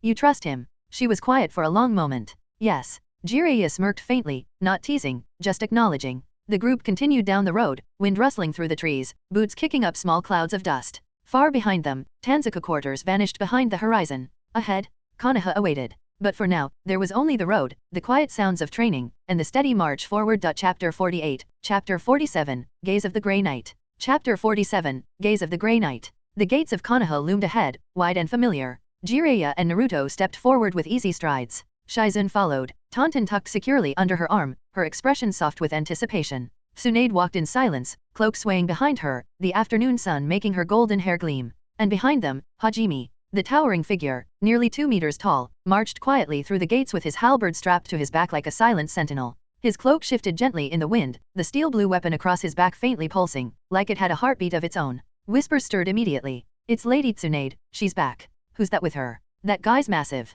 Is that a weapon on his back? No headband. He's not from here. Maybe a samurai. Tsunade didn't stop. She didn't need to explain. Not yet. Inside the Hokage Tower, the familiar scent of paper, wood polish, and old chakra clung to the air. Homura Mitokato and Koharu Yudiden waited in the high chamber, seated beside a fresh scroll from the fire daimyo. 2 Umbu guards stood by, silent as stone. Tsunade stepped forward with a calm expression. I accept the position of 5th Hokage. Homura blinked. You've returned sooner than expected. And not alone, Koharu added, eyes narrowing behind her glasses. They both turned toward the tall figure who stepped in behind her. Hajime stood still as a statue, head slightly bowed in polite silence. His halberd, though unactivated, was unmistakably wrong in its presence. The elder's eyes locked onto it, on the twin blades, on the strange symbols faintly carved into its shaft. Homura's voice sharpened. Who is this? Tsunade's tone didn't waver. This is Hajime, my apprentice, my assistant, and my bodyguard. Koharu frowned. An outsider. Not of Konoha. Not from any clan. Why is he allowed access here?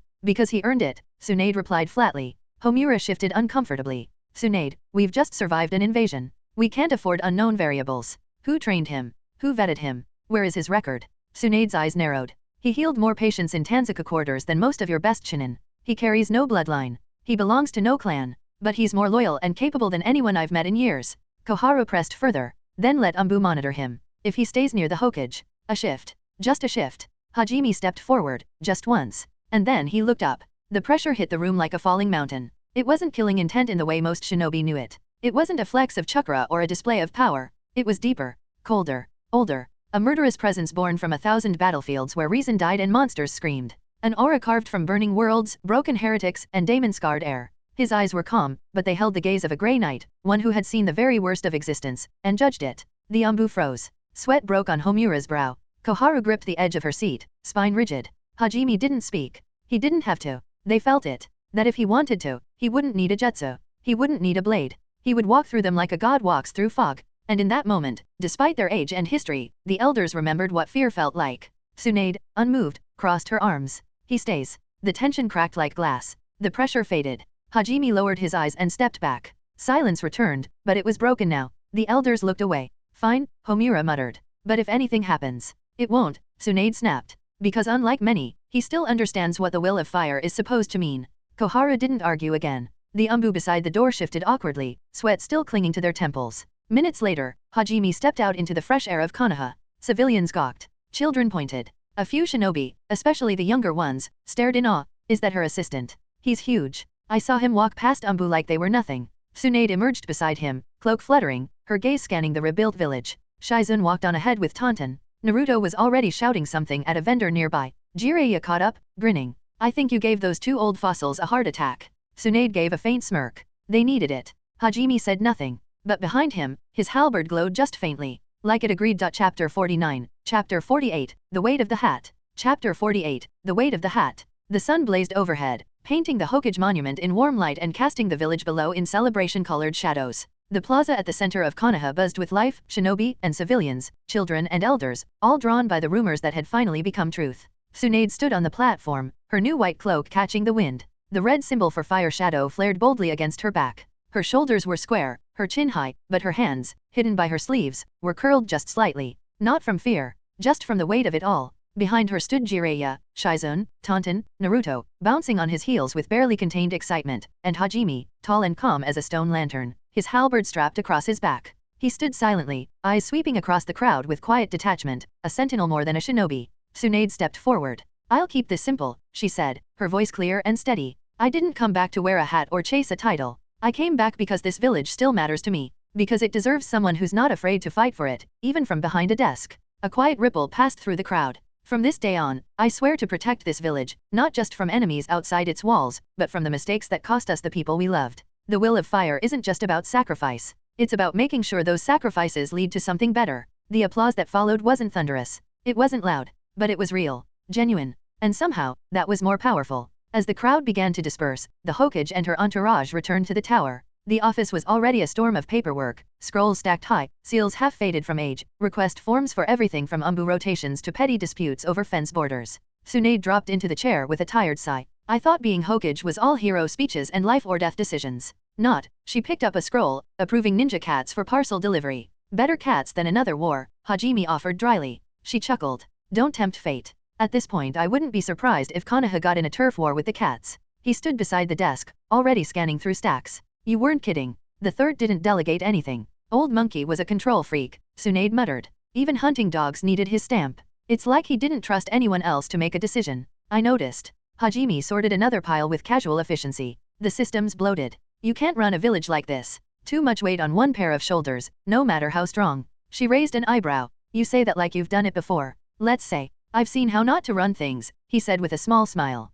Delegating doesn't mean weakness. It means building something that lasts beyond you. Tsunade leaned back and folded her arms. All right, big guy. Who do I trust, then? Nara Shikaku. Smart. Precise. Let him handle civilian logistics and D-rank mission sorting. Let the clans manage non-critical matters. It frees you up for what actually matters. She whistled softly. You've really thought this through. How did you even knew him? Some people read books to relax, Hajime said, amused. I study broken systems. Shizun peeked in with tea. He's not joking. He sorted half the clinic's medical archive for fun. Remind me never to play shogi with you, Tsunade said. I'd lose. Nara's better. He placed a few sealed scrolls gently on the desk. That reminds me. I'd like to request a lab. Shizun blinked. A lab.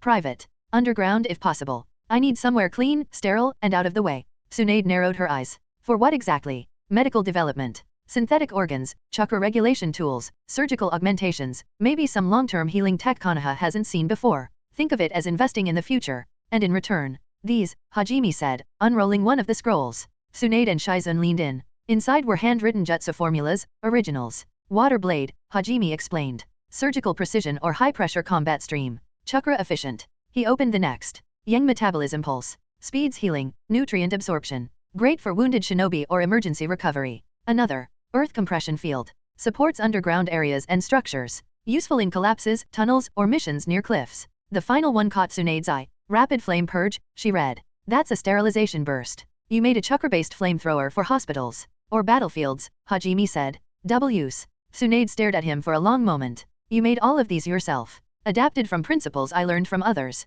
Applied with a different perspective. And you're giving them to the village. Call it my entry fee. Shizun was already scribbling calculations. These could fund a whole wing of the hospital. That's the idea, Hajime said. Use the money. Build better care. And I get a place to work. Tsunade shook her head, a smile tugging at the corner of her mouth. You're a strange kid. I get that a lot. She picked up one of the scrolls again. All right. I'll authorize it. Discreetly. You'll get your lab. He nodded once. Thank you. As he turned to leave, she added, you know, for someone so serious, you're surprisingly good at helping people. He paused. Maybe because I've seen what happens when people don't get help.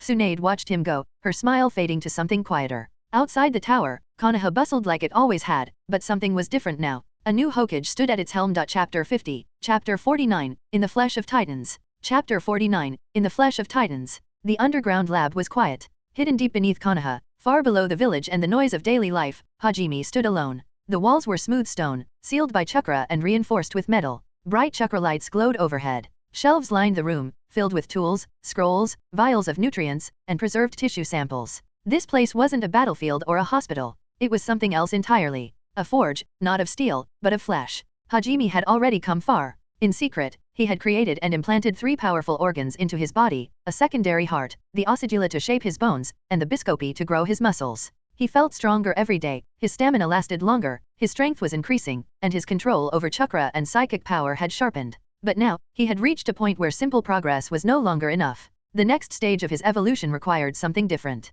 Something beyond books, scrolls, and chakra theory. The answer was inside him, but locked. The gene seed. Inside every piece of gene seed was more than just genetic material. It carried memories, echoes of the space marines who came before. When Hajime first received the gene seed, he wasn't strong enough to access these memories. His mind would have broken under the weight. But not anymore. Now, his psychic power had grown. His body had adapted. And he was ready. Sitting cross-legged in the center of the lab, Hajime closed his eyes. His body went still. Slowly, he reached inward with his mind, not just into his chakra pathways, but deeper, into the gene seed itself. He could feel something hidden there, like a sealed door behind thick iron walls. He focused. Then pushed. The door opened. And Hajime's world exploded into light. Suddenly, he wasn't alone. He wasn't even in his own body. His thoughts were flooded with memories, not 1, not 10, but hundreds. Life after life. Death after death. He wasn't just remembering, he was living them. He stood as a Grey Knight named Kale, charging into battle on a demon-infested world. His halberd burned with psychic flame.